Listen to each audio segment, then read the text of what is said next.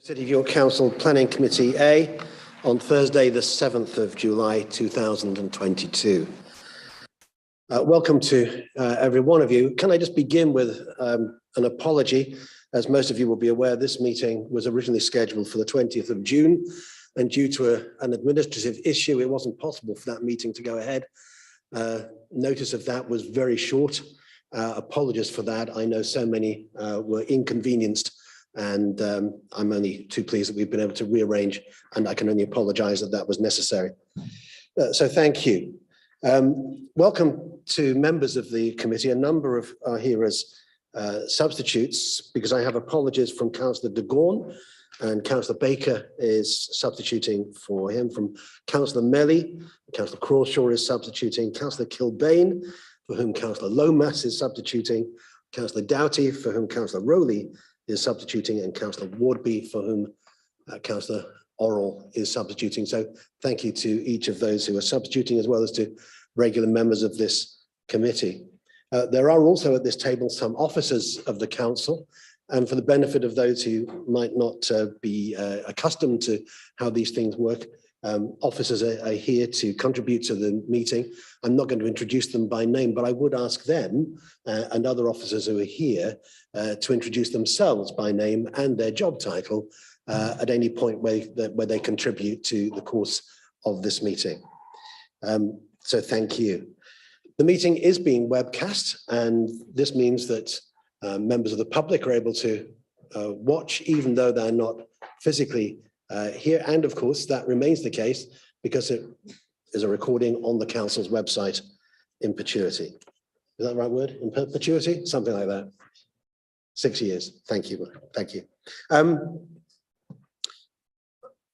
I'm anticipating that with the number of speakers who've registered, and with the item that will be our main business this evening, that we may need to take a break or two, just for comfort, if nothing else. I will try to be aware of that, and would ask members just to indicate if that would be welcome. But otherwise, we'll be moving on with the meeting. I'm not expecting any emergencies or alarms, so in that event, we will need to evacuate the room downstairs out of the main doors and gather in front of the Grand Hotel. The only thing I haven't mentioned, and again, for those who are not so familiar with the building, the nearest toilets are just through the doors to my left here in the corner, or find your way around to that position in the building. So as we move to the agenda of the meeting itself, declarations of interest. Members are asked to declare any disclosable pecuniary interest or other registrable interest they might have in respect of business on this agenda, if they've not already done so in advance on the register of interests. I don't see any members indicating, so thank you. We don't have any registration for the public participation in terms of the general remit of this committee, so we're able then to move on. The minutes of the previous meeting are included in these papers. Do I have members' consent to sign those as a record of that meeting? Thank you. Don't see anything to the contrary. With that, our plans list brings us to 4A, the Railway Museum, Leeman Road. Reserved matters application for layout, scale, appearance, landscaping and access for the construction of Central Hall for F1 youth class, including the entrance hall, exhibition space and cafe with associated access, parking, landscaping and external works following the demolition of the mess room and other structures. That's what we're looking at this evening. And can I ask, Becky, would you please just bring us any updates before we have the introduction? Thank you, Chair. Becky Eads, Head of Planning and Development Services. So we have in front of you, there are a number of updates, so I'll quickly run through those with you. So there's an officer update, which talks about the representations that we've received since the report was published. They're bullet pointed there for you. There was an issue that came up this week with regard to access and mobility wheelchairs. That again is summarised in the additional information. There is also the advice note from legal, which is attached to the update that starts paragraph 3, because there's a slight amendment to the advice that was originally given. We also have attached to the speakers list, we have the written representations from Councillor Heaton, from Dr. Rory Allen, Professor Paul A. Clark, and Julian Groom and Peter Rayneck. If I've said that right. Should we give members a couple of minutes? I think that might be helpful. It may be that not all members have had sufficient sight of what are quite a number of important papers. So I'll just give you a moment to have a look at those.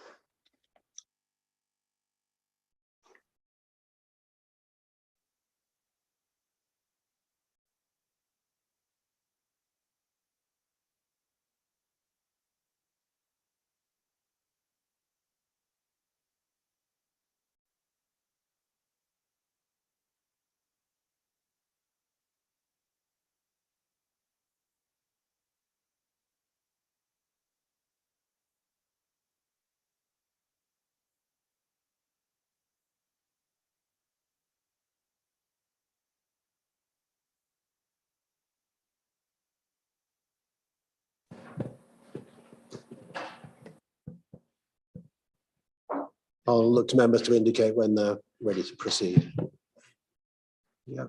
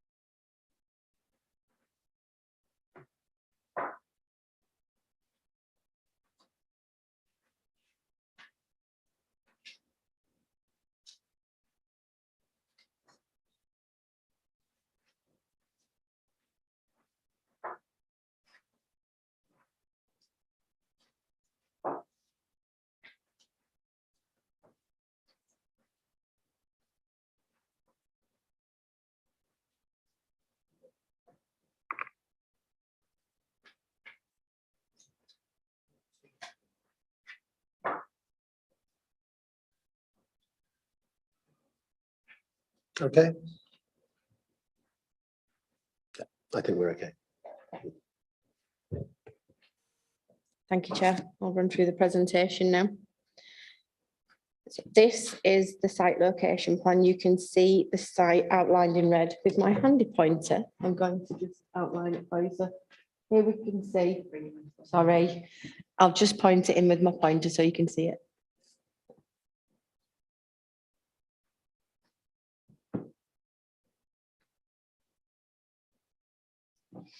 So where I've just pointed, that's the application site in red. The other land owned by the NRM is, sorry, National Railway Museum. You will hear it referred to as NRM throughout the night. Is the blue line. So this is the view looking east down Leeman Road towards Marble Arch with the Bullnodes building. Oh, sorry.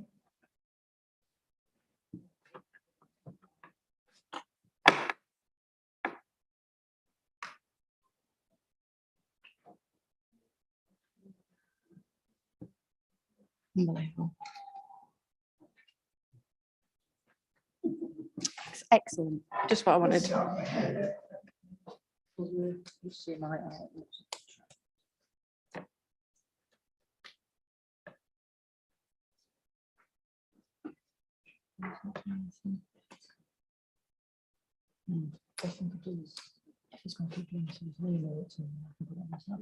Right, okay.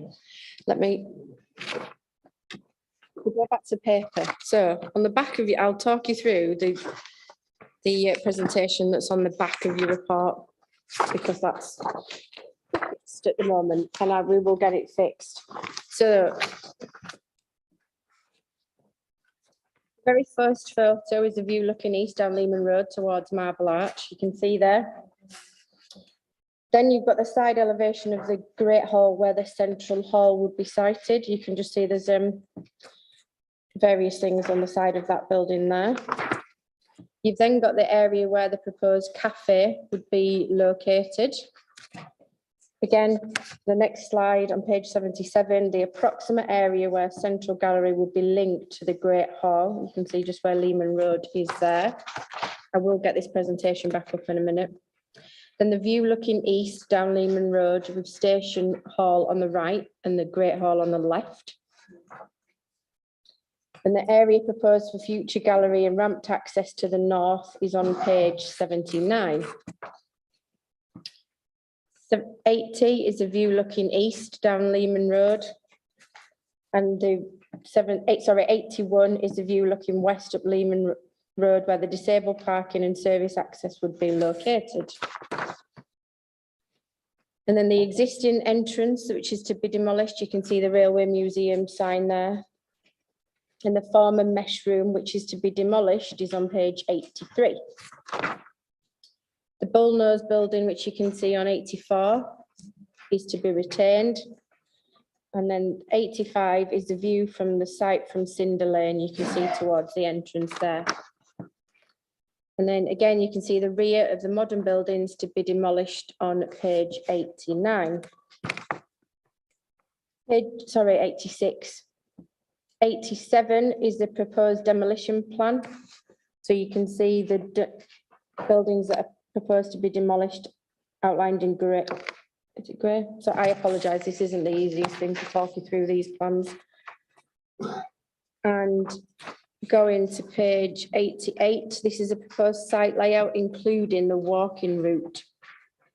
I'm going to have to try and get this on. You can't see it on colour on these, I do realise. The proposed ground floor plan is on page 89, along with the first floor plan on 90. And then you can see the proposed elevations of Museum Square on page 91. You can see the outline of the new building there in relation to the existing buildings and the new proposed buildings. The the proposed elevations on North Approach, page 92. I'll then go to if you go to page 94, that talks about the proposed hard landscaping. I'll go into that in one more minute once we've done, and then soft landscaping on page 95. 96 shows a plan showing alternative routes. So this is an important one that we will come back to later, but this shows the routes that are available from the York Central site as a whole. And then the extent of Museum Square on page 97. Then 98 is the visualizations of Museum Square. Again, this is the same thing that I say to members every time. If it's a visualization, please note that it is a visualization. You should always make your recommendation on the elevations. These are meant to assist. And then the visualization of the northern approach on page 100 and the visuals of the internal arrangement of the new central hall is on page 101. So turning to what we are considering tonight as part of the application. So as Chair previously outlined, we are considering reserve matters for the layout, scale, appearance, landscaping and access. So in terms of what members need to consider tonight, it means the layout. So whereabouts these buildings sit within the red line. It'd help if I had a red line to show you. I will get one. Are you doing it? Excellent. Right, we're nearly there. So your layout is where the buildings sit within the red line. Your scale that you're considering is the size of the buildings and how high they are and exactly where they sit. The appearance is what it looks like, the elevations that you've seen. The landscaping, you've got hard and soft landscaping proposals that I've just walked you through there. And then access. So the access concerns the access in the red line that you can see. So that's the access in and around, into and around this building that is being proposed as part of this application. So there has been a lot of discussions. Oh, excellent. Hey, we're back. So what you are, so what you are considering is everything that I've just talked about there. So the layout where these buildings sit within here. So the scale, as I said, the scale of this central hall and the new buildings within there, the appearance, what they'll look like. So that is as if by magic. I will get you to the elevations.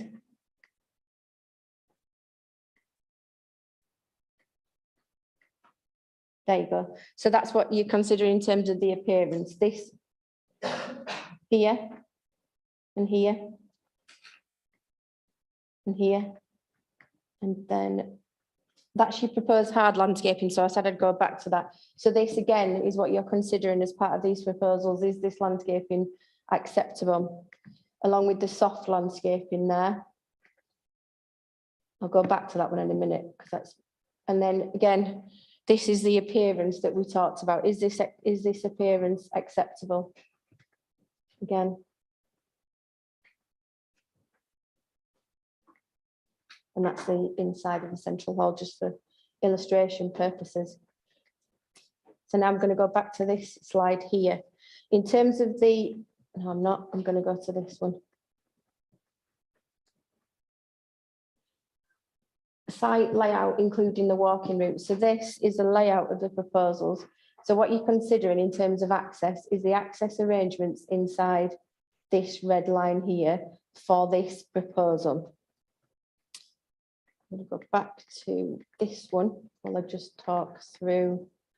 So previously, the principle of the outline has been established and the principle of the closure of Leeman Road was established through the outline permission.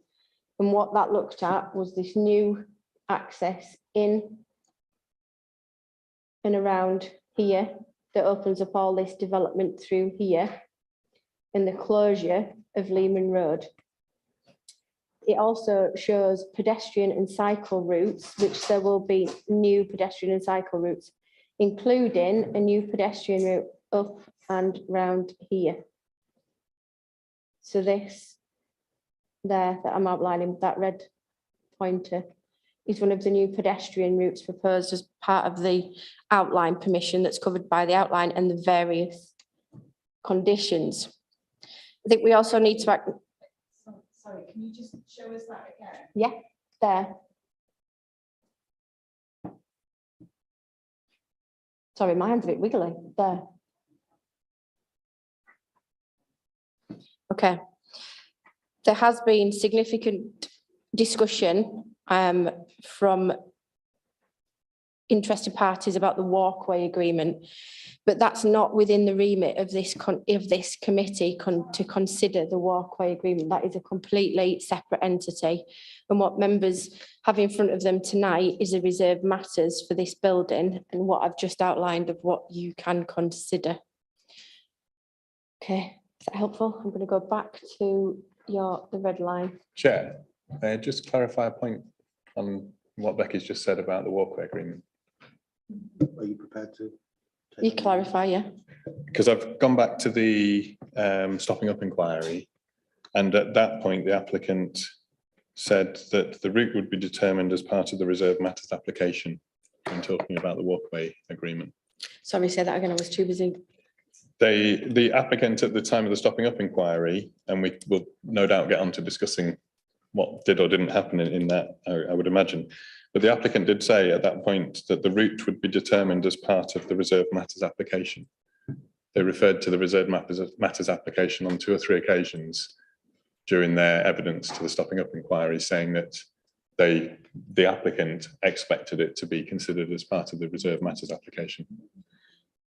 I wasn't there. I can't comment on what was said. The principle. Well, I'm giving you a quote, a direct quote. The route will be determined as part of the reserve matters application. That's for the walkways agreement. Yeah. That's separate to the planning. I don't know exactly. As a planning department, we can't get involved in that. What we can look at today is whether or not you've got the outline permission and the condition as part of that requires the information as part of the walkway agreement, condition 45. So that's covered through that. And then your reserve matters that we're considering now looks at the route, yes, in terms of the route in and around the railway museum, but it doesn't cover the walkway agreement. But I think what's difficult is that the legal advice that we've been given at bullet point 3 says that the walkway agreement was considered at the stopping up inquiry and was accepted by the inspector. So that implies that a walkway agreement was complete and was looked at and accepted, and then actually at that inquiry, and obviously we've seen in some of the written submissions, there's a lot of challenge to that, which I'm sure, as I said, Yes, we'll get on to. But I'm just wanting to be really clear. Say that again, sorry. That wasn't done by a planning inspector, was it? Oh, it was actually. It was, yeah. Sorry, that was me. That's wrong. The planning inspector. I mean, in the written submissions, it's pretty damning. And as I say, I should think we'll get onto that. Yes. But I just want to understand, because the applicant, from what I've seen of the stopping up inquiry, told that inquiry that they expected the walkway agreement to be considered as part of the reserve matters application. That's not a question for me. That's the question for the applicant. All I can tell you is what this application is in front of you and what you need to consider. We consider that through the outline permission, condition 45, there is sufficient there in terms of the walkway agreement and access. Both the longer one that I've showed you that we consider as an upgrade compared to what is there now, and then the walkway agreement, and that's completely separate, but as part of condition 45, help me, what does it specifically say, 45? I can't remember exactly, but condition 45 covers the walkway agreement. So the two separate entities. I'm going to hold it there. I'm sure we'll be coming back to this. I can't imagine we won't be touching on this again. But I'm keen that we completed the presentation. You're happy with that? Okay, because we do have quite a number of registered speakers, some of whom are here in person, others will be joining us on Zoom. The first of those is joining us on Zoom, Councillor Callum Taylor, who I understand wishes to speak in objection. Councillor Taylor, are you with us? Hi, Chair. Can you hear me okay? Absolutely fine. You know how this works. 3 minutes. Please go ahead. Thank you. This is the last chance for this deeply controversial proposal to finally achieve a sense of balance. In 2018, over 1,600 people petitioned against the NRM's plans, more signatures than dwellings in the entire community. We even started from the point of compromise by focusing on pedestrian and cycle access. Another minute or two in a car isn't terrible, but more time travelling without a car along routes that are either subject to a museum or poorly lit and by the river or indirect with a level crossing over them is a big deal, which will encourage more car use. Despite this huge petition, the museum and the wider York Central Partnership continued as if nobody batted an eyelid. When outline permission was approved in 2019, concerns about the museum's plans were advised to be immaterial because we get the chance to deal with them through the stopping up order and reserve matters applications. This gave hope, but the NRM continued as if nobody batted an eyelid. When the first reserve matters application came in 2020, it was again advised that they weren't material and that we'd get the chance to deal with them at the stopping up order and future reserve matters applications. This gave more hope, but the NRM continued as if nobody batted an eyelid. In 2021, at the public inquiry into the stopping up order, we then heard, staggeringly, the NRM's representatives arguing how their plans had already been addressed through the planning process. This recap is simply to highlight how over all this time, nothing's changed and we've not been able to enforce improvements. The NRM has continued as if nobody's batted an eyelid and as if nobody else matters. Before their supporters wade in to pile on the pressure and continue their gaslighting of thousands, I'd like to focus minds with some points which others will elaborate on after me. York Central will still be developed even if the NRM alter their plans or worse, can't get them through. Vague claims around inspiring a future generation of engineers or even increasing visitor numbers need challenging with vigour. If they can't back them up, it's just PR. The combined thousands of signatures and objections at various stages over the years should rubbish any suggestions that the applicants worked with local residents.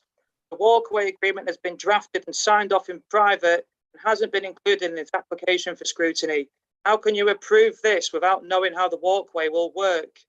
There are no conditions, thank you, there are no conditions which specifically restrict access through the museum's walkway to its opening hours only. The applicant could deal with a number of concerns if they make modest adjustments to allow 24/7 access. The car park plans are based on a car park that's currently imaginary. Where are those cars going to go? This can't be kicked down the road any further. I urge members to defer the application, but the museum are forced to rework their plans to find balance and meet some of the community's concerns. Thank you. Thank you, Chair. I hope the system finally works this time around.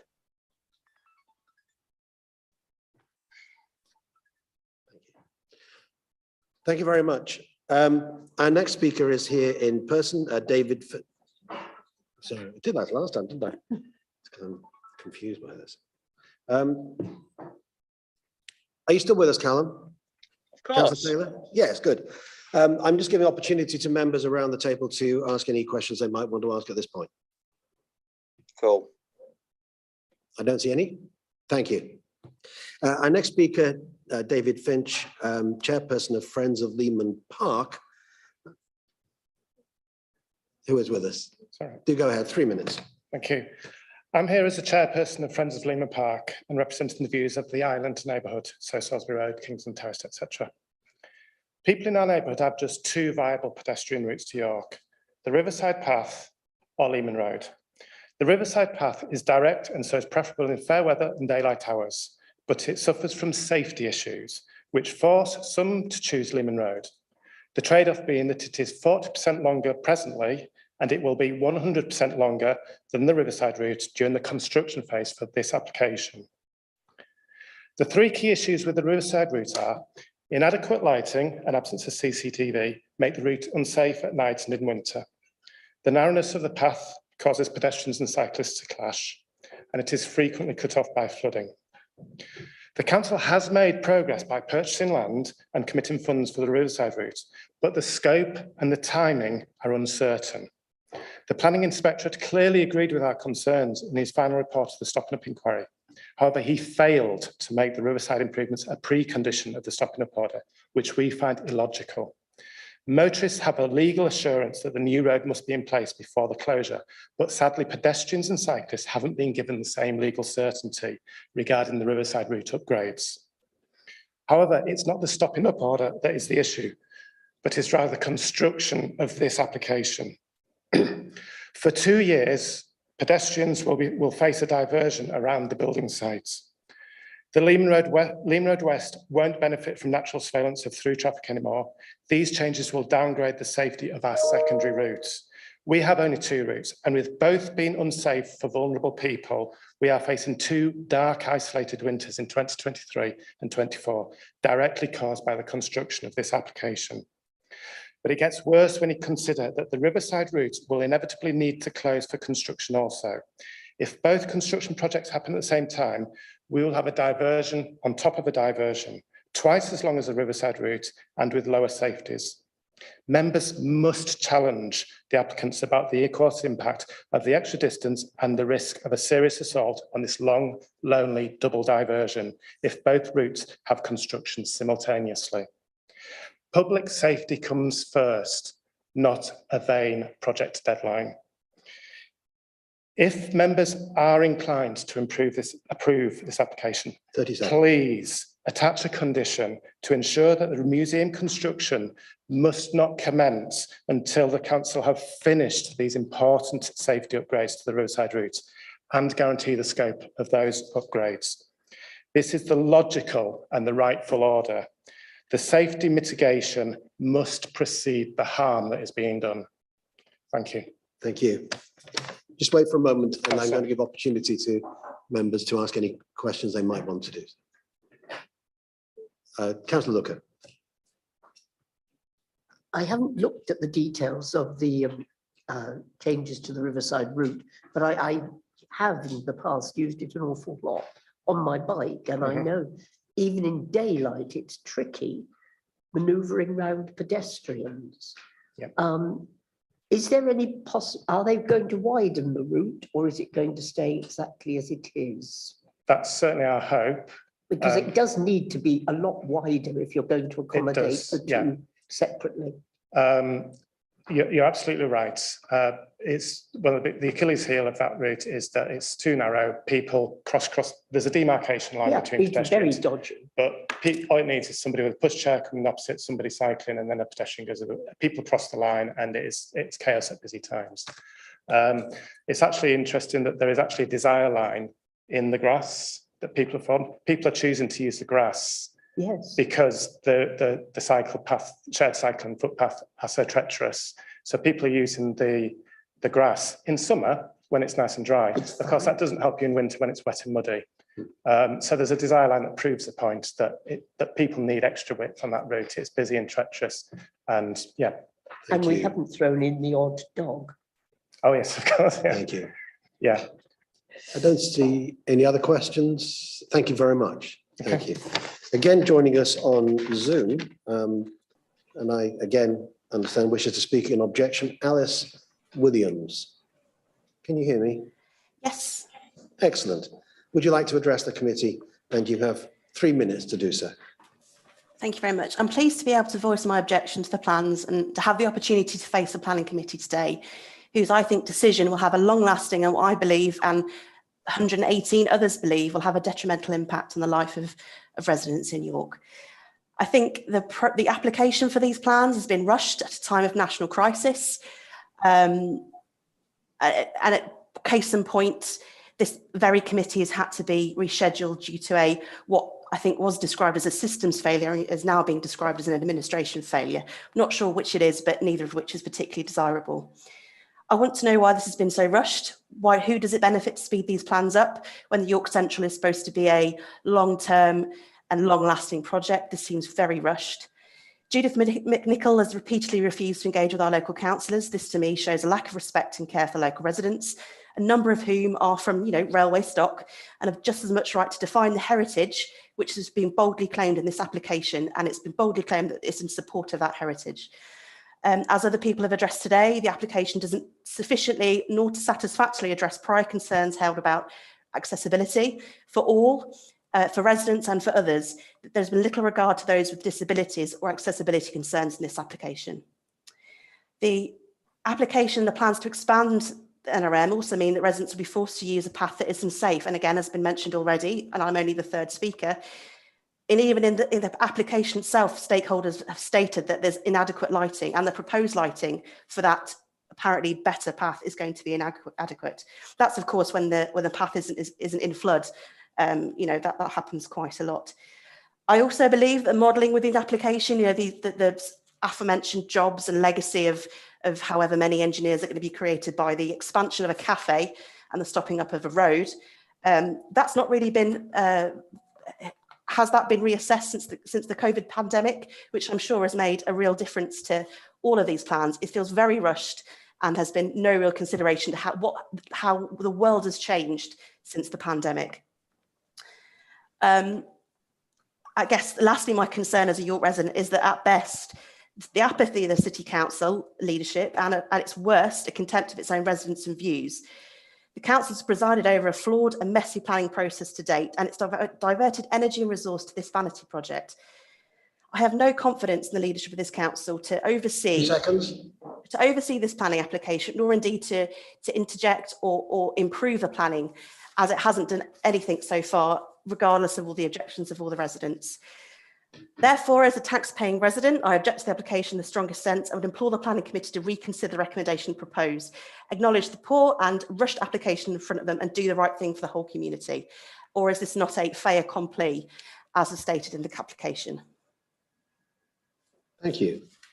Again, if you'll stay with us for a moment, and I'm just Of course. once more giving opportunity to members of the committee to ask any questions, but I don't see any. So thank you very much. Thank you for joining us. With that, I move on to our next public speaker, Christine Johnson, who again, I understand wishes to speak in objection, and again will be joining us on Zoom. Are you able to join us? Yes, I'm here. Thank you. Excellent. Then you have 3 minutes to address the committee. Thanks very much.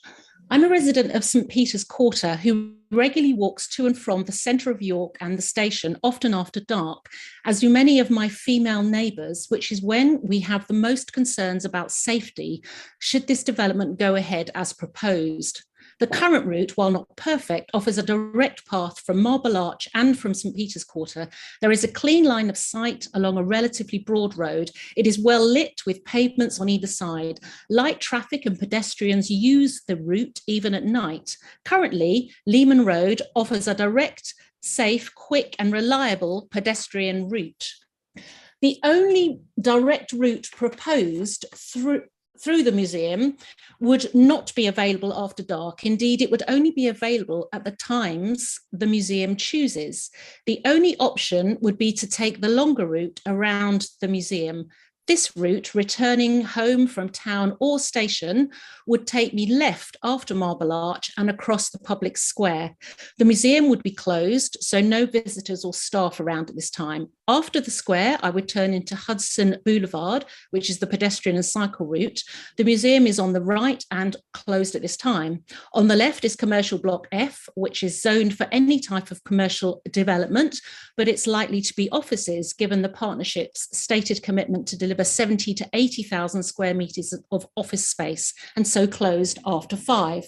Then I reached the South Yard cut-through and part of the proposed park. It is not overlooked in any way, and I would not choose to walk through a park alone after dark.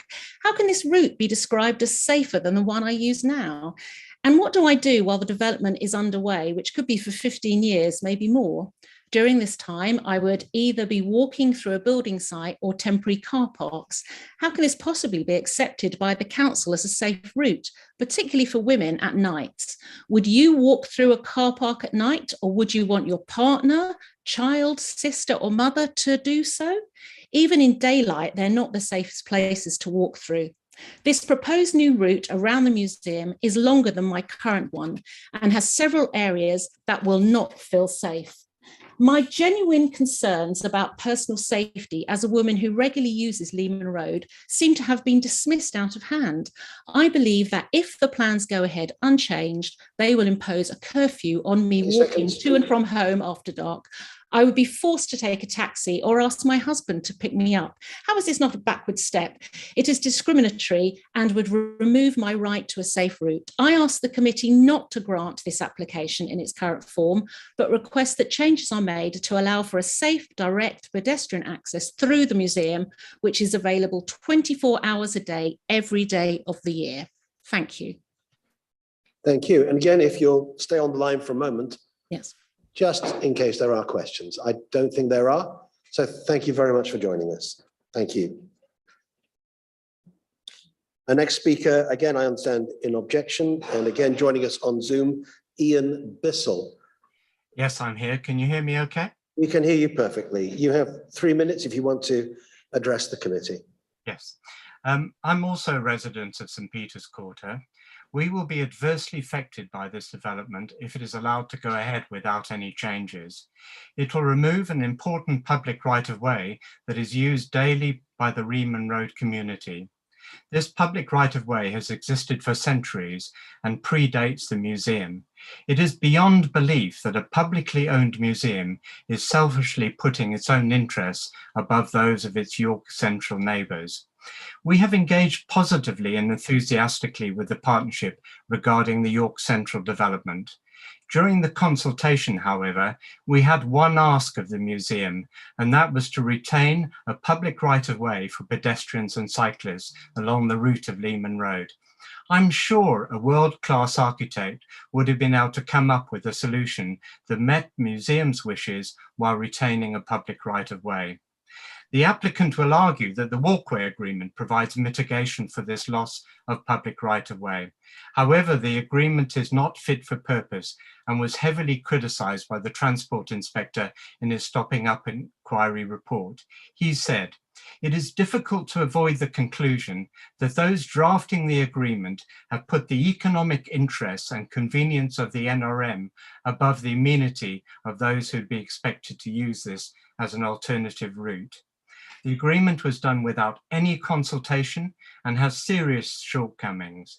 It allows the museum to determine who can use it and when it is available. Opening hours, days are not defined, so it can be changed at the whim of the museum. At the moment, it's only open Wednesday through to Sunday, 10 to 5. In addition, the route can be closed by the museum for up to 10 days for events and when VIPs are visiting, which ignores the condition 45 requirement for it to be made available during the hours of opening. People using certain types of disability aid are excluded, as well as cyclists, even if they dismount, and the museum can exclude people for improper use of the route.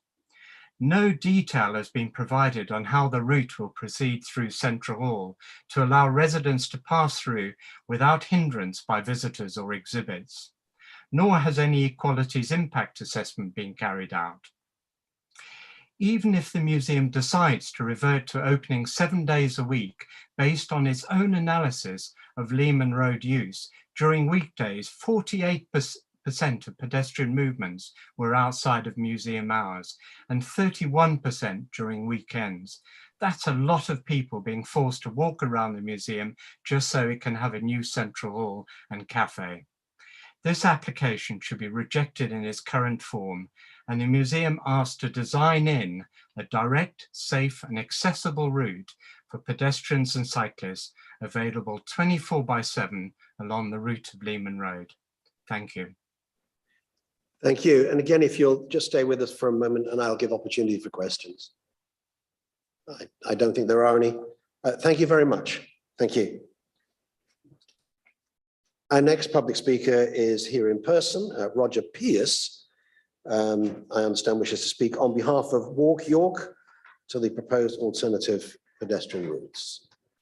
Mr. Pierce. Good afternoon, Chair. I come here wearing 3 hats and without a script. The first one is as a former planner and councillor for that matter, that I'm surprised that in an application of this complexity, that there is not a planning lawyer here to advise you. Oh, you have, right? Okay.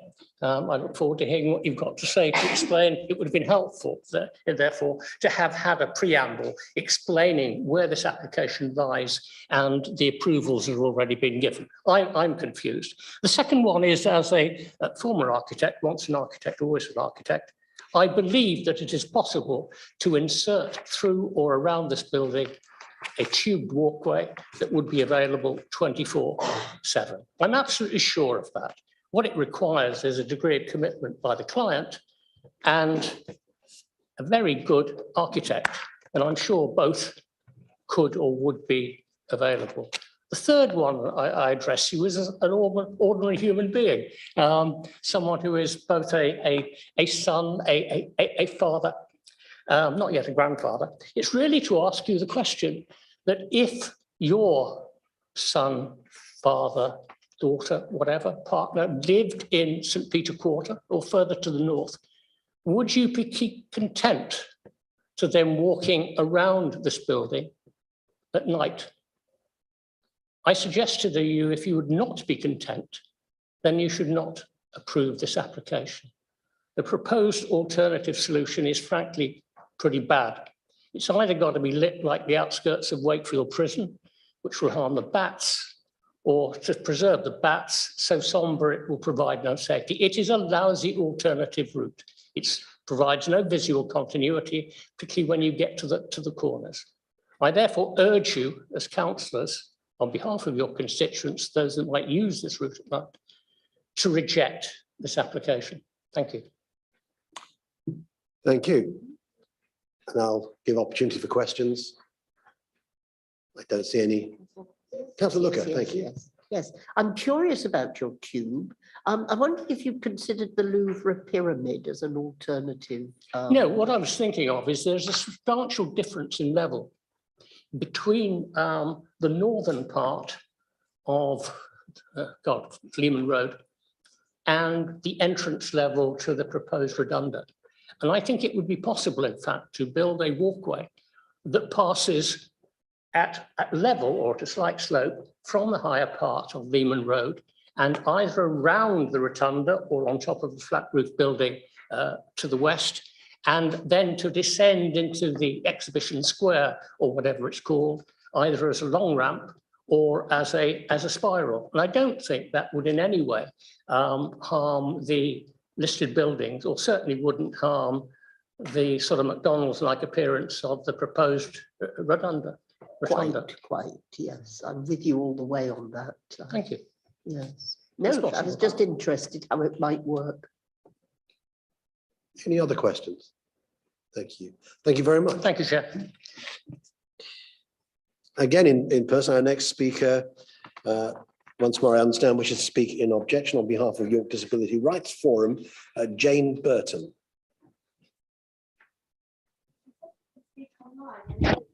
Oh, okay. Are you online? I'm online, yes. Excellent, excellent. Thank you.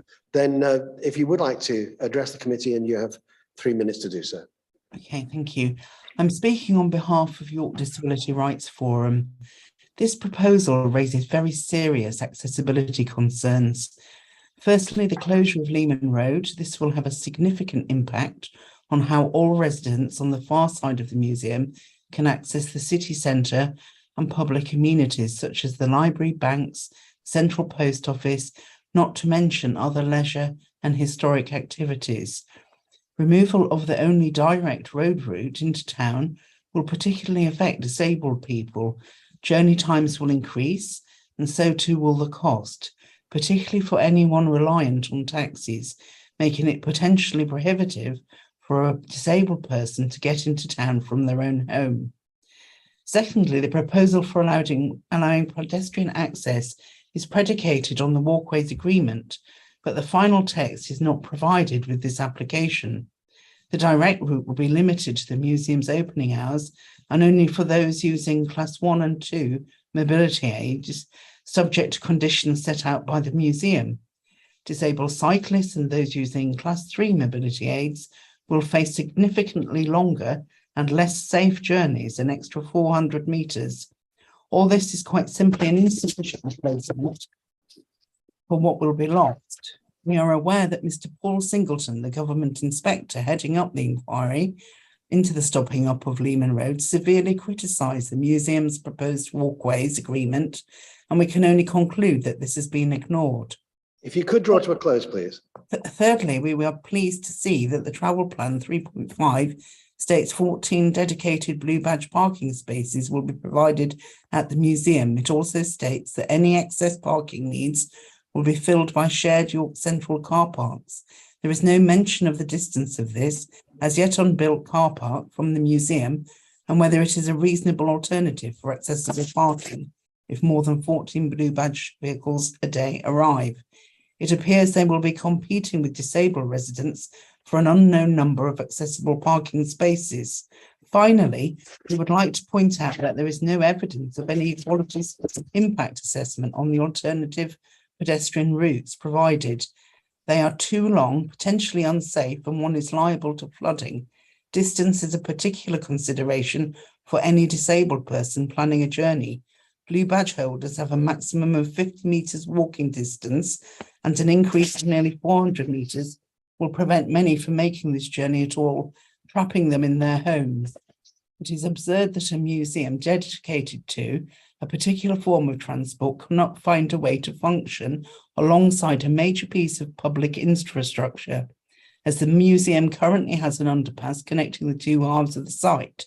Road closure seems self-indulgent and needlessly antagonistic. The planning statement 3.3 says that the subway leads to segregation between user groups and that not all visitors were aware of its existence. Perhaps a study of railway signage would be the way to alleviate this problem rather than the closure of a key public road. I ask the committee to reject the proposal. The lack of an equalities impact assessment shows that disabled residents are an afterthought and that this application is not fit for purpose. Thank you. Okay, do stay with us for a moment in case there are questions from committee members. Councillor Pavlovic. Thank you, Jane. There's a couple of questions that I'd just like to ask you. One, in respect of Central Hall, is the lack of a designated pathway between the two doors likely to cause problems for people with disabilities? And I'm thinking in particular for people who are blind or partially sighted. I would suspect so. And the second one is similar theme. What would be the impacts of the alternative routes for people who are blind and partially sighted, particularly the Riverside route? Well, they wouldn't be able to use that route, I would say, really, unless they'd have to wait for a person. That's why I feel that people would be trapped in their homes, or they'd be at the mercy of waiting for someone to accompany them. Fantastic. Thank you very much. Councillor Crawshaw. Thanks, Chair. Just a quick question, and you possibly won't have seen the update that the committee has received, which does say that the Railway Museum have confirmed it will not differentiate between different classes of wheelchair, and so class 3 wheelchair users will be able to make use of the walkway route. But you also mentioned mobility cycles, and I'm assuming that they would not be part of class 3 wheelchair users. And so I just wondered if you knew the answer to that question and could confirm that, and if you could just explain why mobility cycles can be important for people. Well, mobility cycles allow certain people with disabilities the freedom of movement and access. Some people prefer those that suited more to their disabilities, so they're an important mobility aid. Now, I'm not sure within the plans whether they would be acceptable or not. I don't, and I think actually, if York had an access officer, this could have been addressed by them. But as you know, York City of York Council doesn't have an access officer. But mobility aids, people using a bicycle, are a very normal thing. There are a lot of people in York in this class, and they would probably be prohibited from going through. So they'd go round by the museum, by the riverside, with the potential of getting trapped in mud, with all the same problems for female cyclists and male cyclists. So they would just be in a dangerous situation. Thank you. Thank you very much. There are no further questions. Thank you. Our next speaker, again, I understand an objection on behalf of York Cycle Campaign, and I do think is here in the room, Clive Matthews. Thank you, Chair. I'm reading a statement on behalf of York Cycle. Sorry. I'm reading a statement on behalf of the York Cycle Campaign. The campaign supports the National Railway Museum's desire to enhance its exhibition space, but not at the expense of access for pedestrians, cyclists, and other non-motorists. We strongly reject the council's argument that the impact of the closure of Leeman Road is not a matter for consideration as part of this reserved matters application.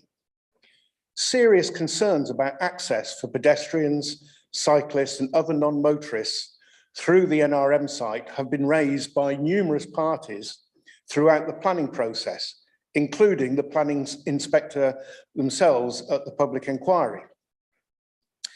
The NRM and the council have chosen to ignore these concerns rather than to engage and find a positive solution. In particular, we would highlight the problematic way in which the deeply flawed walkways agreement was presented as a fait accompli, without an opportunity for proper public consultation and without an equalities impact assessment. The plans as put forward will significantly curtail pedestrian access and prohibit access for cyclists and other non-motorists through the redeveloped NRM site, thus removing a key route for active travel and micromobility in this area of the city. The proposed alternatives are unsatisfactory. The plans will therefore cause a serious loss of amenity for York's residents and visitors alike, particularly those who live to the northwest of the NRM site. The negative impact will be greatest on the most vulnerable, including disabled people, disabled cyclists, users of Class 3 mobility scooters, the elderly, women, families, and young people. The alternative walk cycle routes do not or will not meet the expectations of the new government vision for cycling and walking, gear change, and the guidance LTN 120 for cycle provision, and if approved, will risk York losing out on future active travel funding. Given that York is going to be the home of active travel England, these failures would not go unnoticed. Cyclists and others will face significantly longer and less safe journeys, as well as pedestrians, for the significant proportion of time that the NRM walkway will be closed. 20 seconds. 20 seconds. In particular, we would highlight the following.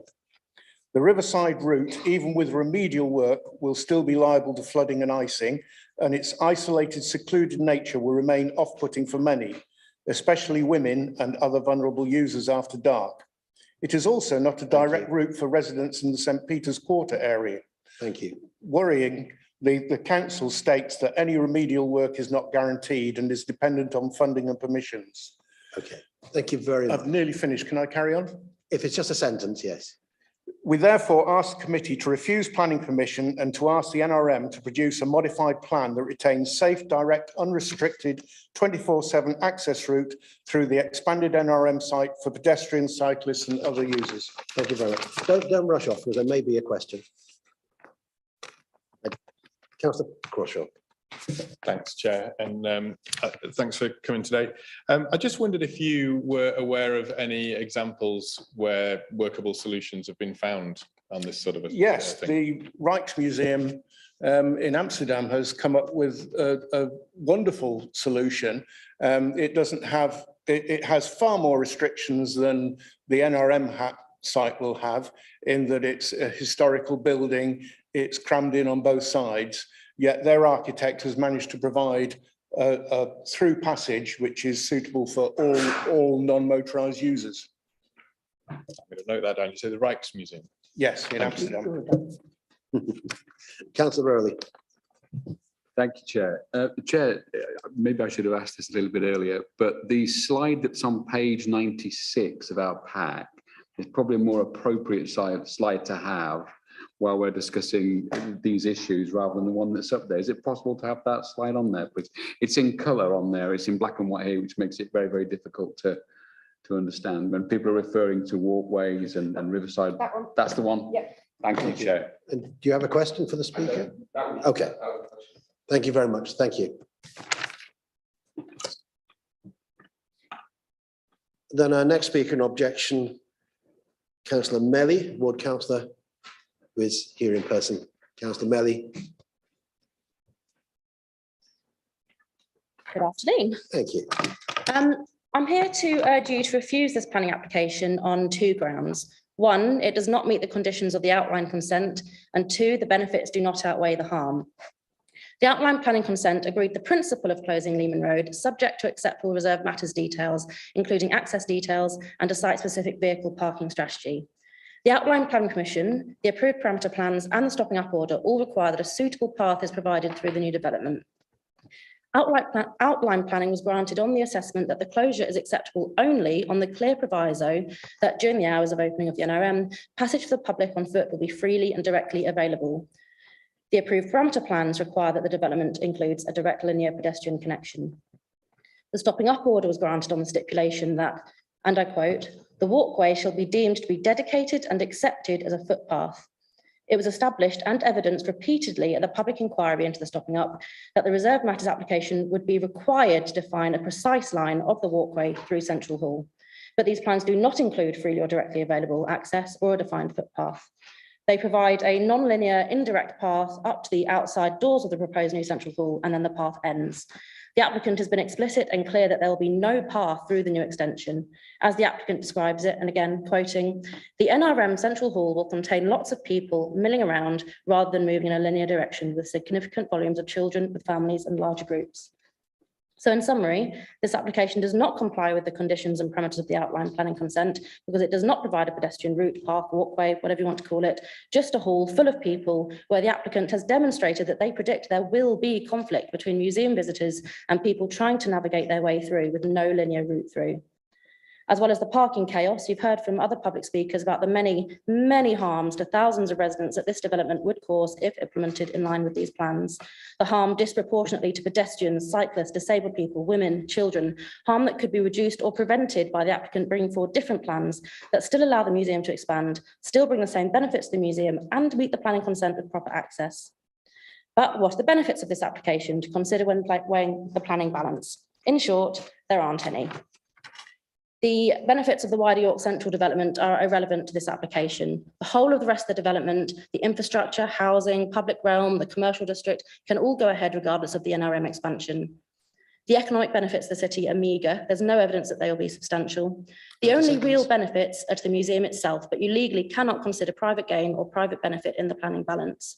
You need to consider not the benefits of the principle of the museum expanding, but what are the benefits and harms of these specific details of reserved matters. It's clear that these plans do not comply with the outline consent. The harms vastly outweigh the benefits, and this is unacceptable development that must be refused. Thank you. Again, if you'll wait for a moment there, maybe a question, Councillor Rowley.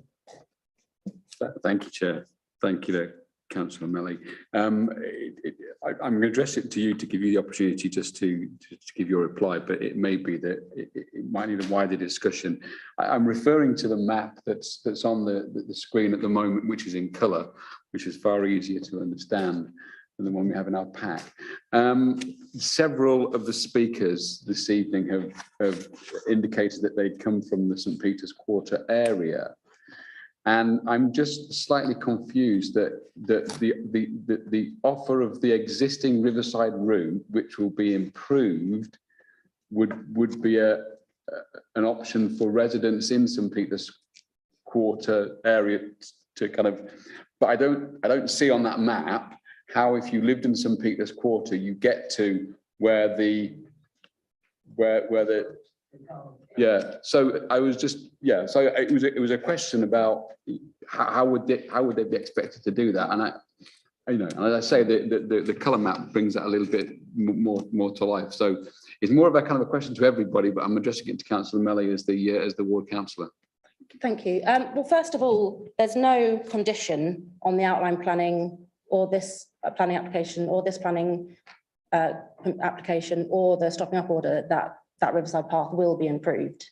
The council are drawing up a scheme to improve it, but they haven't got all the funding for it yet. And even if those improvements go ahead, it's still not good enough alternative access. It still will feel unsafe at night. It will still flood, hopefully less often. And there is a bottleneck when you go onto Scarborough Bridge that just can't be altered. It's a narrow alleyway under the bridge.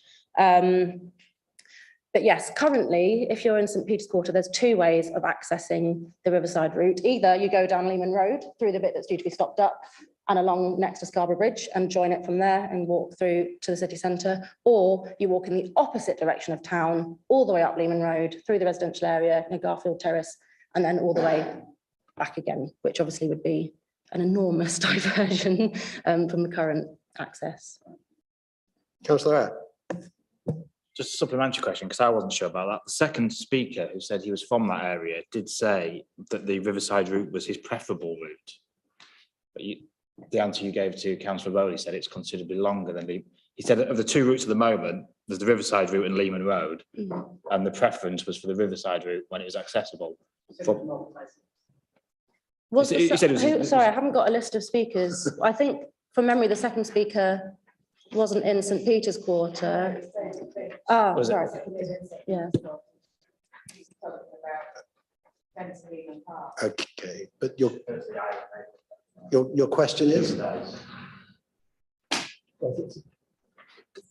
It's a different patch of, it's a different patch. Leeman Road itself, the can get reasonable direct access to the Riverside Walk, but if you're in St Peter's Quarter, I it's a believe I was bugger. asking Councillor. So on that point, so the island neighbourhood isn't St Peter's Quarter, that's somewhere else.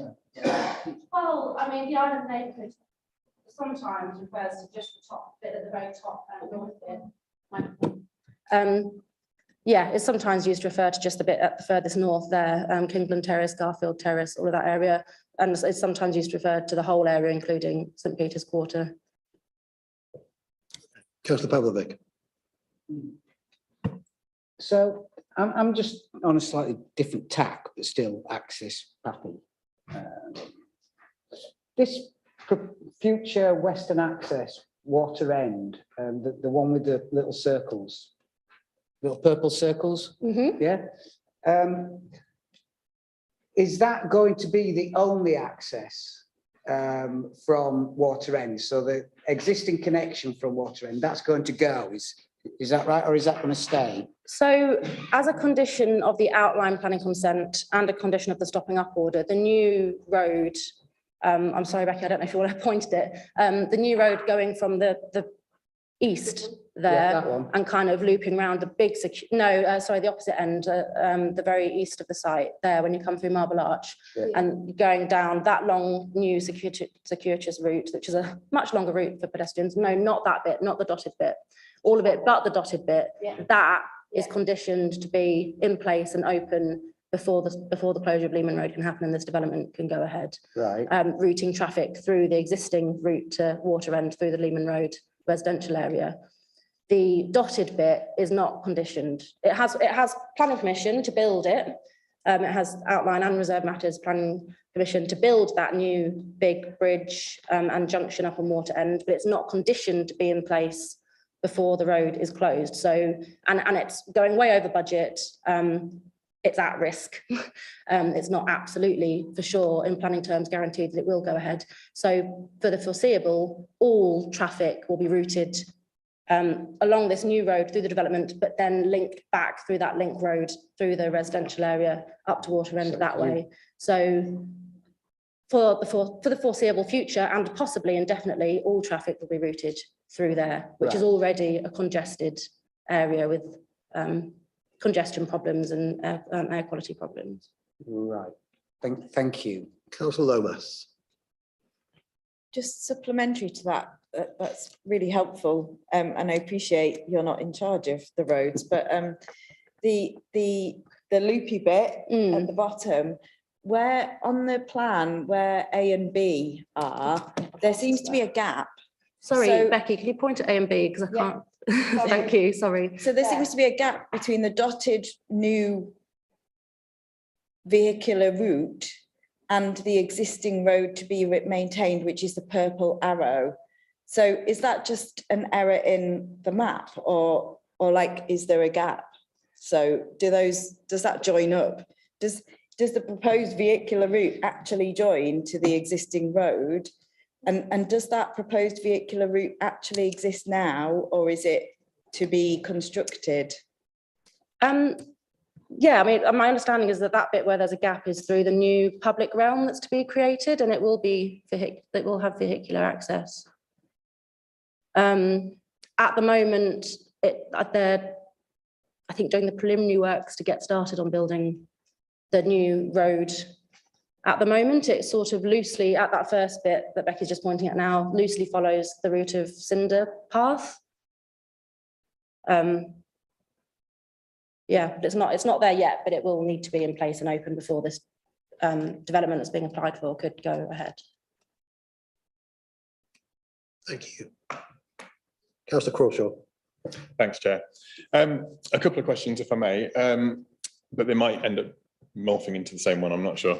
I just wanted to understand, and I appreciate what you've said already about the walkway agreement, but it does seem to be that this access is sort of at the nub of it. And obviously you as one of the ward councillors have been very involved in this on for a long period of time.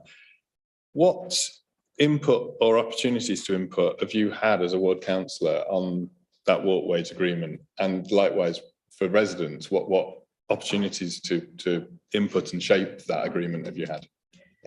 Absolutely none whatsoever. So there's two instances where this has come up before. The applicant actually did already in March or April last year did apply to the council for discharge of condition 45 and then withdrew it because it was deemed premature. That this reserve matters permission was needed first before discharge of condition 45 could happen. So at that point, as ward councillors, we asked for input into it. We asked for us to have input into it, and also for members of the public to be consulted, because obviously it's has a huge amount of public interest. It's going to dictate the conditions that people have access, thousands of people in perpetuity. So we tried to have a say then, and I had two emails from the case officer at the time back in April or May last year, saying that the opportunity to have input into the conditions of that walkway agreement and the exact route through the museum would be at the reserve matters stage. I haven't asked permission to share these emails, but I had an email on the 5th of May 2021 saying the public will be able to comment on the final detail of the pedestrian route as part of the detailed reserve matters application for Central Hall when this is submitted. And on the, when was that? 17th of May last year, the case officer said, it is my opinion that the time for residents to comment would be through the reserve matters application for Central Hall once this comes in. And yet we're being told that we can't have any say on the walkways agreement now that this reserve matters application has come in. So that was one time that the walkway agreement has been, we've tried to have input and not been able to.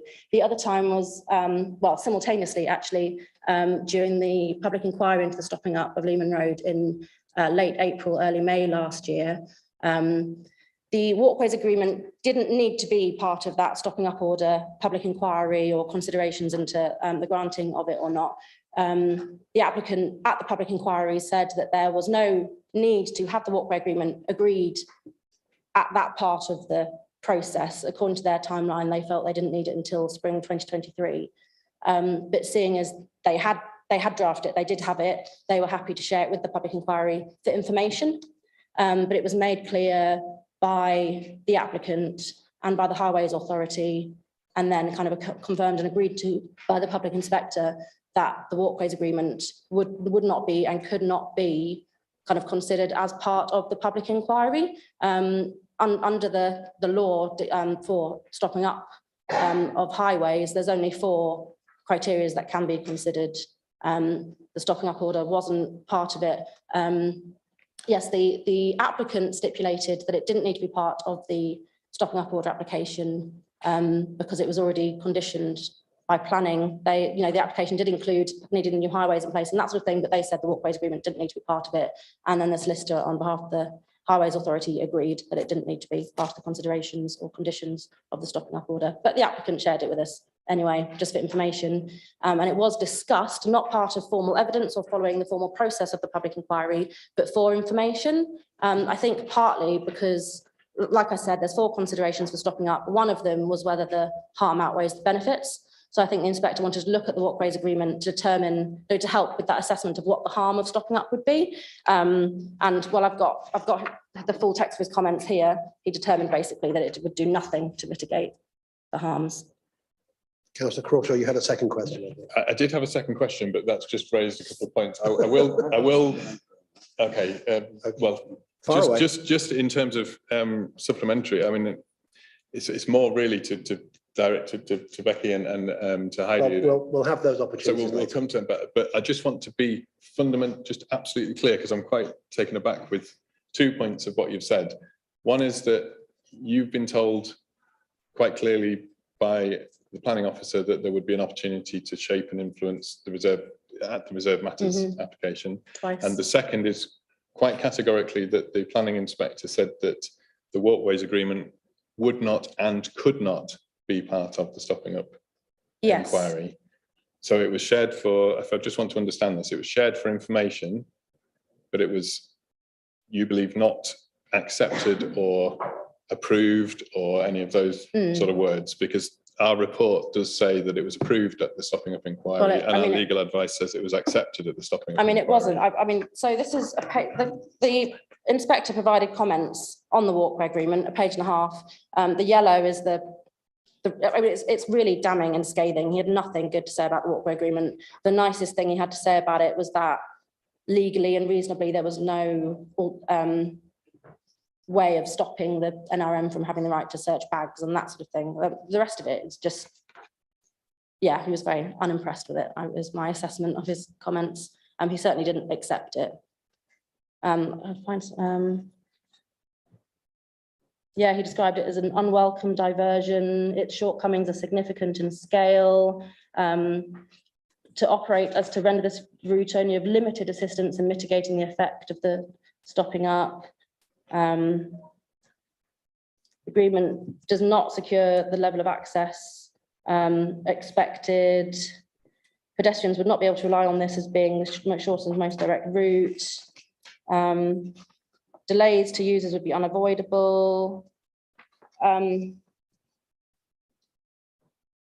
Okay. I would just like to say, I think it's worth not dwelling, when looking at this application, it's worth bearing in mind that even if the museum was open 7 days a week, which it currently isn't, it's only open 5 days a week, the walkway agreement would only be in place for about 50% of the current pedestrian journeys along Leeman Road. So when assessing this application and what the access arrangements are, I think it's worth bearing in mind that actually for over 50% of the time, for the majority of the time, that walkway agreement won't be in place anyway. The alternative access will be around the museum. And in my view, those diversions are completely unacceptable. And again, will disproportionately impact pedestrians, cyclists, disabled people, elderly people, children. Yeah. Thank you. So I do have a second question, but I think Councillor there are a couple of other members who want to, but you go ahead.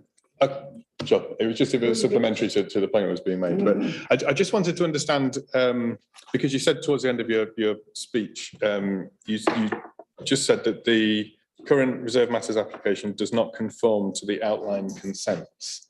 And I just wondered if you could be any more specific about the ways in which you feel that it doesn't. So the outline consent said, what was the wording? That there needed to be a freely available direct route. And then, which I've got a perimeter plan printed off here, which I don't know if Becky wants to find it. This one, which shows the kind of yellow route. It's very wiggly and squiggly. It's not a direct route. It's proposed site layout, including walking route. Page 76 of the agenda pack. Yeah, that one. I don't know how well you can see the yellow lines, but it's not direct. It's very all over the place. And then, so another part of the outline planning consent was parameter plans. You know, one of the first conditions is always that development will be, I can't remember the exact wording is, but adhered to the approved plans. Parameter plan, what is this? Parameter plan 6 of the outline planning consent, which I appreciate you probably don't have here, but I have it here, shows the pedestrian access. It shows in orange a pedestrian connection, which is basically a straight line down Leeman Road.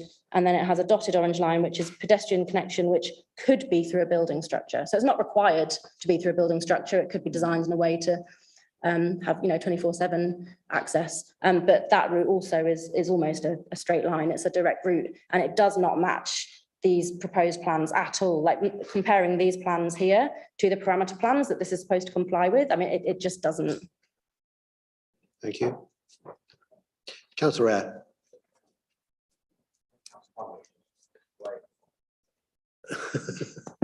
I'll get thinking because mine's quite quick, Councillor Pavlovic. It was just another one of the comments from one of the earlier speakers who said that the chief executive of the NRM had refused to engage with the ward councillors. Is that Yes, Your we've tried, we've experience. been trying for quite a while to get a meeting with the director of the NRM and she's declined. More recently, just a few weeks ago, the MP tried to get a meeting with her as well and she declined that as well. And she has just for years just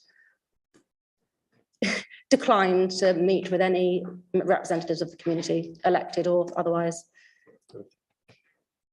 Councillor Pavlovic. Sorry, I was just asking Heidi. So that yellow line, is that the pedestrian route through the hall? Yeah, I can't read the key on there. I've got it Well, here. I'm trying to read it as well. I can't. So Can I just remind members that there will be opportunity to ask questions of the officers, which might be more illuminating a little later. No, sorry, Councillor Melly. It was just that you raised that point, and in your speech, you talked about a linear route. So are you talking about a route that goes effectively door to door? I mean, it doesn't necessarily need to be a perfect straight line as the crow flies, but it needs to be along some sort of desire line and be obvious and reasonably direct. I think the problem with this is that within the building, there isn't really a pedestrian route. I think one of the slides was a visualization of the inside of the hall. It's very clear there is no path through it. It's just a big hall full of people milling around. And I think the idea of that central hall is that it connects several buildings and rooms. And so there'll be people going in many, many directions. Fantastic, thank you. Yes, one thing that was discussed about the walkway agreement at the public inquiry was that the specific, walkway is a legal term under the Highways Act 1980, and it has a legal definition and it can only be inside a building. The bit outside the building is a permissive path. I've lost my train of thought. Section 35. Yes, yeah. so yes. At the public inquiry, the walkway agreement that had been agreed had very specific defined routes outside the building for the permissive path at either side of the hall, and then the bit specifically in the hall was just a big pink blob basically of what are the absolute limits and parameters of where the path will be, but it didn't define where the path would be because the exact route of what the walkway path will be is to be decided as part of reserve matters. And it isn't, there just isn't, there isn't a walkway path there. It's just missing from this application. Thank you, members. I don't see any other questions. I'm aware that there are still a number of public speakers, and I wonder whether it may be good just to take a short adjournment at this point and reconvene in 5 minutes. That is at 6 o'clock.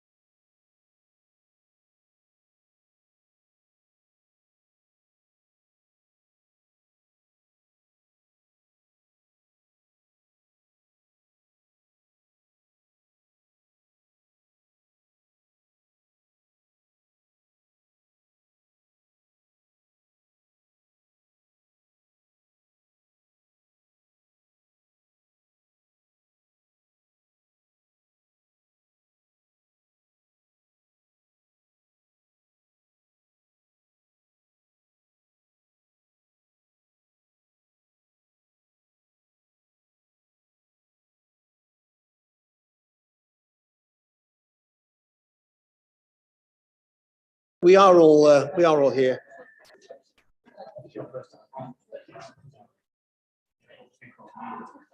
So, as I indicated, there are still a number of public speakers. The next of those I'm expecting is Sarah Loftus in support and on behalf of Make It York. I understand that Sarah is joining us on Zoom. Good evening, Sarah.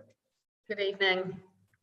Would you like to address the committee? You've got 3 minutes, and bear with us afterwards, there may be questions. Okay, I'm speaking from a visitor economy perspective and would like to say that Make It York welcomes the Central Hall development. NRM is a world-class attraction which is free for residents and visitors.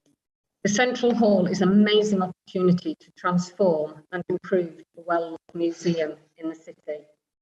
York currently attracts 8.4 million tourists to the city, bringing an economic value of 900 million to the city each year and employs 28,000 people in the industry. York needs to continuously invest in its tourism sector to maintain its status as a world-class tourism city. Can I just ask you to pause for a moment? We're not hearing this terribly well. If there's anything that you can do at your end, would you do Is that better? Much, much better. Okay, I'll speak louder. I think it's our Wi-Fi. I think we caught the first 10 or 15 seconds and then we lost it after that. Where do you want me to? Probably better to start from the beginning and we'll start the clock again. Okay. Thanks. So, I'm speaking from a visitor economy perspective. Make It York welcomes the Central Hall development. NRM is a world-class attraction which is free to residents and visitors. The Central Hall is an amazing opportunity to transform and improve a well-loved museum in the city. York currently attracts 8.4 million tourists to the city, bringing an economic value of 900 million each year, and also employs 28,000 people in the tourism sector. York needs to continuously invest in its tourism sector to maintain its status as a world-class tourism city. This development helps keep tourism relevant and significant for York. The proposal aspires to attract 1.2 million visitors a year to encourage people to stay longer. This sits very well with the Make It York business plan, where we want visitors to stay longer and have more attractions for residents to visit as well as tourists. The Central Hall not only provides support to the hospitality and the tourism sector, it will also provide learning and educational opportunities for people in the city. The Railway's Future Gallery will be a hub for nurturing and growing the STEM agenda. This will enable people in the city to reach their full potential as future scientists, engineers and innovators, supporting both the city's economic strategy and cultural strategy that we want to implement. Lastly, we support development as it will add to the already fantastic culture offer in York itself. Thank you. Thank you. We didn't quite catch all of that, but I'm sure we got the gist of it. Thank you very much. Do bear with us for a moment. I'm just waiting to see if there are questions from members. I don't see any. Thank you very much. Thank you for joining us. Our next speaker is here in the room and representing the Chamber of Commerce, Lawrence Beardmore. Lawrence, if you want to come to the table, just make sure the microphone's back on again.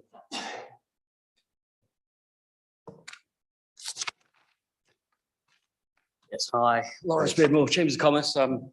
I'm the elected president, which is a voluntary role, and I have my own job and business as well.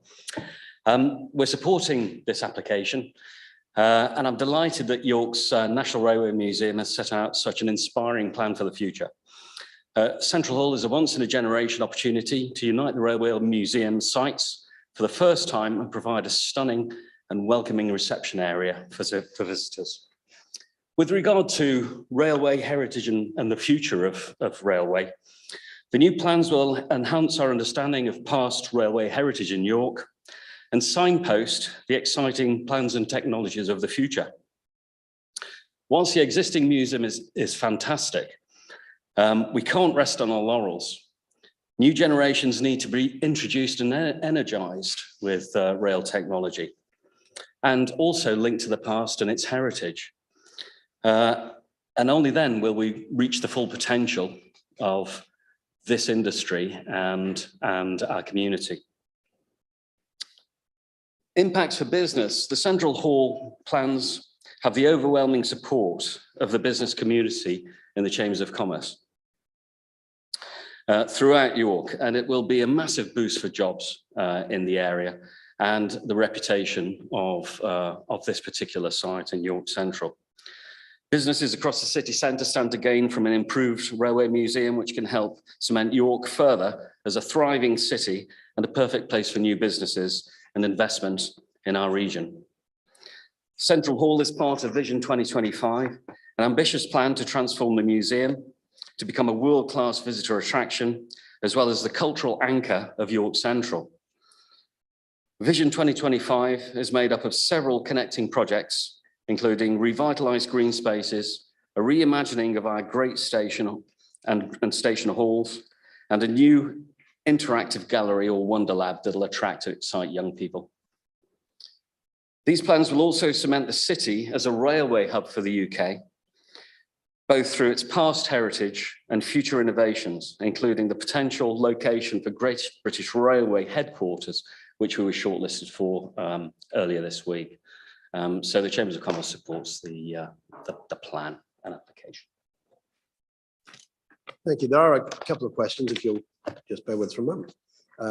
Councillor Lomas first, then Councillor Caution. Thank you, Chair. Thank you for that. You said in your speech then that this will be a massive boost for jobs. Can you explain how, please? Within the round of York Central and everything else that's planned, this is a key part of the development. The increase in visitors is envisaged as going to 1.2 million, currently from about 700,000. So we're expecting that will have a great boost for hospitality figures within the city and all of the support industries. So this sort of plan for the Central Hall itself, you believe, is going to boost jobs? Yes. Can you explain how? Well, we've got to build it first. We're going to bring more visitors in, and those visitors will need to be supported through hospitality and through feeding and through other areas. Yeah, it will also enhance the reputation of York, because we will build a world-class museum in a great location, right next to our railways and right next to a new development. Thank you. I think you were going to ask us the same question, Councillor Crawshaw. I picked up on the same line. Okay. If I may just ask, just so within your answer there, I just wondered, is the 1.2 million extra visitors to the Railway Museum, is that based on the figure that the Railway Museum have it's provided? Total figures, yeah. That's their estimated figures for the. So your estimation of the sort of impact and the boost to jobs is then sort of extrapolated from that? You have to put your line in the sun somewhere. Yeah, in which case I will ask the applicant about that figure. Thank you. Thank you. Councillor Looker. I absolutely agree that the Railway Museum is fantastic, and it has been and should continue to be a great asset for the city. Can't you see a way where we could meet the requirements of both groups of people?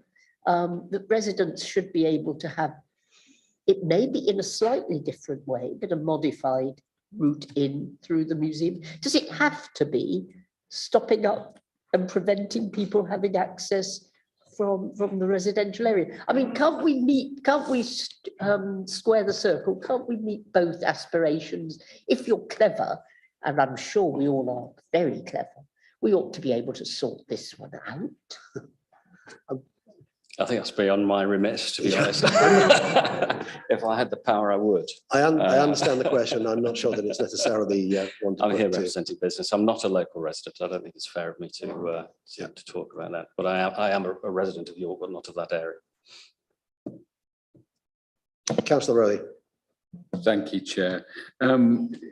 Sir Lawrence, I'm interested in your comment that you made and that you substantiated to Councillor Lomas there about the increase in jobs, and you talked in your speech about the office space and the increase in business take up there. I'm just curious, seeing as we have you in front of us, since the pandemic. You will know fact that there are more office spaces now that are left unused, and that businesses are looking very closely about how they take office space in terms of having somebody in work. Have your views changed since the pandemic, and has that in any way contributed to you giving your full wholehearted support to the commercial premises that will be available within this particular project? Yes and no. There are many businesses that have to work together, and they don't have the luxury of being able to hybrid work. But hybrid working has been proven to work effectively in many industries, and it's continuing. But that does not detract from the fact that York has a massive shortage of commercial space and office space. And we see many businesses leaving York or not coming to York because they don't have the sites or space to house them. And York Central is potentially one of the ways that we can start turning that clock back and turn York into a forward-looking economy, a diverse economy of not just hospitality, but of tech, of rail tech, and of other things that will provide great jobs for the community. Thank you. I don't see any other questions, so thank you very much. Thank you. Our next speaker, again in support, I understand, is Natalie Webster from Homes England. Natalie.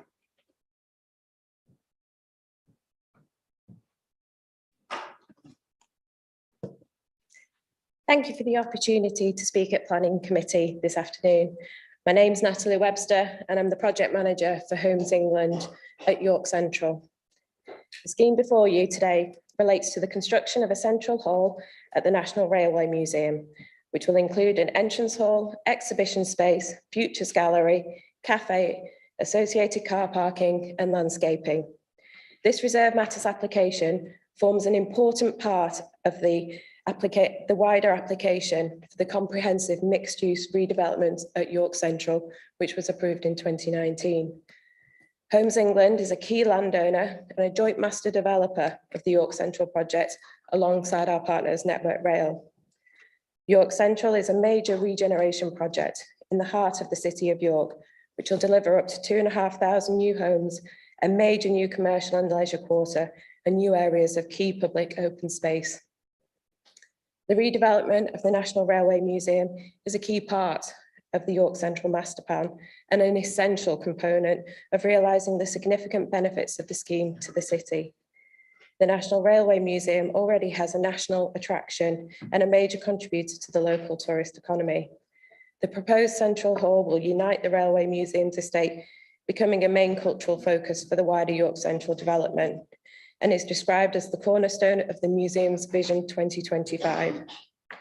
This development will increase visitor numbers to the museum as well as to the wider York Central site. It will increase footfall through York Central and create wider benefits to hotels, future hotels, shops, restaurants that will come forward as part of future phases. This scheme is an exciting early phase of the development of York Central, and I can confirm that the primary infrastructure which is required to be delivered by Homes England and Network Rail required to facilitate this development is on programme. Homes England and Network Rail are currently on site delivering early enabling works, and work has commenced to prepare the site of the former Unipark building for a new temporary car park.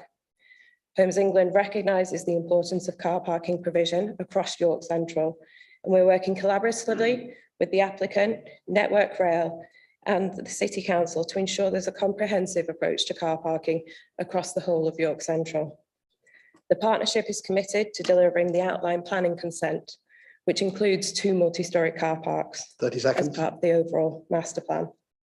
In the meantime, we'll continue to review the position on car parking, but to demonstrate the commitment of the application for the temporary car park, the application has been submitted and it's due to be determined in July and operational later this year. Homes England would like to confirm their support for the proposed development at the National Railway Museum and endorses the officer's recommendation. Thank you. I know there are at least 2 questions. Councillor Pavlovic caught my eye, and then Councillor Crawshaw. Thank you. And thank you for making reference to the car parking, and it's to that I do want to focus. You state that as part of the work that yourselves and Network Rail are undertaking, that 2 multi-storey car parks are planned for this site and to support the NRM's expansion. Is that correct? No, it's not to support the NRM's expansion. The multi-storey car park is for the whole of the York. The multi-storey car parks are for the whole of the York Central development. So two. It's just the first time I've ever heard that 2 were being proposed. It's included within the outline planning application. Okay, but I will refer to officers. I think your confusion is because there's 1 in the outline application for this site. There's then 1 in the outline application for the Castlegate, for the station frontage site on the other side of the railway line. They're the 2 multi-storey car parks at this site. There's not another anywhere within the applications. Not multi-storey car parks. There's car parking of multiple levels included as part of the outline planning application. There aren't. I was on the application for the outline application for this York Central site. There's only 1 site allocated for multi-storey car park within the red line. And I wanted to just pick up on that because I also chair the Scrutiny Management Committee that looks after or keeps a monitor on the York Central development as a whole. And Ian Gray came to that committee in November 2021 and he said, I quote, "The multi-storey car park has been placed right in the prime office location. I would never put it there. That was illustrative." And he then went on, when somebody suggested that it might be built, he said, quote, "You shouldn't be doing that." So can you say what he was a project director for the York Central whole project? So has that position now changed? I can't comment on something that was said before my involvement in the project, but we are committed to delivering what we have got outline planning permission for. So to be clear, Homes England are 100% committed to building a multi-storey car park in the site that's outlined within the outline application as being either multi-storey car park or commercial development. It's got permission for both, but you're saying that that will be a multi-storey car park. Once we've got a development part, obviously the plans that were presented as part of the outline, that master plan is illustrative. There are planning parameter plans that any developer would have to adhere to. And our commitment is that we will deliver what we have outline planning permission for. Okay, and if I may just comment, I'm not sure whether you'll be able to comment on this or not. My understanding is that the car park on the other side, the rail said that they won't be financing that and are asking the council to finance it. And so my understanding is that that is very much in jeopardy at the moment. Do you have any? That's the station frontage. Okay. So the 2 multi-storey car parks that you initially stated would be built, we can't clarify for certain that either of those will be built. What we have planning permission for, officers to clarify, is we will deliver what we have outline planning application for. And we are committed to working with CYC, Network Rail and NRM as part of car parking strategy across the whole of the York Central development. Sorry to put you on the spot like that. It's just very clear within the conditions. That I'm sure these things will be picked up. Councillor Pavlovic. I've just looked over at the planning officers and they say that there's only outline planning provision for 1. Yeah. I think you've got a highways officer here that will clarify if it's 1 or 2, because that's really important, because you said there were 2, but everybody seems to think there's only 1. Apologies if I am mistaken. As I said, we are committed to delivering what we have got outline planning. Thank you. For. Thank you. Councillor Rowley. Natalie, thanks so much for your submission and your comments in support of the application. I want to just concentrate on your title as Homes England, because homes is really important. I'm assuming we're talking about dwellings there and the dwellings that you're committed to provide. You've sat in the meeting all the way through so far. From a Homes England perspective, could you give me your comment on what you believe the response to the request for a 24/7 access through the site? How would you respond to that in your capacity as Homes England? I don't think that's not for me to comment on personally, because that is, it's part of the applicant's application. What we're providing as part of our primary infrastructure is we're providing that primary alternative route that has to be delivered in order for the stopping up of Leeman Road to take place. And as I said in my speech, we are delivering that is on programme to be delivered to facilitate the stopping up of this road. So if I might, Chair, I want to get this very clear. So at the moment, you would support the current application, irrespective of whether there were any changes agreed to give it a suitable, usable walkway through. You would support the application, even if that wasn't agreed. You'd still support the application as it's. Well, we are here today to support the application. I think that's quite clear. Thank you. Thank you very much. And I invite James Farrer, who again wants to speak in support, I understand, on behalf of the LEP. Good evening, everyone. I'm James Farrer from the York and North Yorkshire Local Enterprise Partnership, and we strongly support this application. I think any place or city has to move forwards. In reality, if you stand still, you move backwards. York is a world-class city, and everything it does must aspire to be world-class. These plans achieve that aim. Economically, this is hugely important. Firstly, tourism. It will deliver 500,000 new visitors using the figures in the plans. But importantly, it's the type of visitors that York wants. It's international visitors, it's families, it's not more hen and stag do's. Increasing these demographics will enable York to remain a world-class tourism destination, and tourism will continue to be at the heart of the York economy. But economically, it is so much more than that. It's the cultural quarter that will make York Central one of the most desirable business locations in the whole of the UK. Not just more office space, but a location where innovation thrives, businesses compete to locate, and business leaders want to be. They're in the process of procuring developers to develop that site. In simple terms, there are two types of developer. There are developers who simply want a maximum return on their money, and there are developers who buy into vision and placemaking. The decision that you make today on this planning application will send a very clear message to those developers on the City of York's ambition and the City of York's ability to deliver on the vision it has for York Central. We need to make sure that the developers who buy into placemaking have confidence that York can deliver. It will also make a big impact on the 6,500 jobs on York Central. So when we talk about the impact of jobs, we're not talking about the jobs that the Railway Museum directly will create. These are the 6,500 that are in the York Central plan. They can either be 6,500 office jobs, grade A office space filled by professional services. That doesn't deliver for the whole of the city and the wider region. York Central, if we buy into that vision, can create an innovation quarter. It can be built around the cultural hub, around the Railway Museum, and it can allow entrepreneurs and innovators and small businesses to thrive in the City of York. And actually, they will innovate in the centre of the city, and they will grow in the wider York City region. And I think that is where we want the City of York to be positioned in the future. 30 seconds. Finally, York is a city that is seen to be pioneering in leadership.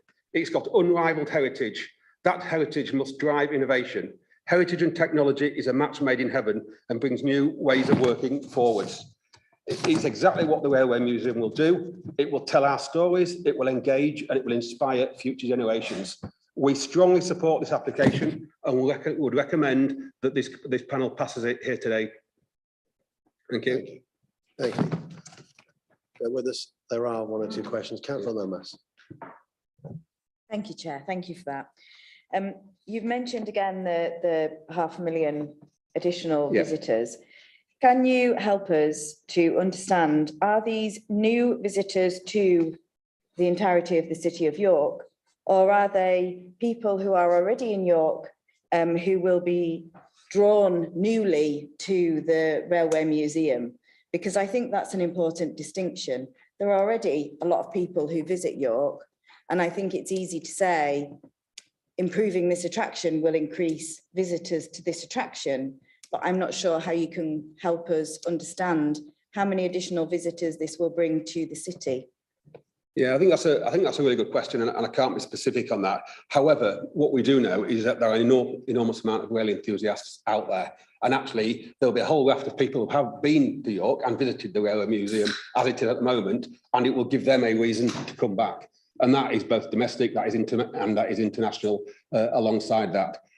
It will, obviously, there are also lots of people who are looking around the UK at the major free museums, of which obviously the Science Museum Group is a major contributor to that. Again, it gives them another reason to come to York and visit it, whereas at the moment they may go to London or Bradford or the other areas where the Science Museum Group or other free museums are. So I think it will be a mix. It will be people who have been previously and will come back because of the expansion to the Railway Museum and the increased storytelling and what's there. It will be international enthusiasts because this will put York on the map again. It's a new way to market the city with a new attraction that is in there. But it will also be for local people as well. Now, like I say, I have young kids and certainly I will take them to enjoy it as well. And frankly, it will drag me back into the city where perhaps I don't use the city centre as much as I might do at the moment. Thank you. Councillor Crawshaw, then Councillor Looker.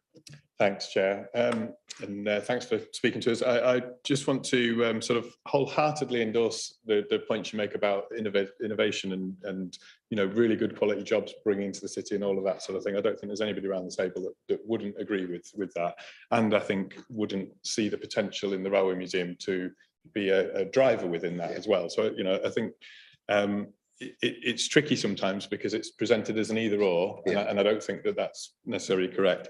I just wanted to pick up on the issue that you've raised around placemaking, and again, I think that's really key and important. But I just wondered where you see the existing residents fitting within the placemaking on York Central, because I think that seems to be the nub of what's so far been being discussed. Because I don't think there's anything to do with a changed walk access route or 24/7 access that wouldn't also include innovative jobs and all of those sort of things. But actually the placemaking of York Central, what that site will be like to live on, is kind of the key thing here. And you talked about how important placemaking is, but those existing residents that live there, presumably you think they're also a key and important part of that placemaking. Absolutely. I mean, York is such a wonderful city because it's based on communities. And those are really strong communities, and there's people here who are better placed than me to answer that. But there is, my understanding is there's been widespread engagement throughout the development of the vision of York Central, and you look at the plans and the vision and how it's been brought to where York Central is today. So I'm talking about the wider York Central vision.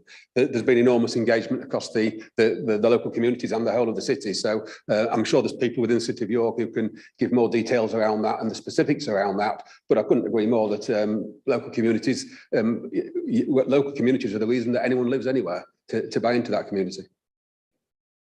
So I think one of the things that actually has characterised this whole York Central development, not this specific application, is that there's been a lot of conversation and then not a lot of clear action on that conversation. Yeah. So the whole My York Central consultation thing, which preceded all of this, which was really good, and then a lot of it was thrown out. I think one of the things that really worries me is that we haven't actually listened to the local residents in this. And I just wondered whether, given the importance of community, given the importance of placemaking, whether you thought perhaps we ought to be listening to what the local residents are actually saying about what they feel that this application will do for them, and the point that Councillor Looker was making earlier. Surely we have it within our wherewithal to find a scheme that works for everybody. It is, but again, so I think it's absolutely right that communities should be engaged. But again, if we talk about the difference that this application can make to what the future of York Central looks like with regard to the developer that you get, absolutely, I'm absolutely sure the communities in and around centre of York will want the business district of York Central to be diverse, to have SMEs, to have innovation, and to be a place where small businesses want to locate and grow and start and develop their business, not just office blocks full of professional services. And like I say, the risk you make, or the risk with this decision today, is that we are currently in the process of going through the procurement to identify the developer. To do that, do we want a developer who buys into placemaking and has confidence in the city to deliver on a vision, or do we want a developer who sees it as an opportunity to make a lot of money? And so I think I understand the tension that you're taking, but I think this is a really critical juncture with regard to the future of York Central and actually getting the right developer in place who is bought into placemaking and bought into communities. But notwithstanding that, it is a balancing act, but I think it's absolutely right. The communities are engaged. Thank you. Thank you. Councillor Looker, then Councillor Lomas. I mean, that's the point I'm trying to make. I don't think this is aspirational enough. I absolutely agree. York, and I've been in York an awful long time, far too long. York hasn't got a really good quality. Once you leave the Minster behind, it hasn't got a good quality, aspirational, cultural development building. And this could be it. And I don't think it is. And I think that's partly because it isn't meeting the challenge. And I just put it to you again, as I put it to previous, can't you, if you're really clever, can't you do both? Why do we always have either or? The best word in the English language is and.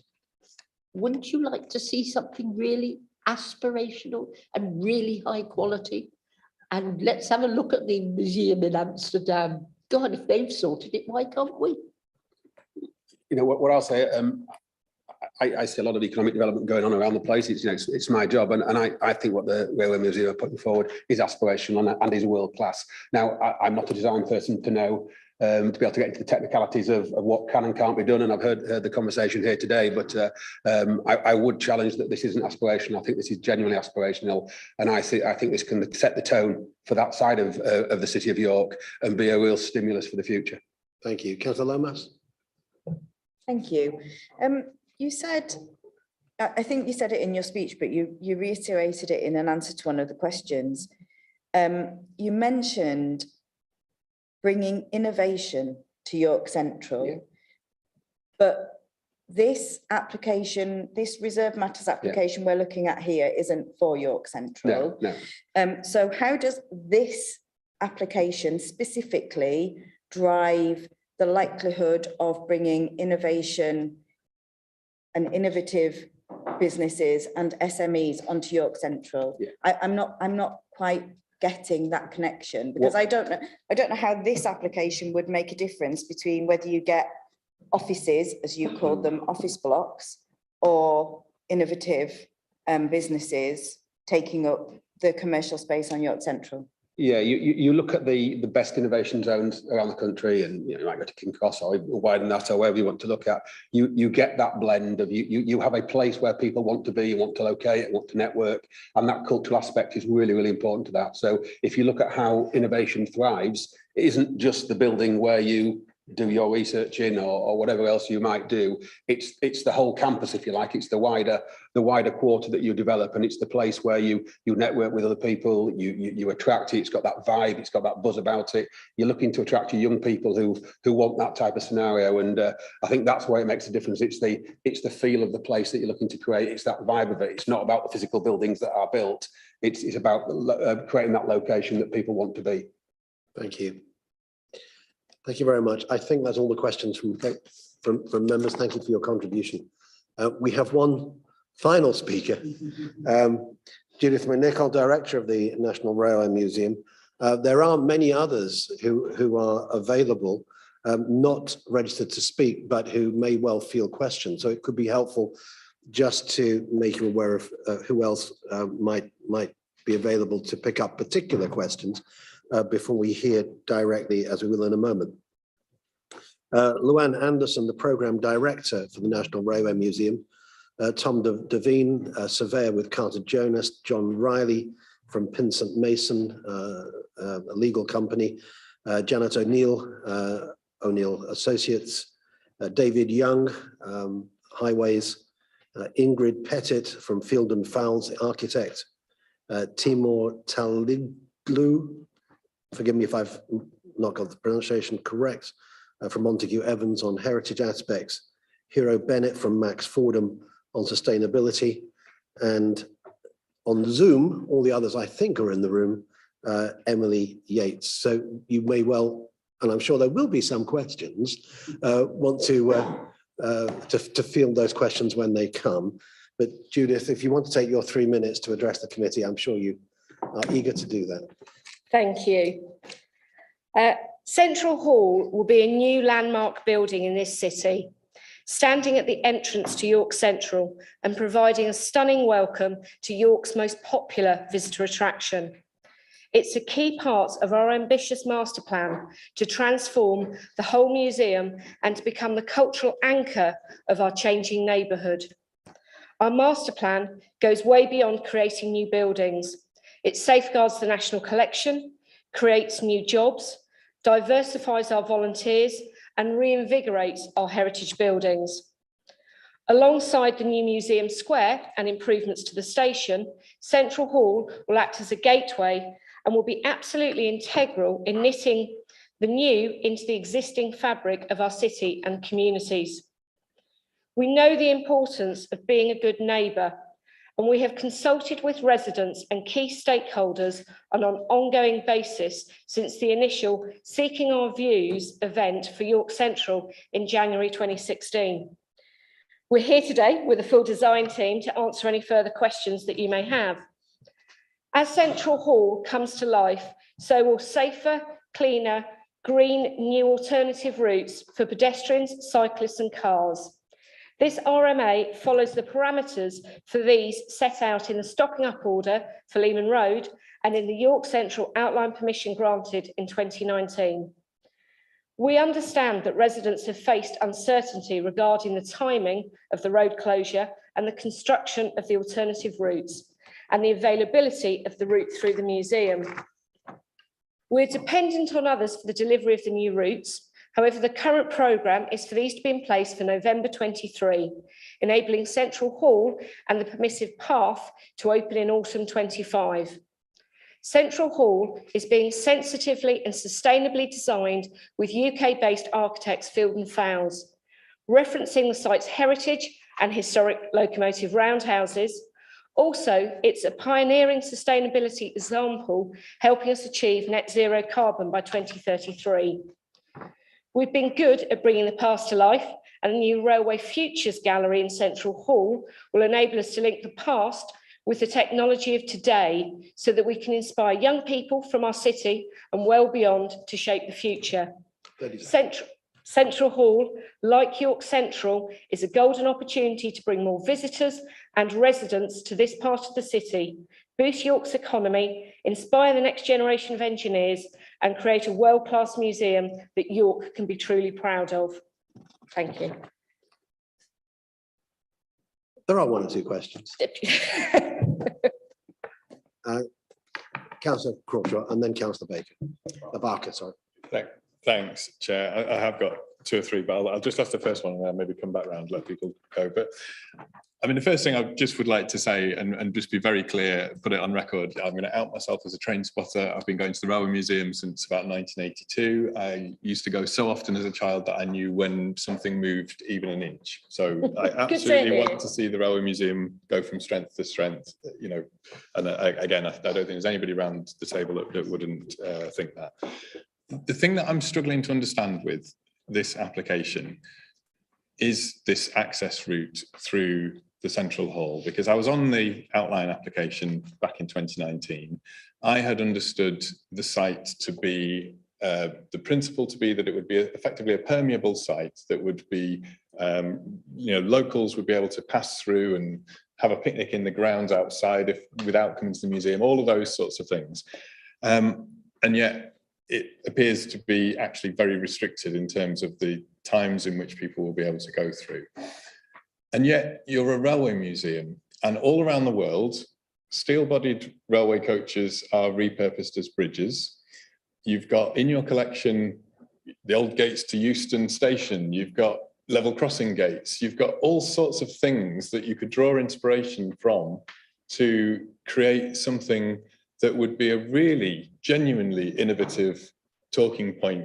Welcome to York Central, and if you're not stopping at the Railway Museum, you can whiz through the site in some clever way and on you go. And then actually everybody's happy. And yet that doesn't seem to have come into the thinking, and I don't quite understand why. I mean, there's a lot in there that you've just said. Now I will probably pull in David on some parts of that. I think the first thing to say is we are looking, as part of this, is very much about how the residents can move through quickly through the museum. But we also need to be very cautious in that it's a national museum. No matter what we do, where it's inside a building, we have to be aware of threats to us. Throughout any museum, any space like this, you would have some level of contact with people, because we know from the police, the work we do with Project Servitor, that contact with people will minimise the likelihood of terrorist activity. So we have to think about that. It's something real. In fact, they were at the museum today for exactly that reason. So it's something we have to think about. The way that this has been designed, and I think there's probably some clarifications that we'll move on to around the actual walkway through it and the language that's being used around the walkway agreement, because I think it's causing confusion around what does actually mean. David, can I move to you first of all? Certainly. I think perhaps it'd be helpful, Becky, if we had, is it the plan on slide 26, that coloured plan we had a while ago? But that's the one, thank you. So I'll turn to that in just a minute. But at the outline application stage, routes that looked at the different level challenges on the site did consider whether or not you could bridge over, go through, go under, and explored those sort of options. And at the outline application, decision was taken that it was necessary to close a section of Leeman Road. The section is the section shown in the dark blue between points B and F, if you can read the lettering there. Thank you very much, Becky. And in place of that, put in place a walkway route through the building. That's referenced in condition 45, and we've heard bits and pieces about that, but I'll come back to it and try and replicate that. But the important thing when considering the wider site and the context of the development is there are a permanent replacement for that section between B and F I've talked about, and that is running for cars via routes A, D, G, H, J and K in the short term. So that line we were talking about, and yes, it does join up and go through Marble Arch and to town. That's for vehicles, pedestrians and cyclists. And for pedestrians and cyclists, you have the shorter route around the NRM via points A, C, E and up to point F, up a new road that will be called Foundry Way. And the Secretary of State's inspector, when looking at the stopping up order, was primarily interested in what is the permanent replacement for the highway that will be permanently closed. And that's very important to recognise that the walkway route isn't a permanent solution to that. It is an alternative route that is additionally available, albeit with restrictions. The restrictions in the outline consent were set out as the hours that the National Railway Museum is open. So going from one route, you're going for a permanent route that is slightly longer, but you're also having a second route that will go through the museum and more or less follow the existing path. The walkway route is as direct as possible. And there are constraints like the doorways, so you can walk right across what will become Museum Square in whichever route you like, from whichever crossing you cross the road on, and take a direct route to the doorway. Clearly, the doorways are a fixed constraint. Once you're inside the building, you can walk whichever way you like through the new hall to the doorway on the opposite side. And then you have two routes, and people talk of a long and circuitous route. There are two routes that follow more or less exactly the line of Leeman Road, but instead of having a very narrow footway that is actually too narrow to allow people to pass safely, and on time to time you do see people step in the road. Yes, thank you very much. That's really helpful. So as you come out of the building, you will see a very straight route that follows what is effectively the southern footway of Leeman Road. That's widened to 2.5 or 2.4 meters to be accurate. That's more than wide enough to allow to push chairs or to wheelchairs to pass each other, something which you can't do on that stretch of Leeman Road at the moment. And then you also have that second route that looks curved. Thank you, Becky. That's there, that is a ramped route, because the more direct route is a stepped route, and it would be absolutely inappropriate to only provide the direct stepped route and not consider properly the needs of people in wheelchairs or pushchairs or who simply can't walk upstairs. So you have two routes there. And you can pick and choose which you have. Clearly, the steps is the most direct route, but we have provided for both. In listening to the feedback and comments in the design, the original route of the walkway took a different route. It was slightly longer and didn't follow so closely the existing line of Leeman Road. The proposals being put to the committee today are to follow as closely as possible the existing route along Leeman Road. And improve that from the current conditions, as I said, for example, with improved lighting, improved width, and so on. And indeed, part of the gradient of Leeman Road at the moment is steeper than the building regs would normally allow. Highways get away with that sort of thing, I'm afraid. So we try to improve things all the way around for users. So for the Secretary of State's inspector, he was less interested in the walkway route and noted that was going on as an additional route. He was very interested in the permanent replacement. And he looked at that in the context of what it would be when the wider site was developed out. But in his deliberations, he also considered the temporary situation, how safe, secure it would be. And we've heard some of the arrangements that will go on to make it safe.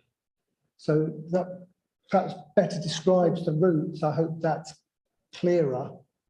Could I answer just one other point on it, just because it was raised earlier? Yes, the museum currently is open Wednesday to Sunday, which has been a result of COVID, and to enable us to do planning works for our master plan.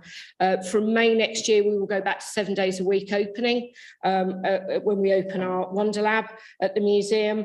And within the central hall space, there is very clear signage which will show as you enter it where the exit is in either direction or a direct route through. I've got several councillors who are these supplementary. If I may, just because I don't think my first question. Sure, and then I'll go to Councillor Rowley. Thank you very much. Appreciate the points that you've made there, and I appreciate the distinction around the stopping up order and the secondary route. I think that's helpful. I don't feel that my initial question was thoroughly answered, though, in terms of exploring alternative options. The only one that I heard you say was the terrorism threat, which I think, unfortunately, I do feel gets rolled out quite easily, and I do want it to be clearly put on record.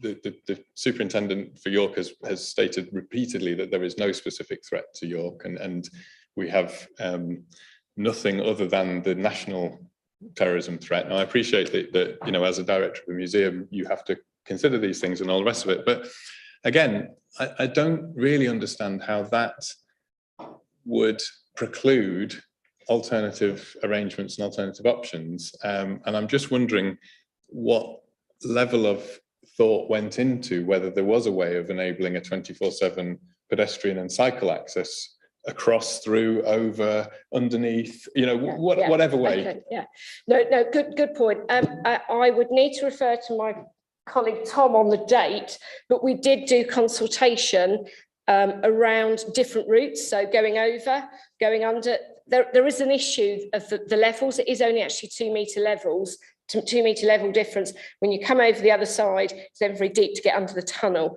So the tunnel of Marble Arch, I mean, there was a lot of work done at that time looking at different options that were gone through, and they were all consulted on. And for lots of different reasons, it came back that having the building and coming through the building was the best option to do it. We believe that the design that's been done is a world-class design that will be a placemaker for the space, and that people will be able to move through it, because we know how to manage spaces, we know how to manage queues and how people move through. There's only certain parts of the day that there's queues going from the station side going through to the western exit. And we know the numbers of people will be in it, and how we can manage that with our staff that we use all the time out in queue management to talk to people. There are ways how we can manage that through. Thank you, Chair. I just, for my own understanding and clarification on this, so all the previous speakers that have come in support of the application have quite rightly supported the expansion of the National Rail Museum. They've cited visitor economy, heritage, regeneration, tourism, and again, I can only speak for myself, but I think I'm speaking for most people, that, you know, the expansion of the National Railway Museum is something that I think garners general support. I think we want to see what will be a world-class expansion and visitor centre. The issue for me, and I understand that the walkway agreement isn't part of this, and I want to be respectful to the officers. However, Councillor Melly made a point that there was a difference between a walkway agreement and the walking route. I just want to get some clarity for me, because this is really important for me to, when it comes to debate and discussion and decision. So the route that we can see, the walking route, not the walkway agreement, but the walking route that we can see, because a number of those residents, and incidentally, it's interesting you say you consulted widely with the residents, yet I haven't seen on the list a resident that's come in support of the application. There are a lot of residents that have spoken against it, but that's by the by. So the route that we can see, the walking route, that is available 24 hours, 7 days a week. There will be no restrictions on people walking through that particular route. Or right, and so this is the bit that for me is the nub. Becky, could you go back to the other slide, and do you want to explain that again, Dave? It's slightly in a different way. Yeah. So the 24/7 route for pedestrian and cycles follow the green line from A, C, E, and up to F. Although you could go around via point H if you want and would feel safer with cars passing. For cars, it's between points A, D, keep going south to D, G, H, and J, and K. That is until they build the new link through to Water End. That will be built to allow the wider development to continue, but is not required for the stopping up order to be made and implemented. And then when the museum is open, between points A and F, there's a sort of light blue line. That is the walkway route. That's only available for people 7 days a week when the museum is open. Right, okay. And again, for me, and I'm just going to speak for me, that's the nub. That for me, that's usually because I've had a lot of residents and the councillors, the ward councillors, you know, who are saying for them, people that live in St. Peter's Quarter, and they were the people that came and spoke, live in St Peter's Quarter, where they can currently walk from F to B relatively easily, your development, which I think in principle, most of us are happy to support the principle of a development. The issue for me, and I'm sure for my colleagues, is that they can't go from F to B. Councillor Rowe, you'll have the opportunity in debate to.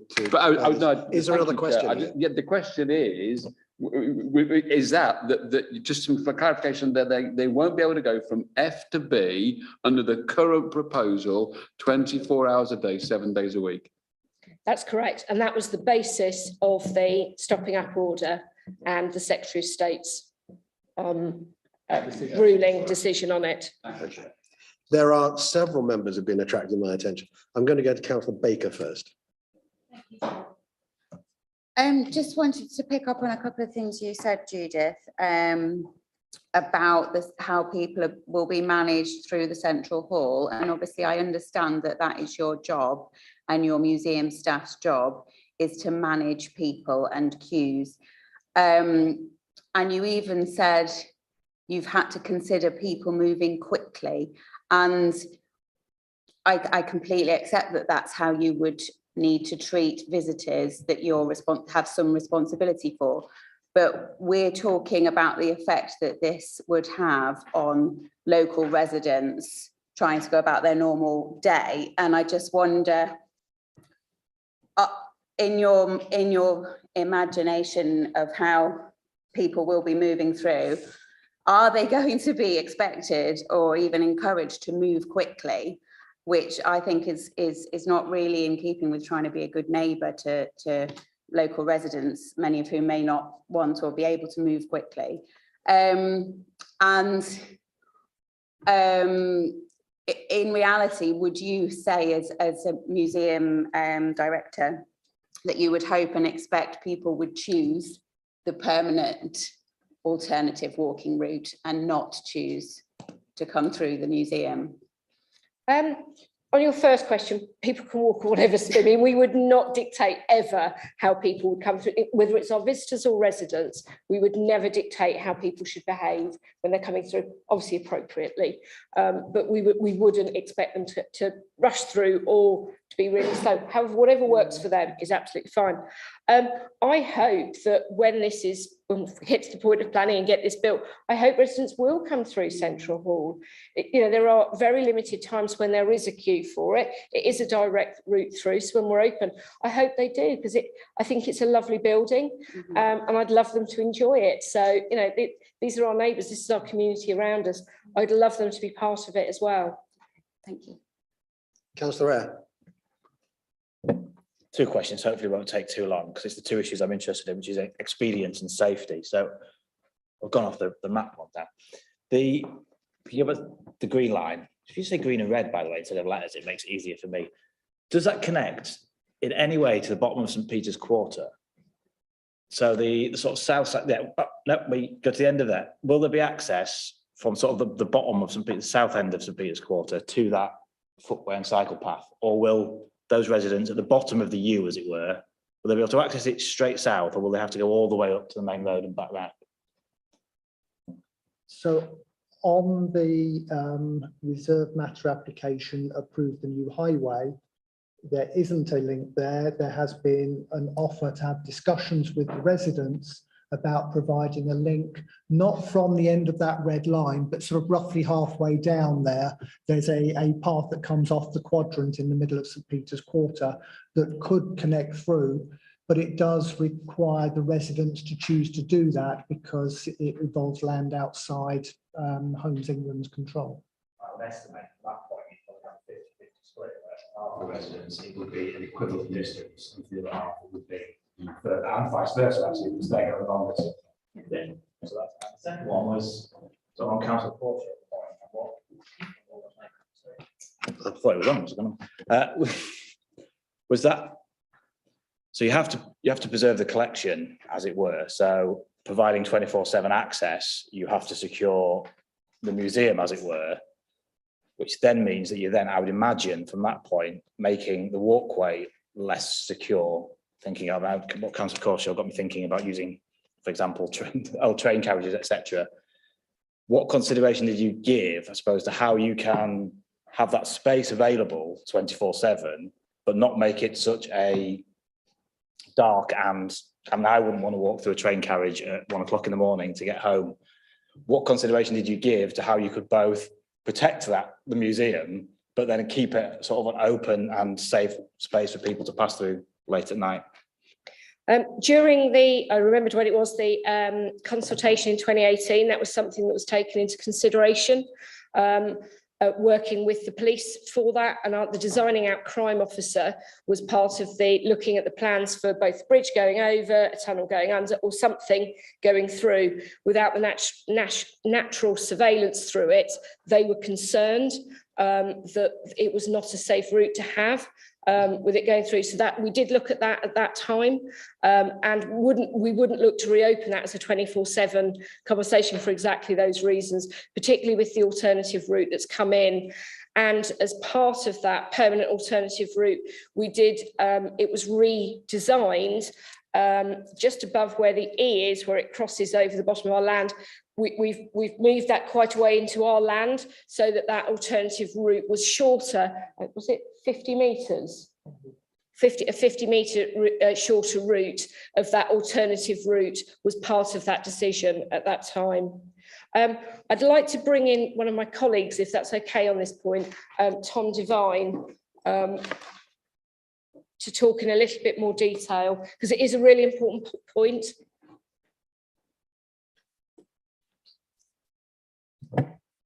Good afternoon.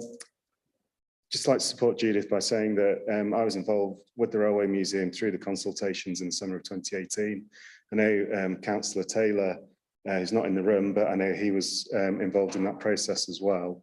And if members think back to the outline application, there was an addendum that was put in January 2019 that set out in great detail the options that have been considered for movement of residents and visitors to the NRM. And it's a really tricky problem to solve, because you've got several hundred residents, or just under 1,000 residents a day wanting to go east-west, but you've got up to 5,000 museum visitors a day wanting to go north-south, all at the same level and in the same place. So we looked at, I think it was 7 options from memory. We went through them with residents. A lot of people said, well, can we have a tunnel? Can we go high? Can we go over at great height? One of the issues was planning, because the parameter plans dictated that we keep the height of Central Hall subservient to the listed Station Hall building to the south and Great Hall to the north. And there was also a need to protect the views through to the Minster from the west of the site. But the biggest stumbling block was perceptions of safety. And people not wanting to use tunnels or bridges where they would feel isolated. If you think right back to anyone involved in January 2016, when the Seeking Your Views consultation was done on the movement strategy for York Central, one of the original sort of ARAP master plan at the time proposed an underpass for the pedestrian route just to the west of South Yard. So where Point E is on that plan, about 50 metres to the west of there, the route was going to go under an underpass. There's one at the University of York that was used as the kind of exemplar of what it could be. But in response to feedback from local residents, they said they didn't want to use an underpass. They're a bit nervous about that. So that's when the museum said, well, let's keep it at grade. Let's come across the museum's land to make the route shorter and avoid the need for the underpass. And so that's what we did. Okay, I have a supplementary to a question that was asked about. So did I. 5 minutes ago. Okay. So there were so many trying to attract my attention at the same time. I think at the moment there are a couple of supplementaries in relation to this, so I'm going to choose to deal with those first, and then come back to you, Councillor Lomas, Councillor Crawshaw, and then Councillor Pavlovic. Thanks, Chair. I'll go, hopefully it'll be a quick one because it's just relevant. And I do remember the various sort of iterations of different options that were potentially looked at. But in a way, sort of talking a little bit to Councillor Ayres' comment, my recollection of those options was that they were focused on ways to get pedestrians through the site, and I totally take the point about tunnels not being ideal at night and all of those sorts of things. But I don't recall very many considerations of how to get the visitors across the existing route. And, you know, a railway carriage suspended through the air that you can sort of walk through across the two sites, or, you know, whatever else it could have been. It doesn't necessarily, it seems to me that the focus has been on ways to manage the residents who are there wanting to sort of go through the museum site, rather than thinking of ways to get the visitors to the museum across the existing resident access routes. And not wanting to go over the whole stopping up order, that conversation has been had, but I still don't feel we've quite resolved the quite why there wasn't an innovative solution that came forward. And I hear what you're saying about heights, I hear what you're saying about, you know, safety and those sort of things. None of these are insurmountable things. That's the bit I still can't quite resolve. We're hearing your frustration. I'm not quite hearing the question. Well, my question was, what consideration was given to switching it around so that it was, how do you get the visitors across between the two sites, rather than... I'll defer to Tom on this one. I think, Councillor, the answer to your question is it was introduced in 1991, and it is the existing underpass that the museum has tried to operate for a generation. I think they've had every signage consultant in the north of England at different times try to make that route work better, but there's been big problems with that. It's very unpopular with museum visitors. A lot of people miss one side of the museum, they only visit one side. It's been a problem. So there was consideration about how to move visitors from north to south and the different ways. The nub of the problem was created by the Victorians when they put the railway in, because Station Hall and Great Hall are at very similar heights. And so it's that level piece of land between the two buildings that Central Hall will occupy that's absolutely critical, both to residents' movements and to museum visitors. And if you recall the consultations that we did and the letters that we sent to the local residents, the inviting feedback, our priority was the movement, safe movement of residents, safe movement of pedestrians, and being able to unite the museum. And we looked at lots of different options through the consultation, and this is the sort of the best compromise that we were able to come up with. And I think just one other point on that is for the Science Museum Group, but also for the NRM, there is this, you know, we have one of our values is around open for all, and it's coming up with a design that works for all of those. And that's how this design came about, was it had flat access across for everybody. Okay. I think you have a supplementary, Councillor Pavlovic. Are there any other supplementaries on this particular? No, I had a supplementary to an earlier question, but notwithstanding that. So I'm going to keep it really short. Have you done an equality impact assessment? Has it been published? How have you taken into account the needs of disabled people, and particularly those partially sighted, getting across the Great Hall? There's possibly two people. David, was there anything you wanted to come in on this? No. No. So I'd like to ask Emily, who's on the call. She's our access consultant who has worked heavily on this with us. She isn't here in person because she has accessible needs herself, but Emily, are you with us? I am, yes. Good evening, everyone. Thank you for joining us. No problem at all. Thank you for having me. So yeah, I am the accessibility consultant for the Vision 2025 project. I can't speak to wider plans around Leeman Road and the walkways agreement, as a lot of my focus has been on the interior of the museum and the parking and the landscaping immediately around Central Hall. So I can't speak to equalities impact assessment for the external route personally, but there has been a lot of work done regarding the Open for All strategy, specifically with people with lived experience of disability and other protected characteristics under the Equality Act. I'm a wheelchair user myself, and I have recruited and facilitated a lived experience user group of individuals with physical, cognitive and sensory impairments, looking at the route into Central Hall and the interior experience of that, as I mentioned earlier. So that has really been a real serious consideration within the NRM as a whole and the Vision 2025 works as a whole.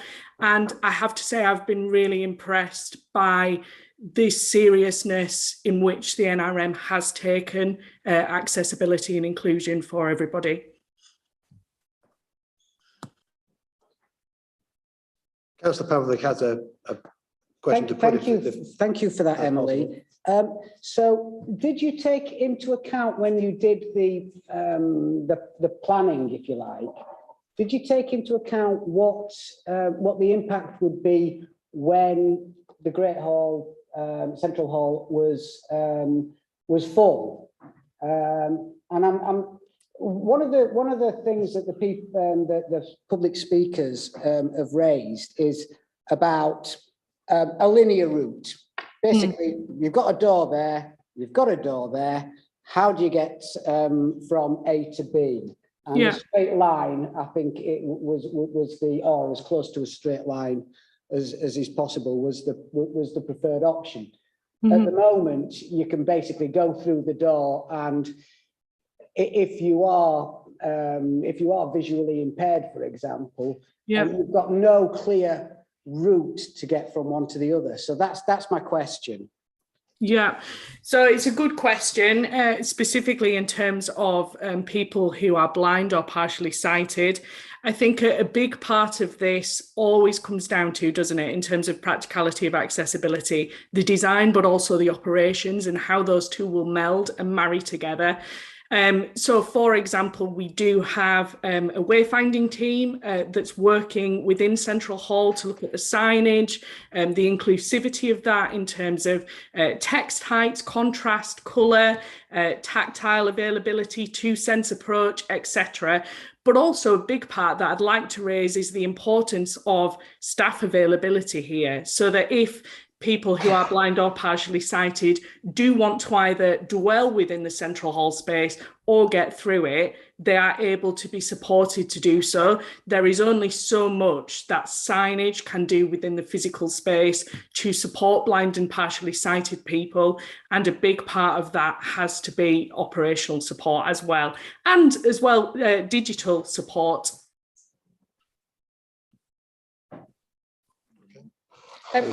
One other point just to add, you asked about impacts assessment of the alternative route. My understanding that's actually something that sits with the council rather than with us, is that correct? Yes, that's correct, and it would come forward as part of the previous planning application, reserve matter application for the new highways. Okay. Thank you. I have some other questions, but I'll wait until the supplementaries are dealt. There are a number who've been waiting for a while. I'm aware that Councillor Barker, you were wanting to ask something a while ago. You had a Councillor Lomas a supplementary some while back. I'm not quite sure. Councillor Lomas. Thank you, Chair. Becky, if you can go back to the diagram with the yellow wiggly line on it, that's the best description I can find. Oh, that one.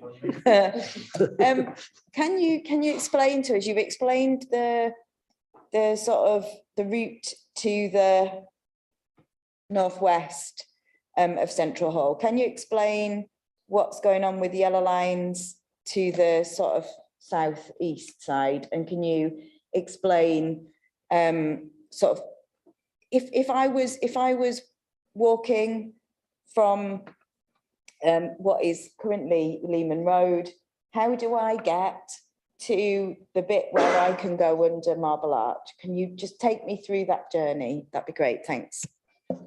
So the details of this came forward in the reserve matter application, but the way it works is if you come through the tunnel as you do now, you're taken to a controlled pedestrian crossing, and you can see the tactile facilities on that map on the sort of third of the way up, roughly where the entrance into Museum Square is, just south of the Bullnose building. Then you follow the footway, and then you've got two lines. Those give the most direct route to the two doorways that are designed into the building. So you can go either way. One is for the entrance in and one is for the exit out. You will have, thank you. Do you mind just showing the crossing facilities as well? You can see the tactiles. Up here? Yes. So when you get on the highway, further, so follow the, that's it. If you continue to go to the right, stop, to the left, halfway along the, that's it. That's roughly where then you've got a crossing there across the entrance to Museum Square, and then you've got a control crossing over the new road. And that will take you to the other side of the road. You also have a further option to the south. Don't worry. It's a fly. It's a fly.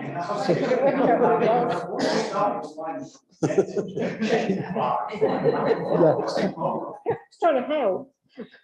So you get across the road with a controlled crossing, and if you come in from the railway station, there will be a free movement across Museum Square to another crossing, which is at the very bottom of the drawing, and you can also access that way. Sorry, can I just check? You said there's an entrance and an exit door. Can you tell me which is entrance and which is exit?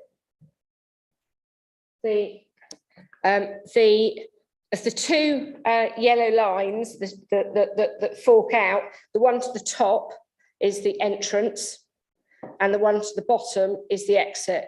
Again, to be able to move residents and visitors most easily, it's best to have two separate doors for that. So that will be one way? Yes. So it's what entrance going in to and straight across and out there, or if they're coming from the western entrance, so coming down into Central Hall, straight across, then out that exit there. So if you're coming west-east, you've got slightly longer walk than if you're going east-west? Sorry? Still come through the same checkpoint. Can you? So if you're going east-west, you're going up that first bit, which to me looks a bit shorter. If you're coming the other way, you've got to loop underneath to get. You wouldn't be able to just go, the most direct route to me is the top one. But you can't do that if you're going that way. You can only do it going one way. Yeah. If you're coming back the other way, you've got to go down the other bit. Yeah, you could choose to just come out the door and walk straight across, but yes, I mean it's a matter of probably 4 meters. It's not a huge amount of space. Checking my Pythagoras in a minute. Councillor Lomas. So at the moment, however, I walk on the blue channel, don't I? Yeah. Of Leeman Road, which is far more direct to get me into Marble Arch. So I won't be able to go that way though. I'll have to go the long way round. You could choose to cross over the road at not where the crossing is, because remember the road is to the right of Bullnose, and there is an open. So if you look, I don't know if you can put that up there, Becky, but where that blue line is, you could cross there where there's no crossing, and walk straight on that side to the north of Bullnose, between Bullnose. You could walk along there if you chose to. You're putting the crossing down there, which then will make it more dangerous to go the more direct route. It's part of the movement plan for the whole of York Central is putting the crossing there.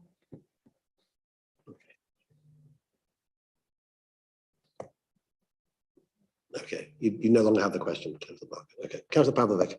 Oh, no, Councillor Orwell first. Thank you very much. Chair, we had a written submission from one of the local councillors, and he raises a concern in it about destination electric charging points.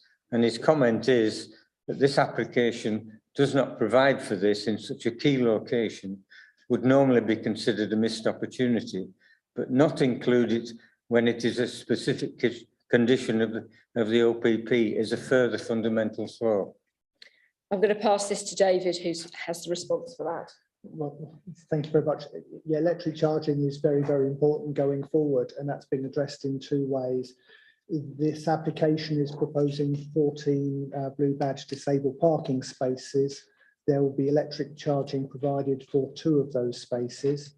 The wider car parking and the site will be provided in 2 multi-storey car parks. Just to pick up on an earlier point, one by the station and one in the office block in what I think is called Plot B. And inside those, they will be expected to provide EV charging as well. How many? At this stage, I don't know, because until those applications come forward, we haven't got that detail. Right, so the concern here expressed here is being addressed. It's not correct because it's conditioned, and the condition will have to be discharged when those proposals come forward. But for this application, you have got parking for 2 out of 14 spaces, and therefore that is how it's been discharged in the context of the parking provided by the museum. Okay, thank you. Councillor Lomas, Councillor Crawshaw, are these supplementary to? Yeah, Councillor Lomas. thank you. 2 out of the 14 blue badge spaces will have electric vehicle charging. Remind us when this is going to arrive. The plans are to complete this by autumn 2025. But you're only looking at providing 2 EV charging points for 14 blue badge spaces. That's correct. Councillor Crawshaw. Thanks. I've got a couple of questions. I was waiting to see if everybody else had. So this isn't supplementary. This is new questions. But you have a supplementary, Councillor Pavlovic. No. Then I will go to you, Councillor. That's just Councillor Fisher normally asks it, but will the infrastructure be put in place underneath those 14 spaces to allow more to be added? Because that's sort of the key thing, is you don't have to put more there, but if the infrastructure isn't underneath, then it becomes a massive job adding another 12. Could I ask my colleague Luann to come in for that one, please?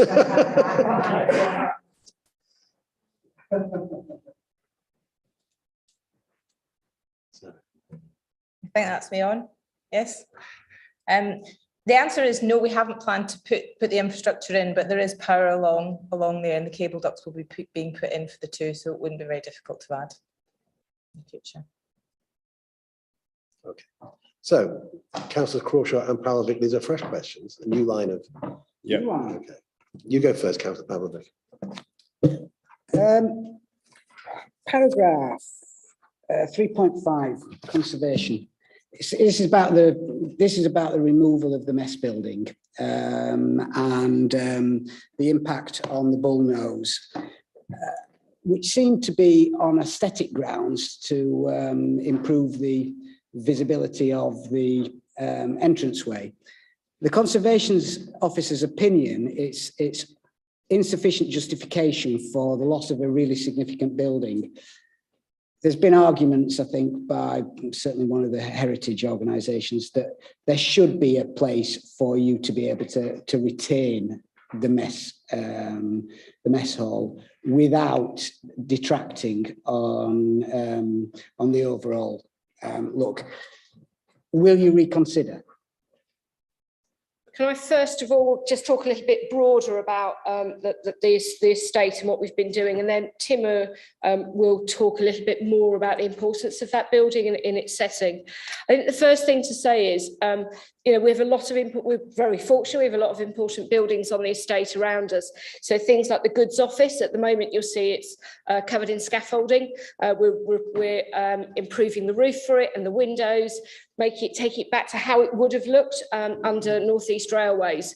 The stable block behind us, we've made that wind and watertight. We've made some really good work on that, and we will look to bring that back into use as part of the ongoing development in the future. We'll look to work with a partner with it. The same as the Bullnose building. We've taken that recently over from Network Rail last year. That came into our estate. We've already done some work on it to vastly improve it and to stabilise it. We will do more on that whilst we then look at how do we use that in the future, because it's obviously a key building at the entrance. And then the final thing that we've been working on is Station Hall. We're replacing the roof of that later this year. That's, again, a really important building as part of the development around us. So we do care about buildings. It's a big part of who we are, and we want to make sure we're making the most of what's there. But in terms of the specifics of the mess room, can I pass to Timur on that? No, it's a very good question. Just picking up on what Judith said, it's been a pleasure to work on this project because of the nature of the historic buildings. And I want to pick up a couple of points, if I may. So the first is that a lot of the comments that we received, that Historic England have made and the Conservation Officer have made, have stemmed from the way that Museum Square will come forward. And I think as it was set out in the committee report, that will be part of a separate application which will come through as reserved matters. But of course, in designing, and I'm working with Ingrid and Field and Fowles, in designing the new building, of course we've been mindful of how the new architecture in the building will respond to both Bullnose as well as the other historic buildings on the site. And just to pick up on the mess room specifically, and to give a bit of a history, just to give that a sense of, just sort of calibrate the significance, because you made a reference to losing a really historic building. Originally, the station, Good Station, which is now Station Hall, was built in 1877.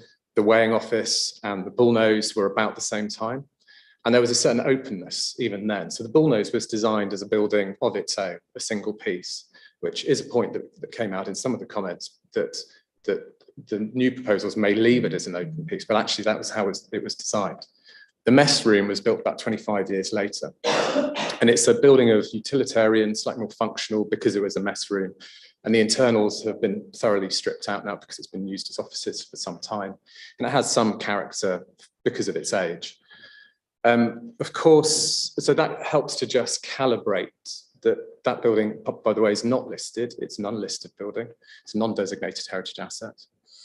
So then we started to look at the design of the new proposals, and going back to the Outline Planning Commission, which we've talked a lot about this evening. The new Museum Square was conceived to be a civic space, one for York and especially for York Central as well. And there were two parts to that. So there's the part that relates to the new Central Hall, as well as the space to the south. Now, in designing, for example, the ground story, which gives it sort of a human scale, and then the rotunda, which personally I think is a really clever and interesting and very high quality response to railway architecture. The composition of the view as you were... Sorry. Councillor Baker? If you leave the room, I'm afraid you will then... Okay. I'm sorry to disturb you, please continue. No, sorry. So the composition of the view, particularly when approaching from the station, was designed particularly with Ingrid from Field and Fowles here, to make sure that there was a symmetry, and there was also, not a symmetry, but there was a good composition, and that also the listed buildings could shine, and the detailing would really be drawn out, and that comes into the approach to the architecture, which is a bit more relaxed and a bit plainer, but that's the response. You still have the robust materials, brick and so forth, which you see in the existing buildings. So the issue when we looked at the design and whether we could keep the mess room, was that route through from the west, but then also from the south, and there's also a route through from the east. And the issue that retaining the mess room would do is sever the two spaces from the north to the south, and that creates a more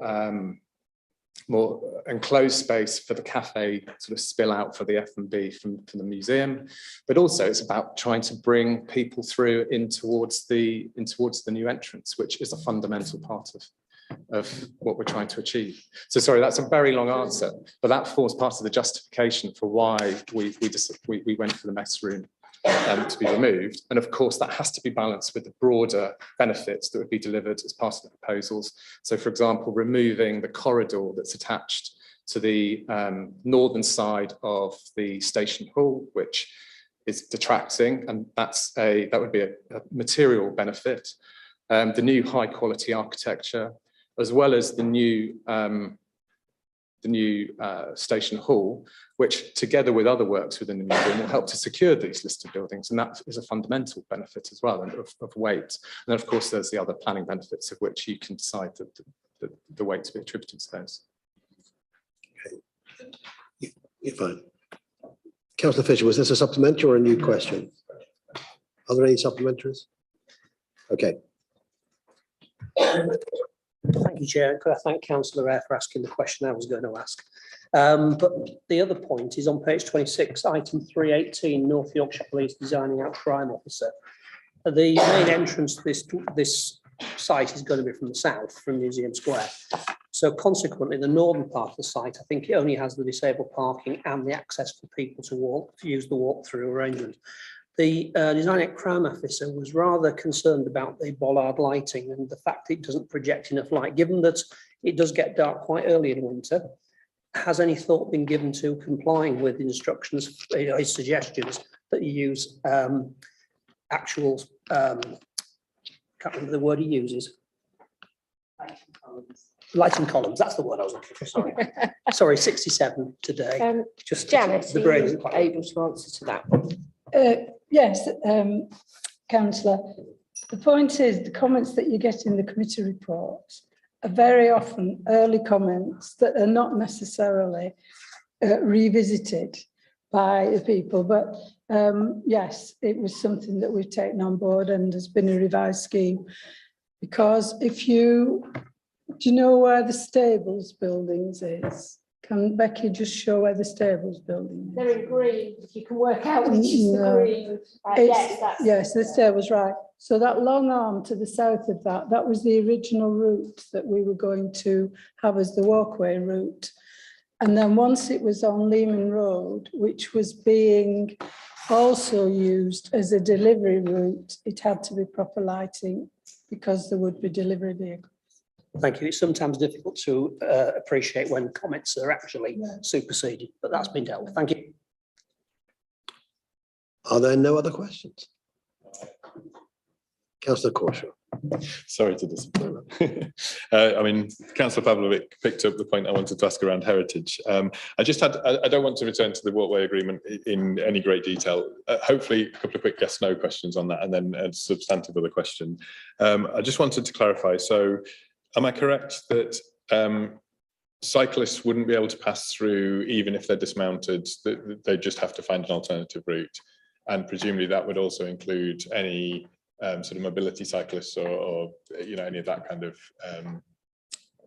method of transport? Yes, that is correct. Yes, but they would be able to use the permanent walkway route. Yeah. Thank you. And then I wanted to just pick up, I think there's sort of two kind of interrelated questions. It's partly about the visitor numbers and the projected figures, because I think if I've understood correctly, your current visitor numbers are around about 700,000 and you're expecting to not quite double, but you know, it's a huge increase. And I just wanted to sort of understand how you've arrived at that figure. And then when we're talking about how people are arriving, see what I did there. I personally really strongly argued for the whole York Central development to be as low car as possible, notwithstanding any access requirements. And we've heard that there may or may not be a multi-storey car park down the line. Personally, I hope that there isn't. But people will be arriving at this museum, potentially in huge numbers. I hope they're all coming by train and walking and all of those things wherever they possibly can. But my worry is that with the best will in the world, some people always do need to drive, but there are plenty of other people who will choose to drive. What have you got in terms of a travel plan if there isn't multi-storey car parks built on that site? Because if you've got 1.2 million people coming, even if it's only a 5% turning up in a car, that's still a big number of people that are turning up in a car. Okay, quite a few questions in there, but it's my cheeky way to get around the chair. If I can swiftly break them down. So we're about 700, before COVID, we were about 750,000 visitors a year. We are very swiftly returning to those sorts of numbers. And when we open for 7 days a week, we will be returning to the numbers we were at before.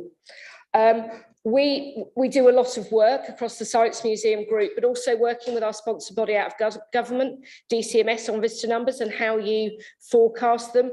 based on the developments you're doing.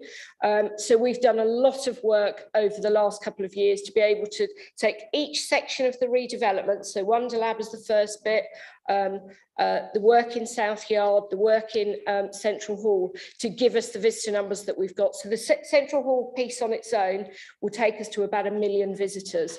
We've done that through sensitivities as well, to look at pre-COVID, post-COVID, how does all of that impact on it? And that's been worked through with DCMS, who are very comfortable and confident in the numbers that we've pulled together on it. So that's one first bit of visitor numbers. So we are confident in those visitor numbers. What I would say was a point actually you made earlier, right earlier when you were talking earlier on, which is we also see there will be people who will come to the museum as we get to the point of developing out South Yard that will enter that way without actually coming through the front door. So they will be able to come straight in that side of the estate. Still needs to go through planning, so we've still got work to do on that. So that it won't be everybody coming through that front entrance, although the majority will be. But there'll be other ways for them to arrive. So getting to how they get to York and our museum, again, if I take it back to pre-pandemic, we were at about 75% of our visitors were not coming by road. That's probably the best way of putting it. So that was a mixture of by car, there was bus, walking, cycling, but rail. And of course, we support rail as the number one way they should be coming to our museum. So we would hope that we would return to those types of numbers. Already we are seeing it increasing, which is exactly as we would want. It's still early days. In terms of the travel plan, David, can I turn to you for that? Yes, thank you. I mean, I think the very fact Judith can explain exactly how people get there, where they're coming from, speaks volumes.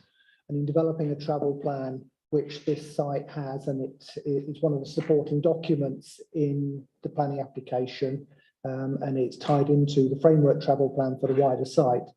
But the first most important thing in my experience about making a travel plan work is to have someone at the top of an organisation who actually cares about these things. That's the first thing. There is a travel plan. It covers both staff and visitors. And there are some real positives, group size. And if people have to come by car, then you average 2.6, just over that, people per car. So if you have to come by car share, for goodness sake. So we are not even talking about single car occupancy trips here. We're talking about shared. The centre part of the travel plan, though, is the withdrawal of free staff parking for all staff and volunteers at the museum, because that's the one, in my view, the Achilles heel, that is being addressed by the museum and is part of and central to the travel plan that will reduce dependency on the car going forward for that cohort. For visitors, as Judith already said, it has a very good non-car modal share. That's not to say it can't be better, but increasingly the messages need to go out, and there have been suggestions made about how that early communication before people decide to go to the museum, or people start their journey to go to the museum rather, the website could be improved with your cycle information, for example, and that forms part of the travel plan. If I could just add a point, the advantage of the museum is that it has the potential to extend people's visits. So instead of coming for a day, they come either on the train or they go Parker to Park and Ride, and then they go to Castle Museum, Yorkshire Museum, Jorvik, whatever, and the Railway Museum. So those people are likely to be on foot, but you can't predict that at this stage. But yes, that's one of the advantages, is extending people's visits. And it also fits part of our sustainability. So as part of our getting to net zero by 2033 across the Science Museum group is about how we encourage our visitors to use sustainable modes of transport to come to our museum. And obviously mass transit of the railways is a great way of doing that. Thank you. Councillor Pavlovic. Promise last question. Why are you sequencing these applications? You mentioned earlier that there's another one to come, another reserve matters to come. You've got the Wonder Lab. Why not bring them all at the same time so that we don't end up with consent by fait accompli. You know, the outline was approved, then that first lot of reserve matters, so your hands are tied for the second lot of reserve matters. I know that Museum Square is not in your gift, so I appreciate that that's a tricky one. But the officers do say it would have been so much better if they'd have all come at the same time. Can I just say that a number of the applications have already gone in and been delegated matters. So the Wonder Lab is in an existing building on the north side of the museum.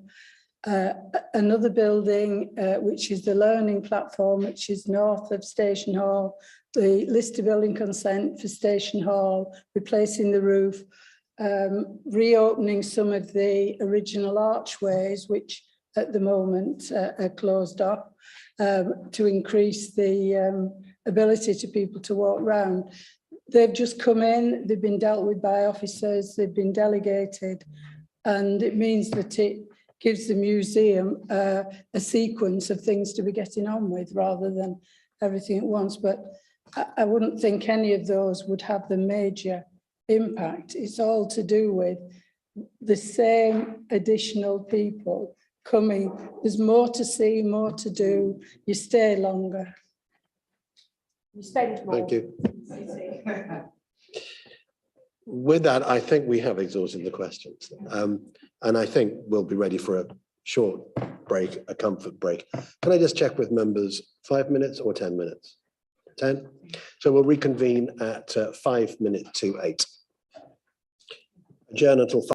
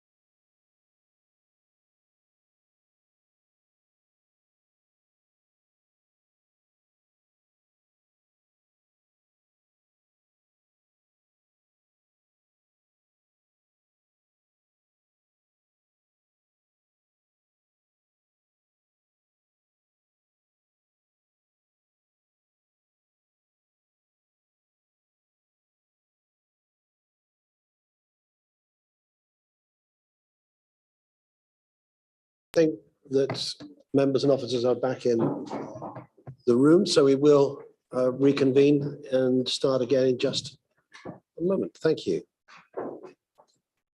Well, thank you for all those who've contributed so far, our public speakers. It took a while to reach this point, but we now have opportunity to ask any questions that arise of the officers who are present. I will be very surprised if there aren't a number of questions before we're moving into debate and a decision. I'll remind members at this point in time that since a tweak to the rules in our constitution around planning, the requirement when we do come to make a decision is that we consider first the officer's recommendation. But it has been clarified that if that is put forward, then there would be opportunity for debate in terms of any further conditions or other contributions. But that will be the way that we proceed at that point. So I invite questions from members of officers. Councillor Eyre.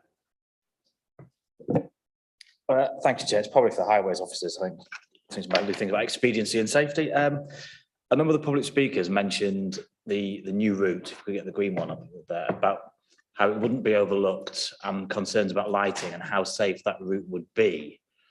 I couldn't attend the virtual site visit. We don't do actual site visits anymore, but I'm quite familiar with Leeman Road. So I was wondering have you done any comparison of how overlooked the existing walkway down Leeman Road is? Because as I recall, there isn't anything fronting Leeman Road at the moment. So the level of overlooking there is on Leeman Road and lighting on Leeman Road, as opposed to the amount of overlooking and lighting that would be on the new CEF route, as it were. My name is Helen Forsher. I'm the Traffic and Highway Development Manager for City of York Council. So yes, you're quite correct that on Leeman Road, passing the National Railway Museum, there's a lot of buildings actually, well, it's the National Railway Museum, so once it's closed, there's nothing overlooking, and some of those windows are actually not windows, they're boarded up. In that sense, the overlooking wouldn't be dissimilar. There's also, obviously, we don't know exactly what will happen along some of these routes yet, because those sites are not have not been coming through planning yet. So there might be that actually there's office buildings or commercial, we don't know yet. So there will obviously be street lighting, because the objective is to adopt these routes as adopted highways. So we would require street lighting. And that would be of an equivalent or higher standard of lighting than currently between B and F. Yes, that's correct. Thank you. Councillor Rowley was the next to indicate. Thank you, Chair. So if you were to ask me any question funereal related, I would be the font of all wisdom when it comes to things funereal. I have to be honest and say I am not the font of all wisdom when it comes to things relating to planning. I'm just curious to get an understanding and a definition, particularly because it is mentioned in the plan that's up on the board. Now, I understand and I respect the fact that the walkway agreement is separate to this. It's not intrinsically part of what we're doing. But for me to get an understanding, can you, because I think Councillor Melly referred to it in her speech, can you just tell me what the difference is between a walkway agreement and an agreed walking route? Thank you. So, well, I can tell you what you're considering as part of this application, then I'll defer to Heidi about that walkway agreement. So I think somebody put it quite succinctly earlier on. The walkway agreement is separate, but what you're looking at is the walkway route through this application. So what you're considering is the access arrangements. So specifically, this is what you're considering as part of this application. So we've already established the principle that the Leeman Road closes and that there will be the new route that's available 24/7 that we've just gone through. What this application is to consider is all the matters that I previously told you on the reserved matters, which also includes these access arrangements through here, but not the walkway agreement. I'm going to defer to Heidi there. Can you help us, Heidi? Good evening. For anybody who doesn't know me, I'm one of the planning solicitors for the council. So a walkways agreement deals with the footway, let's read this, over or through a building. So it's that internal aspect. And what it does is it limits or conditions the way in which people can go through that. And that forms part of the agreement. So it's that aspect, the operational aspect of it, that you cannot consider. You can consider the alignment, these routes outside of that, and the planning issues within that, which condition 45B refers to details. So those things would be the things that aren't controlled through the agreement. So planning things such as alignment, the gradient, the surfacing. Those are planning aspects. The walkways agreement deals with the operational, and they're outside of planning control. Does that help? Yeah. Are there supplementaries on this? Is your supplementary, please? Thank you, Chair. So I guess, again, sort of trying to get to the nub of this and nub of understanding, I would like to understand how that walkways agreement was drawn up, who had input on it, and how that relates then to, we heard Councillor Melly say that there had been reference to being able to discuss it at the Reserve Matters application. I think I, right at the very start, talked about the applicant at the stopping up order saying that there'd be an opportunity to consider it at the Reserve Matters application. And so I just want to understand how we've reached a point where an agreement has been formed, the local residents, the local councillors, the planning committee, none of us have had any input as far as I can see. I just would like to understand that really. And I guess key within that then is how we can consider whether there is public benefit or otherwise of this building, and whether the fact that it prevents or doesn't give us sufficient access through, whether that counts within that balance of public benefit. I can answer some of that. So I'm here, and full disclosure, I have not been involved with the stopping up inquiry. I haven't been involved in the negotiation or drafting in any way of the walkways agreement. That's been done by another solicitor who is not here, specifically for that reason, so that I can be more independent, if you like. I am aware that highways have obviously been involved in the negotiation. What I can tell you is that there is no legal requirement to consult. That would be a decision for the council, but legally there is no requirement. That's probably as much as I can help, but I defer to highways colleagues if you can assist further. Yes, it's Tony Clark. I'm the York Central Local Highway Authority lead. And I attended the public inquiry and I was involved with the negotiation with the NRM on the walkways agreement. And it is standard practice for agreements of this nature that there isn't public consultation on the agreement. The principles that were established through the planning committee that there would be a walkways agreement and it would operate during NRM opening hours. And we were looking at the detail of those operational aspects. No, go on. Councillor Crawshaw and Councillor. And so could you just supplementary, I think. Could you just then explain the comment? Paragraph 3.2 is actually the second paragraph within that. I think it's page 21. I'm working off my last week's papers that are 13. Is it out by 12? Is it 12 or 13? I couldn't remember. So page 20 or 21, paragraph 3.2. And it says here, highways development control remain opposed to this approach as this is against the spirit of the outline application and walkway agreement, which should provide free passage through the museum during opening hours for those who are simply travelling through the area and not visiting the museum. Now, I guess that's in specific relation to the queuing and how queues are managed, but can you just give us any indication of how satisfied you are that that has either been addressed subsequent to this report, or whether you broadly feel that the walkways agreement meets the spirit of in which it was intended in its broader sense. So, yeah, those were my comments. We were trying to negotiate with the applicant to try and limit the queuing for people wanting to go through, especially if they came at the same time as the peak time for the museum arrivals. I'm not sure it's really been addressed, if I'm honest. That's why it's in the report, I guess. Just bring Louise in. So Louise Milnes, Development Management Officer.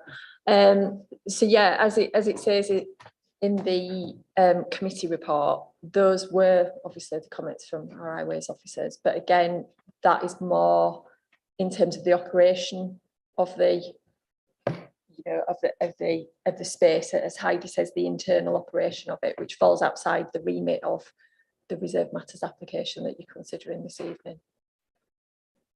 But just for me to come in, because I know it is difficult, and I understand, I completely get where you're coming from. What you have to consider here is that plan, and whether or not that plan is acceptable in terms of the access arrangements of this reserve matters application.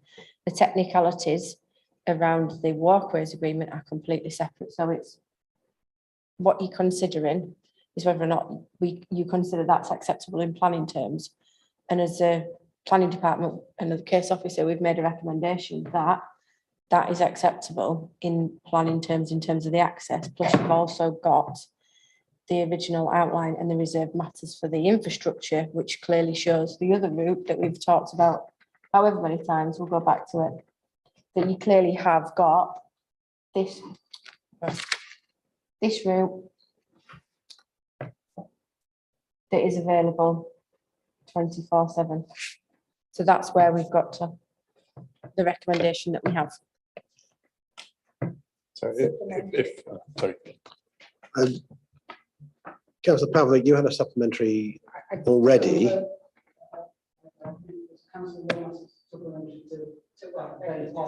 Fine. Go ahead, Councillor Lomas.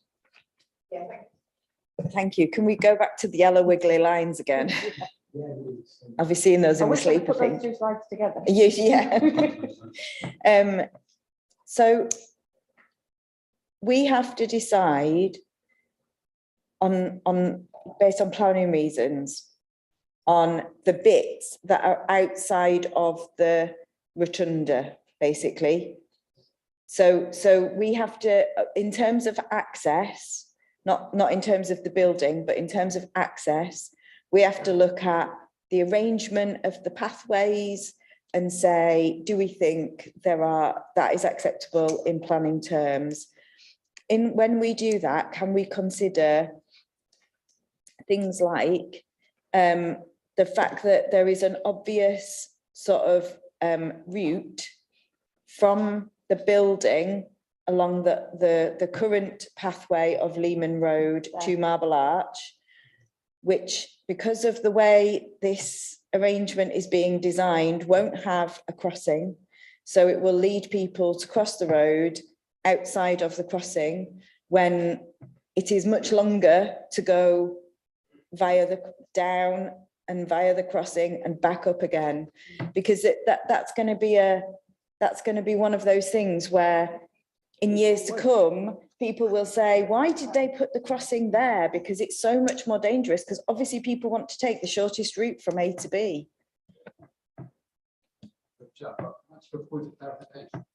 Please.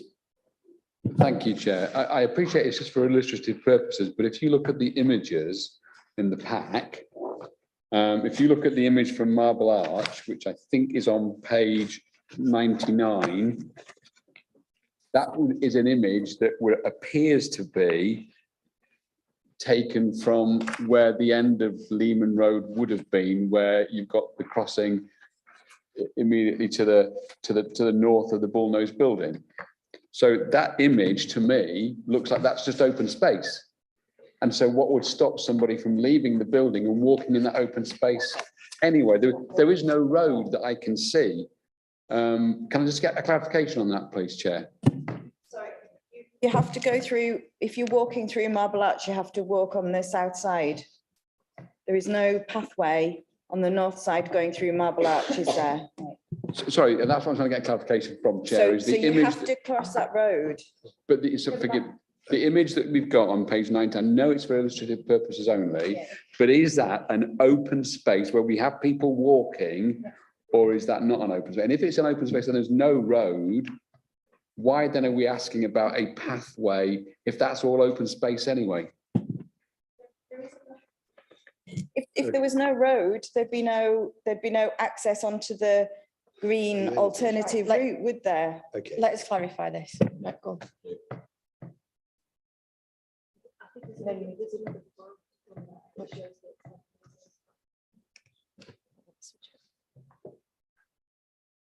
That one. No, there's one that's got hatching on it, that one. So. That's a road. Where Marble Arch is. But the blue lines that are currently there, that is not a road, that is a museum square, that's an open space.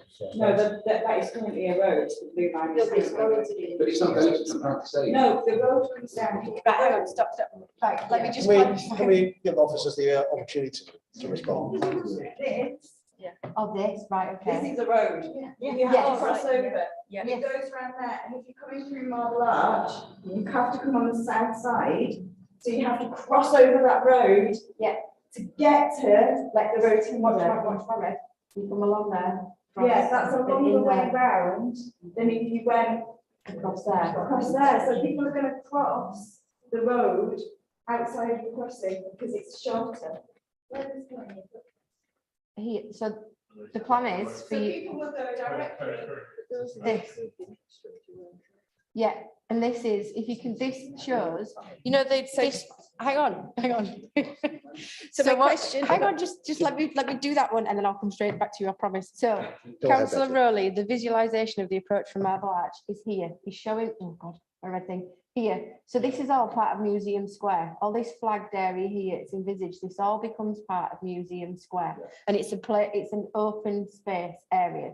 This here, it's not in the red line. This was all part of the original and the reserved matters infrastructure that was considered, that gave permission for this pedestrian route here and up and along into here. So this was, so what your red line is this here, that you need to consider the reserved matters within this red line here and the access arrangements within this red line. This outside here was approved through the outline and the reserved matters previously, that the pedestrian route would be come through here, along this crossing here, up through here, and then round. You can't see it because it's not got the walkways, but this here is part of the open space in front of the new building there. I'm going to go back to this. I so wish I'd put these slides next to each other. So yeah, there's your part of your museum square there. In your red line is what you are considering as the access arrangements for this reserved matters. This already has approval as part of the reserved matters for the infrastructure. Now, So my question is, the yellow lines to the southeast. Down here? Yeah. Yeah. Take us a longer route than if you were walking out of the door, you would look to Marble Arch and you would say, I'm going to walk towards it. But when you do that, there's no crossing. Yeah. You are asked to take a longer route round where there is a crossing. Are we allowed to consider that safety issue when we're considering that? That was my question. Yes, it's a longer but safer route because it directs you to the new infrastructure as part. So this is acceptable because this route here directs you to the crossing and the infrastructure that's previously been approved and agreed for this section of road here. So what you're considering is whether or not this link. So if you were playing devil's advocate, if you were to say that you wanted the access route here, that wouldn't be as acceptable in safety terms because there is no crossing here. So what the applicant is wanting is to put direct the pedestrian access here to this already approved pedestrian access and crossing way that's been designed to be part of the whole reserve matters. I think my point was, people will very often frequently walk The easiest option. the easiest option, not the way you want them to walk, especially if they're already, you know, having taken a longer route or perceived longer route. So my question is, can we consider that as part of our consideration now? And I'm asking that in terms of, you know, in planning terms, is that a consideration? Your highway safety aspect, yeah, it's a consideration, but the issue is if it would be less safe to come down here than it would to use this already approved infrastructure and crossing here. So we might. Yes, but we know people don't go the safe route. People cross where they want to. Councillor, Councillor Eyre, will you take the Sometimes opportunity planning has to create options to make safety easy for people, not make it more difficult. Councillor Eyre. I think Becky started to allude to that, and I think that was getting towards what I was thinking, is that's already there, so that's outside the planning. If they were to propose that access to their highways would object on the grounds that you're taking an access road to a point with no crossing, rather than a point where there is a crossing, therefore that would be a reason for refusal in itself. Therefore, we as a planning committee would be putting an unreasonable objection in to suggest something that our highways officers would reject as unsafe. Would be my take on that. My question was, we know that people will walk the most direct route, whether there's a signpost telling them to go that way or not. And I think one of the public speakers talked about the route along the river where the grass shows the clear desire line of people's routes. So I'm asking, are we allowed to consider that? I'm not asking to reroute pathways or anything else. I'm asking, are we allowed to consider that as part of our considerations this evening? See, whether I'm not 100% clear on what you mean, but I'm saying we know that in reality, people will walk the most direct route to Marble Arch, and that will take them to a place to go across the road where there isn't a crossing. Can we consider that? Supplementary on that. Yes, please, Councillor. Am I right in thinking that we have to decide on the application in front of us and not put another application? yes. So what you have? No.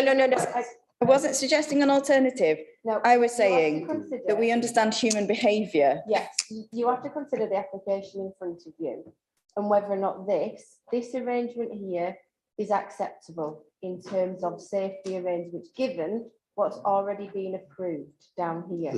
So is this proposal acceptable in highways terms? That's what you need to consider. You can't consider something that isn't there. So you can't say, well, there is another route there. Well, there isn't. That's not the intention. That is going to be open space here, very clearly part of museum gardens, museum square. Sorry.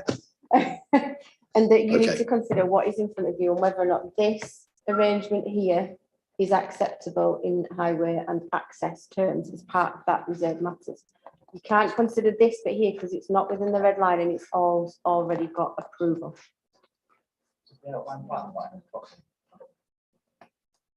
Yeah, sorry. Does the outline plan assume that that's a crossing? This one? Yeah. Well, it's been approved as part of the reserve matters application for the infrastructure. So the outline says that that's where the crossing and the entrance will be. So there would be no grounds if it's been approved, if the location's been agreed to outline, to say it's not set. No, so that's not part of this application. It's not within the red line. All you're considering is whether or not this here is acceptable, not this arrangement here. This has already been agreed and approved. It's whether or not this access arrangement here that you've got in front of you, whether or not that's acceptable. Okay. There are other supplementaries. I think I've got a supplementary from Councillor Crawshaw, from Councillor Pavlovic and from Councillor Baker. There's a new question. Councillor Crawshaw first. Thanks, Chair. I just want to understand that space. Just to Councillor Eyre's point, I think from reading the report, the Railway Museum were originally thinking that they possibly would retain the mess room, which would divide up that space, and that's possibly part of the reason why that crossing was put there. It's also the route through to the railway station, I suppose, as well. But that's just a by the by, I suppose. On that space, that museum square, so we're looking at a plan that has two pathways sort of marked out. In terms of when it's actually built, will those pathways be differentiated in any way in terms of the materials that are used in the square? Will there be any sort of, you know, difference in height, difference in something that makes it very clear that they're the routes that you're expecting people to take?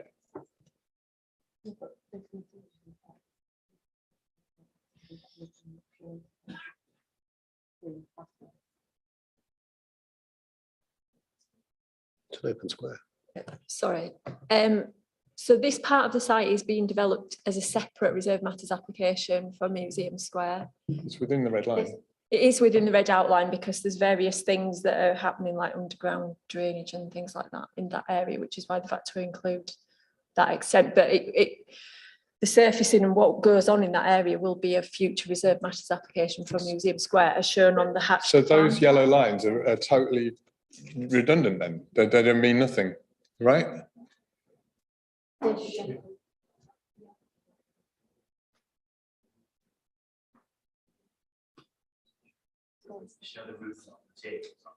Yes. Say that again, sorry.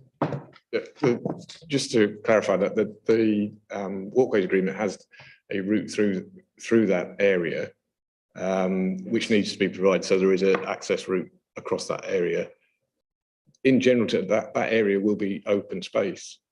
So if it's all paved from exactly the same material, I won't know if I'm stood at the doorway that I'm supposed to walk in any particular way, because what we're looking at suggests, apologies, what we're looking at suggests that there are two routes coming out of the building that will lead you down to the corner of the Bullnose building. But we don't actually know that there'll be anything within that whole square to mark those out for people. There'll be nothing in the built infrastructure to say this, you know, because if there's a pavement that's different from the road, and on the other side, absolutely, I can completely see the landscaping, you know, it'll be very clear where the route is. Totally get that. On this side, there'll be nothing to differentiate the route from the square other than the permissions that are in place. The detail of the layout in the square is part of a separate application.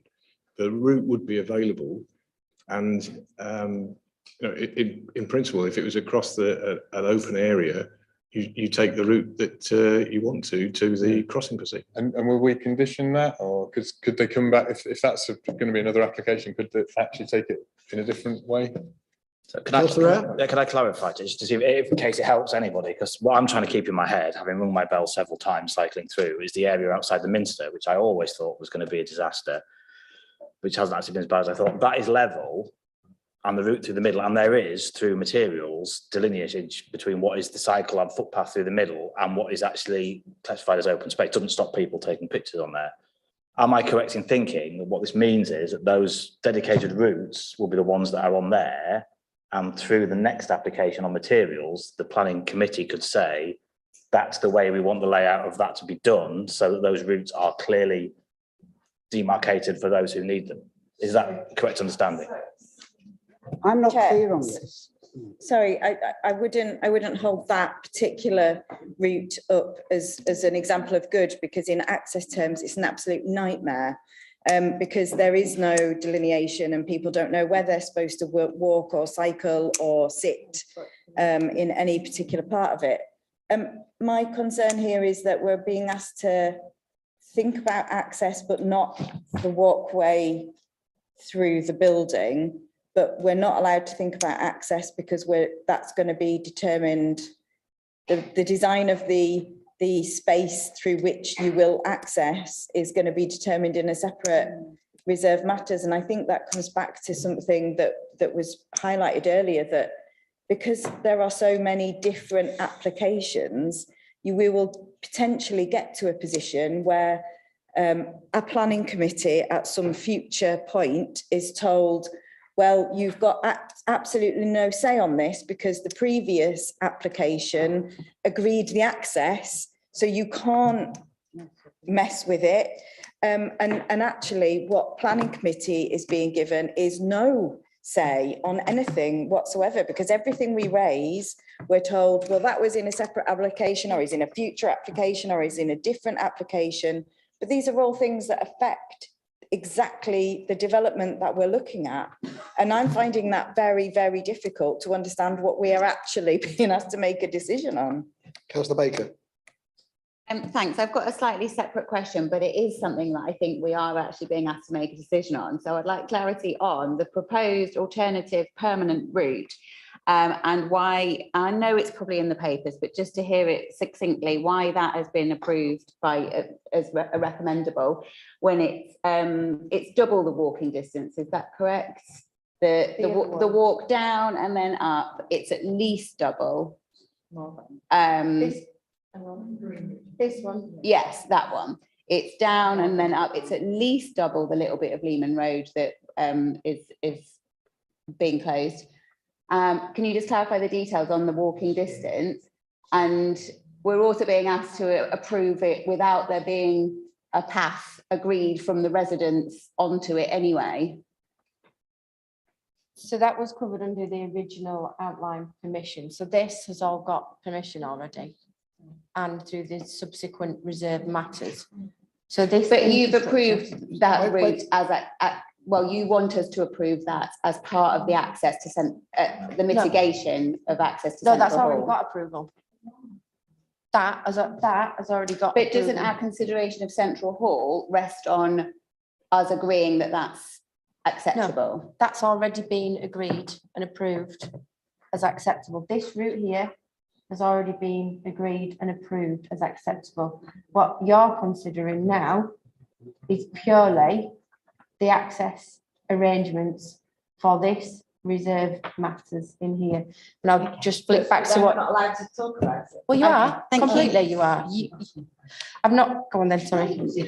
So that's my question. Councillor Babovic, go ahead with your question.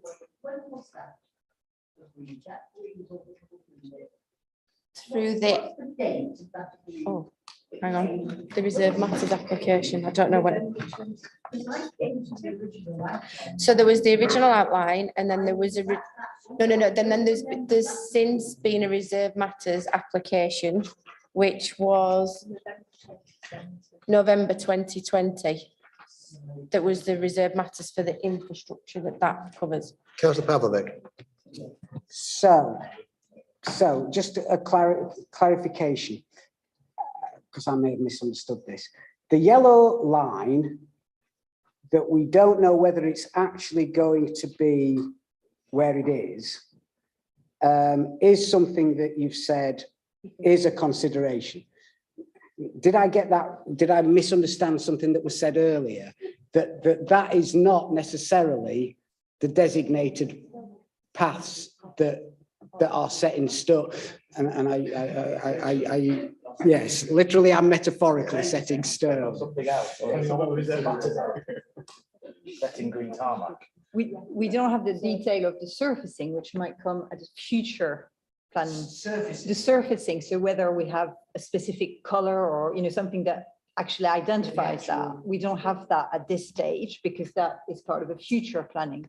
But what we have at this stage is that this will need to remain open for access for people to walk through. So for example, if the museum wanted to put Pavement Cafe, they wouldn't be able to put it there because that needs to remain open.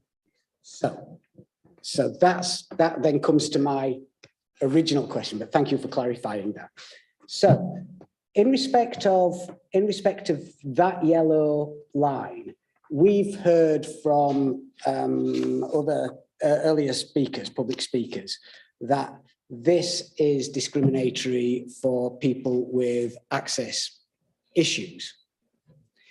Did a quality impact assessment take place? And do the council have policies in respect of equality impact assessments for disabled people as far as road network and path network is concerned? So I'm looking at you.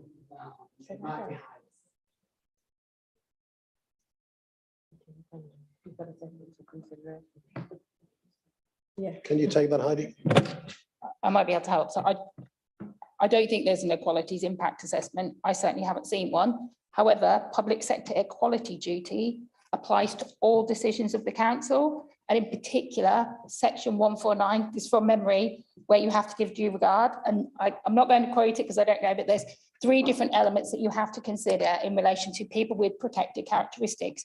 When planning officers consider these, they should always be in their mind. One of the ways in which you can demonstrate that is an equalities impact assessment, but it can be demonstrated in other ways. And a planning officer must be mindful of that and give consideration to that when considering their report, where, in any decision that they make, as with the council, but particularly it applies to planning. I can't speak to whether that happened and how they considered it, but that's the legal elements that would have to be considered. So, yeah. So Heidi, because that's what I knew this would come to you eventually. So, in respect of, yes, you've got to make due regard, but how can you evidence that you have therefore made due regard when you've got accounts from people with lived experience that this in and of itself is discriminatory by its design? So if you haven't got an equality impact assessment, should you have one? Because I think that's what I think a number of the public speakers have said there should have been one. Why isn't there one? How can we evidence that you haven't discriminated against people with disabilities? Again, it would be a good way to evidence it. It's not the only way. You ideally would have some documentary evidence, and I don't know if through design and access statement or discussions with the applicant. I was aware that they had somebody who dealt with access specifically working on it that could give assurances. There's more than one way to evidence, but equalities impact assessment is a really clear way of doing that. So, Councillor Eyre? Just further clarification on that, because I'm working out who said what about what now in terms of everything, but I was going to get to that point. There was the speaker for the applicant, who was the access officer, who said they had a lived experience group. And I think she said, I'm not sure, that they had consulted on this bit, not the wider stopping up order or the routes round, but her work was around this particular reserve matters bit around the access through Central Hall. It was within the building. It was only within the building. It wasn't this outskirts. Okay, yes, please. So in terms of looking at the impact on people with a disability, we've definitely looked at that in terms of the gradients, in terms of the width of the route. That's why we've insisted on a wide route, and that's why the ramp is there. And obviously we worked with the applicant to make sure that all of this was there. The disabled parking as well, so blue badge parking in there. Obviously, in terms of the materials, there we were not able to look at that because we don't have the detail of how the route would be marked. The next application, we would probably look at how is it marked and how will people recognize that route. So, yeah, okay, fine. I think, are you? Okay, all right. Councillor Crawshaw. Thanks, Chair. I've got another question on also paragraph 3.2, although paragraph 3.2 has about 5 or 6 paragraphs. So it's the 5th paragraph of paragraph 3.2. And it says towards the end that condition 12 of the outline planning agreement requires a detailed phasing strategy for car parking before the commencement of any development, and that we'll be relying on this condition to ensure adequate parking is available for the museum at all times. There's other references in the report that say that sort of imply given a future provision. So paragraph 5.7, I think it says, given a future provision of multi-storey car parks. I don't think that that is a given at all. And I'm just would like some clarity on how, I appreciate the points that were made by the applicant and appreciate particularly the point that if people are staying in the city for a few days, they may well be not needing car parks and that sort of thing. But from our perspective, in terms of the discharge of that original condition, I just would like to understand how we are satisfying ourselves that we're actually meeting it, because I don't know that we've got a detailed phasing strategy for this. The condition requires it before commencement, so we've not got that detail yet, but we have been in discussion with the applicant on how this will be managed. Okay, so to be completely clear then, if approval was granted, nothing could happen until you've got that detailed phasing strategy. That could include some temporary car parking. So my worry is that because it implies at paragraph 5.7 that there will be a future provision of a multi-storey car park, and yet the outline approval is actually for a multi-storey car park or a commercial building. It has dual use in the outline approval, and the former director of this partnership was absolutely categorically clear that he wouldn't put a multi-storey car park at that location. And he said that in a number of public settings, not just in the meeting that I was chairing. How will you develop that phasing strategy if it initially relies on some temporary provision but predicated on a future multi-storey car park that may not materialise? So just in terms of the future multi-storey car park, the multi-storey car park that is earmarked for NRM use is the one that is actually just car park as a use. The other one that potentially has other uses was earmarked for office and hotel use. So that's the car park on the other side of the railway station on the Network Rail site? Both car parks are on this side of There's the only railway one on station. this There's a side. different one on the other side. No, there's only Yes, one. I have the perimeter plans if you want them. There are two car parks potentially on this side. One is just car parking and the other one is parking, or at the time the uses were different. So it was B1A, B1B or C1, which obviously now has changed a little bit, but Go back and look at that plan. yeah. Are there any further questions? I don't see any further questions. I can see conversations across the room, but yes, please do. I just Helen. wanted to go back on Councillor Loomis's point about crossing on Leeman, well, yeah, what is still Leeman Road at that point. I've just gone back to the reserve matter plans because I thought there was guardrail, but I couldn't quite remember. So I've just opened them and there's basically pedestrian guardrail all the way to the crossing. So I understand that it's not the desire line, but unless they jump the guardrails, which some people might do, yeah, they would have to go to the crossing. So along here, a guardrail. Oh, sorry. Down here. Yeah. Where are we? The other side of the road, I would have thought. On the inside of the road. Down at the bottom, go slower. There. The guardrails. That's. People to the crossing. Sorry, guardrails on which side of the road? On the southern side. Yeah, I'm asking about the left side of the road though. Well, But there's no pedestrian. we wouldn't be able to cross there. Yeah, so. This is the road. Yeah. If people walk out of the museum door, that top yellow, along, how do they get across the road? Well, there's a guardrail. No, if they walk the other side, yeah, how do they wouldn't be able to cross. No, but if the guardrail's on the south side, yeah, right, they come here to the other side of the road. Yeah. They're going to come that way. Because if you come out of that door, you can see Marble Arch, which is what you're heading for, aren't you? There might need to be signage, but they wouldn't be able to cross there because there would be guardrails on the other side. So unless they're willing to walk in the road. Okay. That's going to happen, isn't it? Is this a further question, Councillor Crawshaw?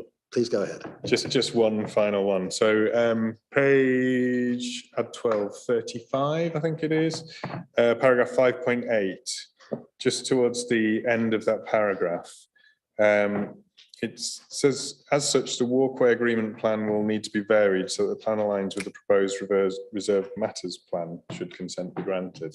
So just to understand this one final time, we have a walkways agreement in place, but we can't take that into consideration. But if the reserved matters plan was to vary in any way, there is scope for the walkway agreement to be varied to align with the reserved matters plan or approval. It's not a completely set in stone thing, is a bit I'm trying to understand. So my understanding is the walkways agreement can be amended, and executive have delegated that to officers. That's my understanding. So the agreement could be amended, but we can't consider if we feel that the agreement should need to be amended in order to grant permission. Yeah, that's correct. That's my understanding. I'm looking at Tony as well. That's my understanding. Yeah, the walkways agreement, the plan included in the current walkways agreement will need to be amended to match up with the reserve matters alignment in the section on Old Leeman Road. In effect, the bit that's over the top of Old Leeman Road, that will be amended, be a variation with the walkways agreement, but it is subject to an officer decision in consultation with the executive member. So if the applicant and the officers or executive member or whoever it was the council's decision making body, felt that they needed to vary the terms of the agreement, for example, the times that it was available, that would be within your gift to do so, but that wouldn't be a thing that we could make a decision on or anything in this particular meeting this evening. But you would, between the pair of you, be able to do that. Assuming that everybody was willing. The planning department would have no involvement in that. It's a completely separate process. I understand that, but my point is the walkway agreement can be varied between the applicant and the planning authority or the executive member or whoever the highways. The highways department, sorry. Yeah, so just be completely clear on it. So the highways department and the applicant, between them, could choose to vary the walkways agreement. And that variation could include times, for example. We can't comment on that because it's not directly related to this application that you're considering now. I can't answer that because it's not part of the planning process, and what you're considering is a reserve matters application, not the walkway agreement. So I can't give you advice because we're not considering that now, and it's not directly relevant to. But if members felt that the terms of the walkways agreement at this moment in time were not comfortable with how they saw the whole application, but weren't necessarily minded to refuse the application because they felt that overall that might be problematic, there would be an opportunity to, for example, defer pending an agreement that was more acceptable, because it would be within the gift of the highways department and the applicant to resolve that element of it. But that's not directly related to this planning application. It's absolutely related. But no, because they're two separate entities entirely. So as Heidi explained previously, the actual logistics of the walkway agreement are entirely separate to this. What you're considering is that not whether or not the times are acceptable or whether else, it's whether or not that is acceptable in planning terms, not in terms of a separate highways legislation. But my initial question was about weighing the public benefit overall of this application, and there are all sorts of different elements that would feed into the public benefit of this application. And if we have a planning inspector who's made his feelings very clear about the walkways agreement, we've got a highways department that have suggested that they don't feel that the spirit of the walkways agreement has been entirely met, and there's obviously been an awful lot of concerns raised around it. I'm saying as a point of principle, it does seem to be clear here that there is opportunity for that walkways agreement to be amended or revised to make it more agreeable. But it's not within the gift of the planning committee that you're sat on now. You can't consider that because that's not within the planning department. We hear that. Councillor Eyre. It's just a quick risk question on that point. If we were to defer on something we'd been told clearly was a non-planning issue, what window are we in for non-determination appeal?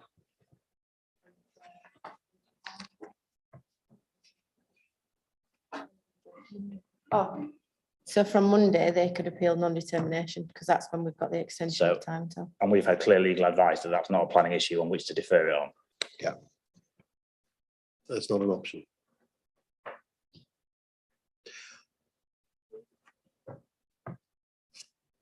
We seem to have, yes, we seem to have reached the point where we've exhausted the questions.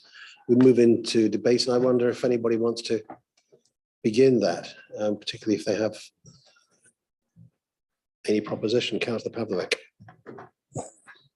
So just to clarify, Chair, we can't make proposals at this stage. At the moment, we have officer recommendation, though you will accept amendments to conditions, for example. Sorry, yes. So just to kick off the debate element of this, I applaud the idea of the NRM expansion. I think that there are a lot of benefits for the city as a whole. My concern is that for the bits that we can consider, and I'm not talking about the walkway agreement, I am talking about the access route around the site, that the authority has failed to evidence that it has taken into account the needs of people with disabilities. I see no evidence of it. I hear what Helen said. You know, we take into account gradients. I also take into account the points that Heidi made, were that for the public, the evidence of an equality impact assessment is a visible and tangible evidence that disabled people are not discriminated against in that walk, not the walkway, in the access walking route. And until we see that, I don't feel that I can support the officer recommendation. I would be moving, should it fall, for a deferral for an equality impact assessment to be undertaken to evidence that the needs of disabled people are being met with these plans that we are allowed to consider. So I have to keep caveating that. Okay. Councillor Eyre. Thank you, Chair. Very long debate about very small areas of planning. I think it's one of the strange, such a long debate, and we've covered like so little of the actual planning application. I found that quite unusual, but obviously so much to talk about in terms of that. I think my starting point is, as we discussed, that outline planning has been granted for this site, and I think, having listened to all the debate, I do believe that these proposals are in line with the outline planning. My one concern was one that Councillor Pavlovic raised earlier, I think, around the heritage issues. I think I was going to ask questions about that, but I thank you for taking that on board. And I think we did actually get quite a thorough response on why that wasn't possible. So that addressed my concerns around that particular issue. I think those areas that we probably not discussed as much is layout, appearance, scale and landscaping, which we're so used to talking at great length about, are issues we've not had time at all to discuss, which is somewhat shows, with the exception of Councillor Lucker, who would have liked something a little bit more aspirational. On the whole, those issues, I think we agree as a planning committee are acceptable. So that leads us to that particular issue, the thorny issue that we're with, which is that issue of access. And I think a lot of the discussion, as we've said, has been around issues that are no longer something that we can discuss as a committee. And I think there have been legitimate questions, I think, asked by a lot of people about how that process happened. And it's something I've always had an interest in terms of planning from outline to reserve, and how we sometimes have on many occasions as a planning committee, with myself and Councillor Lucker over time, and probably Councillor Pavlovic, missed things between that sort of outline and reserves and realised too late at reserve matters that we wish we'd known that and thought about that at the time of outline. And sometimes it's our fault, sometimes it's perhaps not our fault. But I think, again, we're in a situation, and a huge sympathy for a lot of the public speakers and those residents that live there that will be significantly disadvantaged by this. But as I say, I think those are not issues that we can revisit at this particular point. So we come back to that, ironically, on the particular slide that we look at, the little yellow wiggly lines, which is a 5-hour discussion about little yellow wiggly lines, which is vastly important. And I think I take on board what Councillor Lomas made. I think the railings is better. Desire lines is one of my key things I talk about in the NHS all the time, because the NHS could learn about desire lines and how they treat patients as well. But I think the issue is that that was what was master planned at outline stage. And I can't see, I wouldn't want to stand in front of a planning inspector at appeal and try and argue that we turned down the application because the layout was that way and it should have been another way, when our highways officers would clearly say that's an unsafe route. There's an agreed route on the site master plan. That's the way the site would be. I just don't think we can defend having that route going that way, given that's the way the master plan. Material, again, I fully agree with you on the Minster. When I first came forward, I thought it was an absolutely bizarre concept. And as I say, I cycle through there to come here every time, and I'm constantly, it's about the only time I ever use my bike belt, probably, in terms of that, and probably more times in sort of 45 seconds than most people would probably use in a year. And it is very difficult with people taking photographs. I never thought that was a particularly good layout. But again, having discussed that, I think that is something we really do, and make a note of it and hope we don't forget. When it does come to the reserve matters for that one, we need to think long and hard about how that approach is done, what materials are used, and how we can make sure that is safe for all users, particularly disabled people. So I think with all that issues, while it's never going to be something that appeals 100% to everyone, I'm more than happy to support the officer recommendations.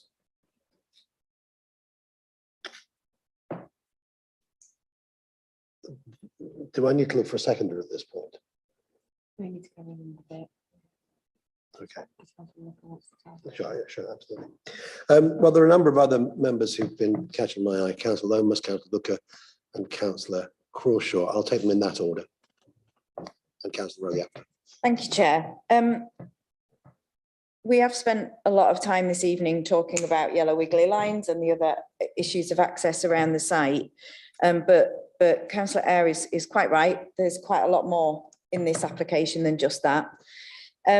I do have concerns about what appears to be quite heavy reliance on car parking.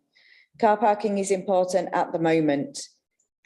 The intention of all of us must be that car parking becomes less important in the future as we move to a society that's less reliant on cars. And I say that as somebody who quite famously needs my car to get about, has a blue badge and uses my car for access and mobility. However, we do need to move to a society that has less reliance on cars. And the notion that we're going to build, I count now 3 multi-storey car parks within walking distance of the city centre is quite outrageous. Thankfully, we've dropped one of them, but 3 more. And those being really important to the development of this site and this very, very specific application. It just does shock me. And I do have concerns about that. I have real concerns with the implied threats that not passing this very specific application will damage the likelihood of innovation on the York Central site, because one of the public speakers who spoke about that, a representative of the LEP, said that innovation is not about physical buildings, about the physical buildings that are built, but it's about a place that people want to be. So I don't accept the argument that we've got to allow this specific application in the way it is presented to us this evening in order to stimulate innovation on York Central. There was no connection there. And when we questioned it, the speakers actually agreed that it's not this design of this building that will bring innovation onto York Central. I also have a concern about the increase to visitors and what that actually means for the city. And these are things that we have to consider as the planning balance. And the increase to visitors, it's between 1 million and 1.2 million visitors. It's between 450,000 and 250,000 additional visitors. But no one was able to say how many of those are new visitors to York versus people who are in York anyway and bringing their custom to the city anyway, and will just be drawn to the Railway Museum as an additional attraction. Those are things we need to consider as part of the planning balance, as we're always told. I do have concerns about the lack of equality impact assessment on something that is so crucial to access. And a reminder to us all that the public sector equality duty says that we don't just have the duty as a public body to avoid discrimination. We have to go further than that, and we have to promote equality between those who have the protected characteristic and those who don't.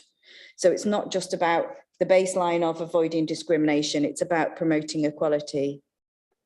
Do have concerns about the way the access around this site is laid out, and particularly concerns about what that means for more vulnerable users of the site.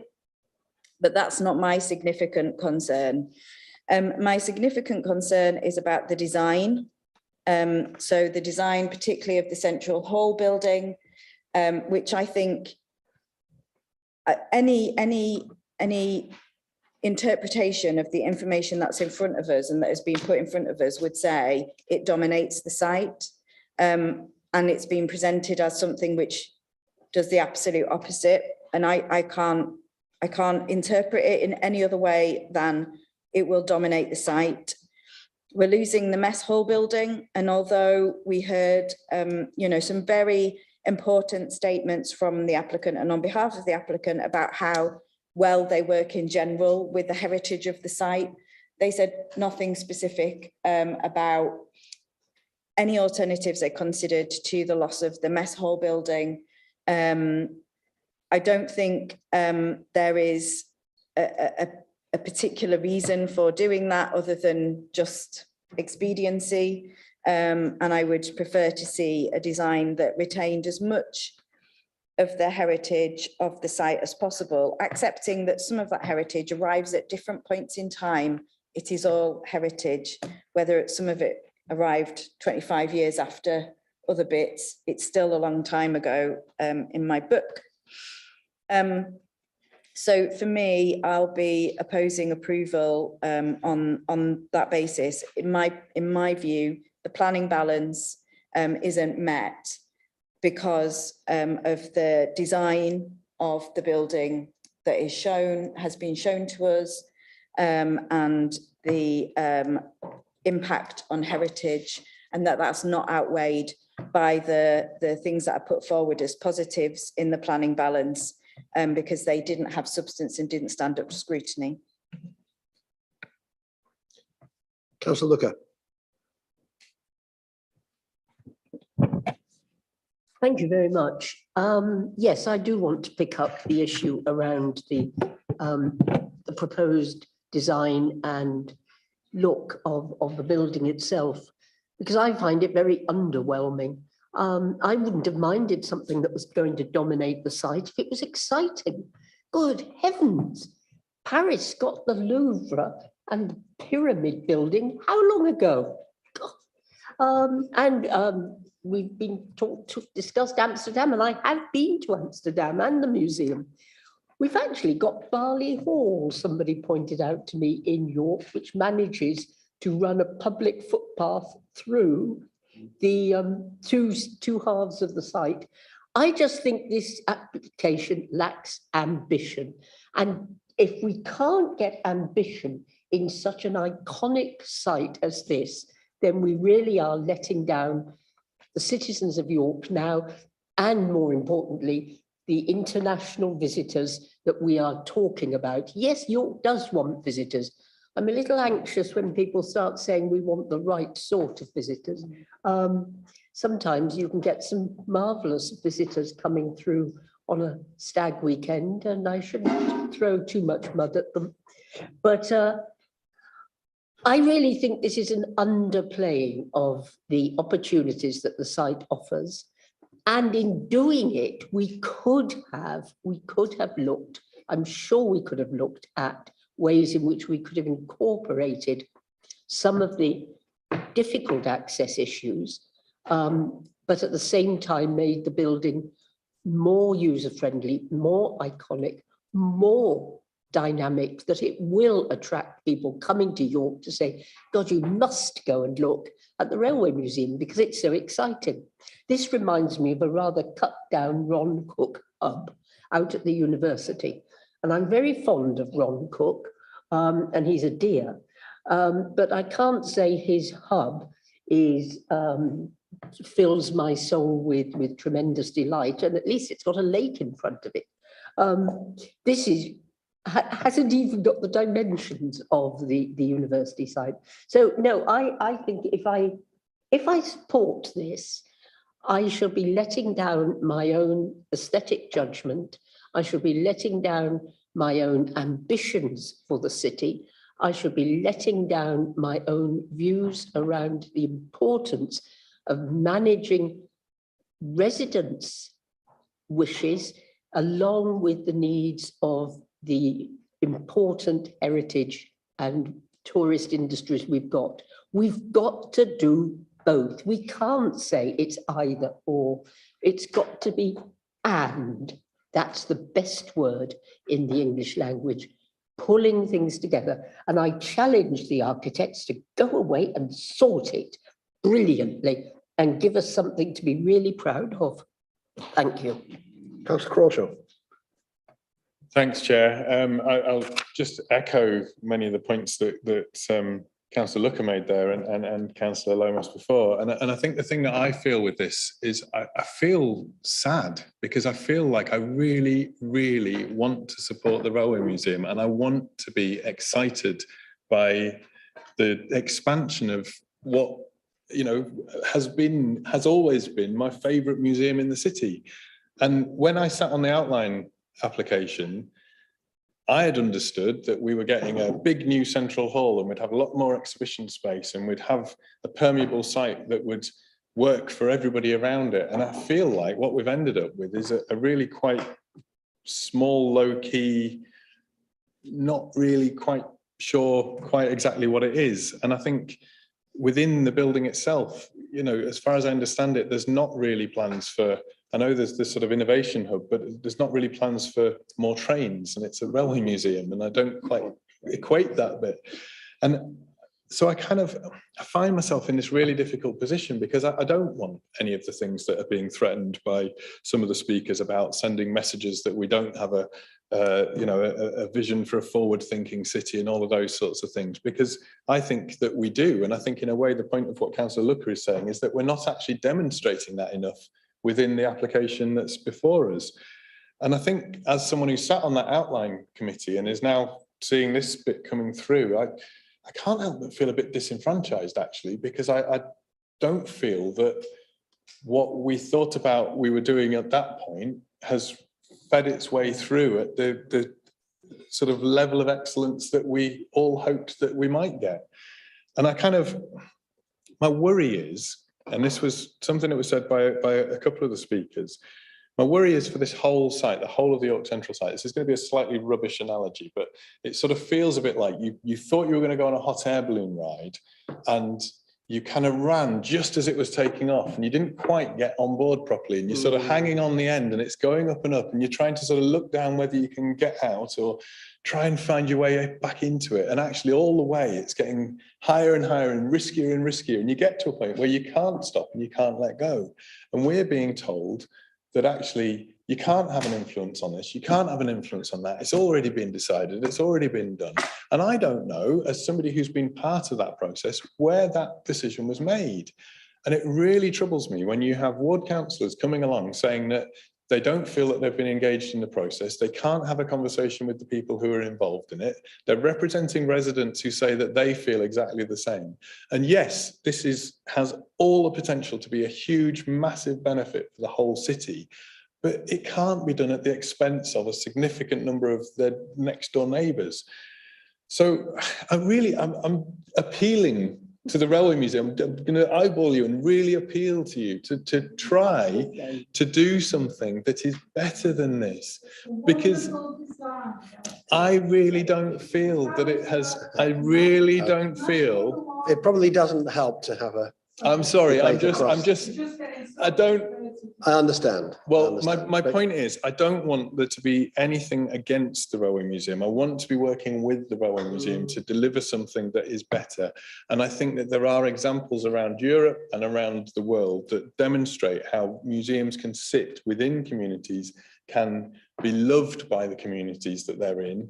And I have loved the Railway Museum, and I know that the community that's nearest to the Railway Museum very much does not love the Railway Museum at the moment. And that is a real sadness for me. I'm not really sure where I am in terms of the planning thing. My wish really would have been to say, take this away. I can live with the design, but I can't really live with the way in which residents are being so disenfranchised by it. I'm not sure how you square that bit at the moment. But I say, I feel sad is what I feel. Councillor Rowley, then Councillor Fisher. Thank you, Chair. When I'm not walking my dog in Dunnington, which I do very often, I walk him down by the university that Councillor was referred to. And what I noticed about the university, and this is a building that was designed back in the 60s, is that from an aerial view, you look at a building which straddles across a pedestrian walkway, and you can walk from one side of the building to the other quite easily, without compromising the security of the building. And had that been taken into account in this application, and I appreciate that we can only make a decision on what's in front of us, it's sad to me that the design of the building potentially could have been adapted to allow that kind of walk through to happen. And I appreciate that, you know, we're not planners, but that's my kind of view on it. My other thought would be, you know, we have a building there that I actually disagree with some of my colleagues. I actually think is a well-designed building, and it has, as you say, has won awards. I'm slightly sceptical about the fact that if you look at the current Railway Museum, that brings in 750,000 visitors, in the small bit that we're looking at with the rotunda and the extra little bits on the side, that's going to bring in another 500,000 visitors. Well, good luck to you. I slightly doubt that, but that's not for us to debate. I then find myself in a position where I have to make a decision based on the information that we've got and the plans that are in front of us, and I kind of find myself falling into Councillor Ayres' camp, where, you know, I would struggle to find a planning reason to not approve it. So from a personal reason, from the reasons that Councillor Pavlovic has quite rightly put forward about the impact on those that are disabled, I'm still really at this stage, I'm undecided which way I would go, but I kind of see no planning reason at this stage not to approve it, but I remain open to be persuaded one way or the other. Thank you, Chair. Thank you, Councillor Fisher. Thank you, Chair. It would be lovely to be able to say, right, we want a completely different scheme, design it this way, but we can't, because we have to consider the planning application in front of us. That is planning law. Personally, I think the design is excellent. I really think it makes a statement. I think it complements the listed buildings around it. It doesn't dominate them. I think the rotunda provides a real focus for the development. Now, I appreciate you will have different views to me. That's aesthetics. I don't like Shakespeare. I know Councillor Looker loves Shakespeare. I love Shakespeare. That's aesthetics. I think this building works beautifully. I have some concern of loss of the mess hall, but I think it's the least vital building on the site. It's only a non-designated heritage asset. It looks a bit jaded, and I think its removal adds coherence to the open space, so I can tolerate that. I strongly support the ambition of the NRM to try and make the place better. I think it will make York a more attractive place to live in and for visitors to come to. I think it will bring visitors. We can't quantify the exact numbers, but I think more people will come to visit it if it's better. Having said that, I do wish the NRM had found a way to provide 24/7 access through the site, because if we had, I think we'd have all been home by 6:15, and I'd have got to enjoy a birthday drink, which I'm not going to get now. But the access issue isn't a planning matter. We've had that made very clear by our legal departments and our planning officers, so we can't take that into consideration. I will be supporting the application, although I have some reservations about the issues to do with the walkway agreement. They're not planning matters. Councillor Orrell and then Councillor Pebblevik. Thank you, Chair. A few years ago, we were in Sacramento, and one of the parts of the tour was to go to the Railway Museum. And a gentleman there was showing us around and extolling the virtues of his museum, the best in the world, he was saying. And then he said, "Where do you come from?" So I said, "York." "Oh, your museum's better than our museum." It has that reputation around the world already, without any enhancements to what's going to happen here. In terms of the design, I don't think I'm qualified to say whether it's good, bad, or indifferent. It's apparently got awards, etc. I can't see a planning reason for refusing this, so I'll be supporting, Chair. Thank you. Councillor Pavlik. Yeah, can I just clarify that the points I made originally in the debate around the equality of the access, that is a planning ground. To say that an equality impact assessment is grounds for not accepting the officer recommendation and making an alternative proposal. I mean, others may disagree, Yeah, but just from your perspective, from a planning perspective. There hasn't been one submitted as part of the application, but as officers, we consider through the other information that's been available, we have taken it into account, but it's in your gift if you feel differently to what officers do. Thank you. Thank you. And just before I end, I appreciate design subjective, and I actually think that this is a good design for what it's worth. Are any other members wishing to contribute to the debate? Okay.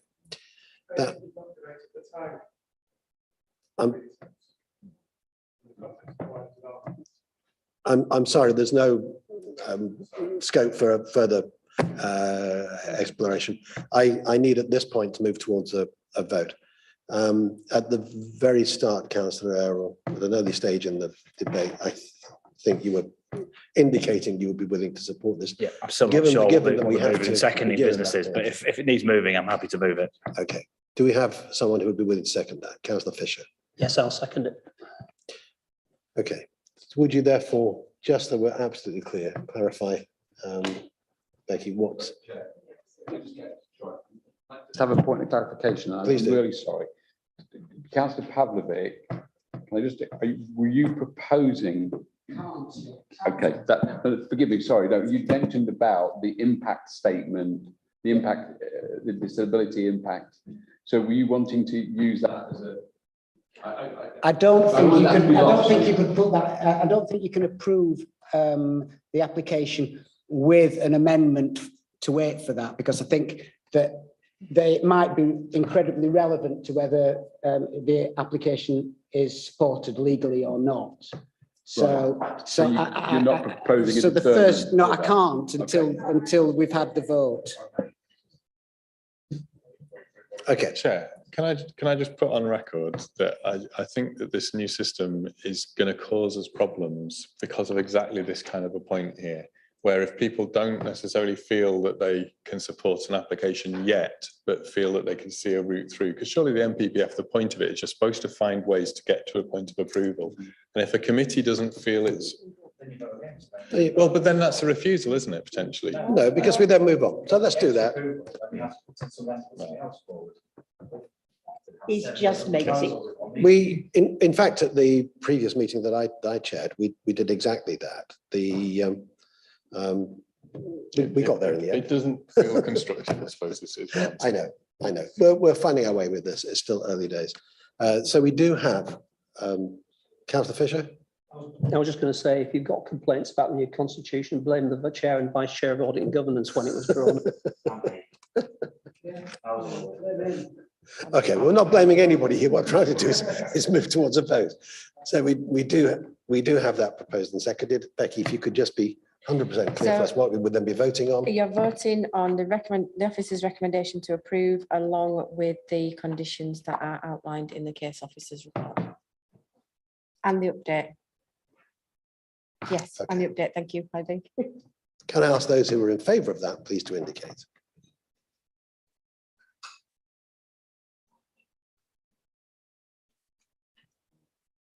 Okay, those who are against that, please indicate. Okay, that has fallen. The debate continues. Councillor Pavlovic. I mean, from my perspective, I've just got the one issue, which is the issue as far as residents with disabilities are concerned, who have raised significant concerns, which I don't feel the officers have addressed. So I will recommend a proposal for deferral for an equality impact assessment on the yellow squiggly line to be undertaken and brought back to committee by highways officers. Oh, in conjunction with the planning department. I was just advising without my microphone on, it should really be in conjunction with planning officers because it's a planning officer recommendation. But if you can work together on that, I think it's what, thank you. It's too hard to follow this because we've got a lot of conversations in various areas of the room. So you'll be able to follow the debate and votes. Everyone. Okay, I wasn't as aware of that at this end of the room as you are clearly. So I would ask members of the public, please. It wasn't even. It wasn't. It wasn't. It was. Okay, it wasn't even. Councillor Baker. Thanks. I'm not sure you'll have to advise whether it's separate to what Councillor Pavlovic is asking, but would it be possible to time it ideally with the next application for where the southeastern yellow squiggly lines are going to be determined in exactly where and how the materials and that will look? I got asked this earlier on, unfortunately not, because that isn't in the control of the applicant. So to ask them to ask not to get a decision on application on something that's not within their gift is entirely unreasonable from planning terms. Thanks, Chair. I just would like to put a couple of points out there if I can. All of this land, within and without of that red boundary line, is owned by the partnership that is developing York Central. So for the partnership of York Central to not be bringing forward applications in a way that is meaningful for the committee is very unhelpful. And I appreciate that you can't determine that as a planning authority, but I hope that the people who are in the room who either are on the partnership or have the ear of the partnership could perhaps take that into account. Because I think, again, we are all wanting to work constructively to see York Central developed in a really positive and really good and innovative way. But it makes our jobs very, very difficult when we're kind of having to hang on things and we can't do this because of that, or we can't do this because of that. I think the point that Councillor Baker makes is a fair one in terms of trying to determine this application. The only other thing that I would also like to request, and I appreciate that it is not within the remit of this committee, but if there is going to be a deferral and that enables there to be some further conversations between the applicant and the Highways Department about that walkway agreement and anything at all that can be done to take into account the, I think, very, very reasonable requests of the nearby neighbours and residents, please take that opportunity to address them. Because I think that, again, we would all want to be wholeheartedly supporting the development of the Railway Museum, design things notwithstanding.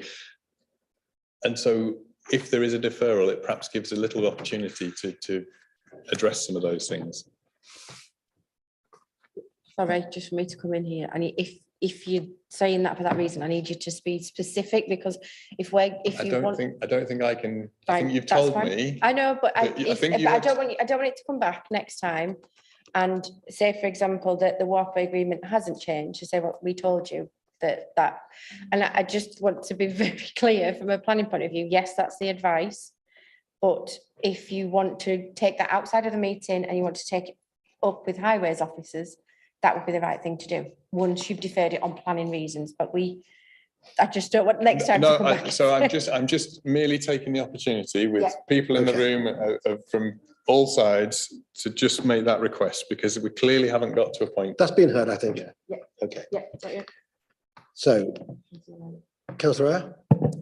Just in terms of the debate, I would just appreciate any member of the committee that's moving for deferral explaining what it is they wish to achieve from that deferral on the grounds of what's actually before us. I'm happy to listen if it's moving it 6 yards over there, or moving it 6 yards over there, or having it leveler or flatter, or I'd love to hear what the reasons for. It may be that there's no problem at all, but there is a process that the Equality Act should be taken into account, and that it supersedes any MPPF or any other legislation. We have heard that there are concerns that this does not, and we've not heard anything from the officers to say that they've taken the needs of disabled people. That was my question, into Councillor Palmer, because I hadn't heard, and that's why I was asking you. I hadn't heard any of the speakers raising issues about that bit. No, they did. There was issues around. No, they did.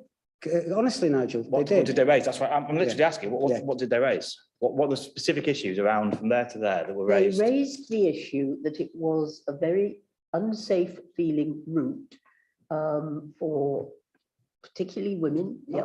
They didn't. They said this was a safe route, and it was the other one they said was unsafe. Well, they the wanted yellow route is this only- one. You know,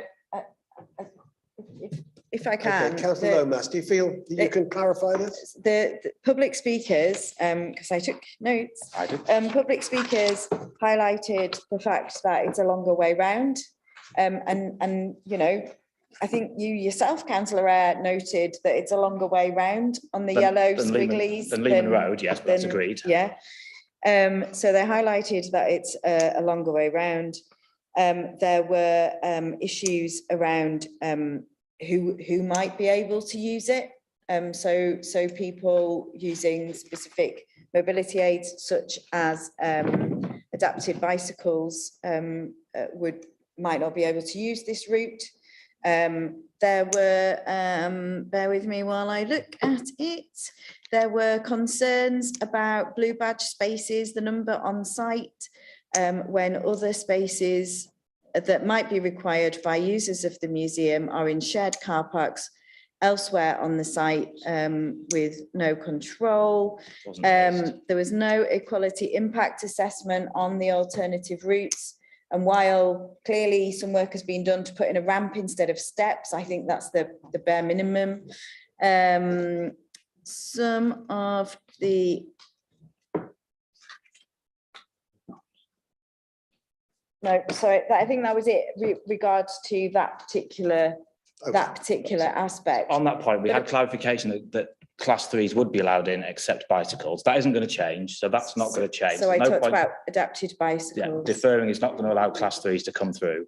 The parking wasn't an issue. They were concerned where other people would park and whether people would park in the blue badge spaces if they couldn't park anywhere else, but that's not going to change because it's an enforcement issue. So I'm still yet No, to hear. sorry, Councillor Eyre, that wasn't the point. The point was only 14 blue badge spaces were being provided, and other blue badge spaces would be elsewhere on York Central, which is not convenient to this location for blue badge users. It wasn't about other people parking in the blue badge spaces. There was also concern about users, for example, of the station parking in the blue badge spaces here. Blue badge rather than spaking elsewhere. has been addressed, so that's been addressed as part of the equalities impact. No, it hasn't, because there has been no equality impact assessment. Can I? Okay. Hang on. Okay. hang on. Can I just come in? Councillors Eyre and Lomas and all those who've been contributing. I've been encouraging Becky is just to hold back for a moment before responding, but I know that you're keen to pick up all of these points. Just to come back, just because there isn't a specific equalities impact assessment doesn't mean to say that officers haven't taken it into account. I said that previously. We have. There's a design and access statement. There's been information submitted with the application that clearly shows how disabled access will be in and around the building and within the red line. I've just confirmed from Tony that the 14 spaces in terms of disabled is acceptable to our highways officer. From an officer point of view, we feel that we've taken into account the Equalities Act to a sufficient level to allow us to make a recommendation. I'm not, by asking for an equalities assessment, impact assessment, I don't think that you, well, I may be proved wrong, but from an officer's point of view, we are entirely comfortable that we have taken this into account when reaching our decision. So I don't want that put on record. We absolutely are comfortable with the recommendation that we've made, given the information within the application. You can consider different, but from an officer point of view, we consider it's acceptable. And that might have been fine had you been able to evidence it, but they didn't. And as you know, as Heidi said, you know, that would have been tangible evidence of having done it. You've taken it into account, and you're telling us you've taken it into account. Others are saying you haven't taken it into account, and they've got lived experience. But it's an issue, and this hasn't been seconded, so it could go down anyway. Okay, I don't think we're going to take that any further without, in some way, putting it to a vote. If you want to be clear about what you're proposing, Councillor Pavlovic, and then we'll see if we have a seconder for that. Sorry, Chair. It was really quite straightforward. I just wanted to see a written impact assessment taking place in respect of access and blue badge. This application, has it taken into account the needs of disabled people? It's as simple as that. And you either agree or you don't agree. It's just that was my concern. So you're proposing a deferment on that ground? Yes. On that single ground. Do we have a seconder for that?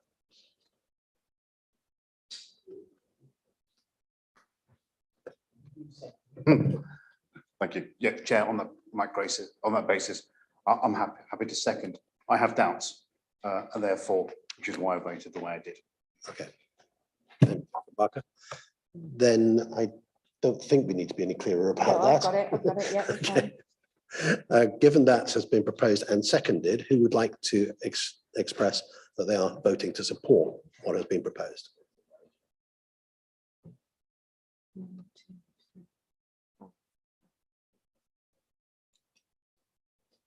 Those again? If you can just a bit higher for me. 1, 2, 3. Yes. We're voting for the deferral that has been proposed by Councillor Pavlovic and seconded by Councillor Barker. 7. Those against? 1, 2, 3, 4. Any abstentions? That's it. So after 5 hours, that is deferred on the grounds of requiring equality impact assessment. Thank you. Thank you to all those who have been participating in this meeting. I have no items of urgent business. The meeting is closed at 9:30.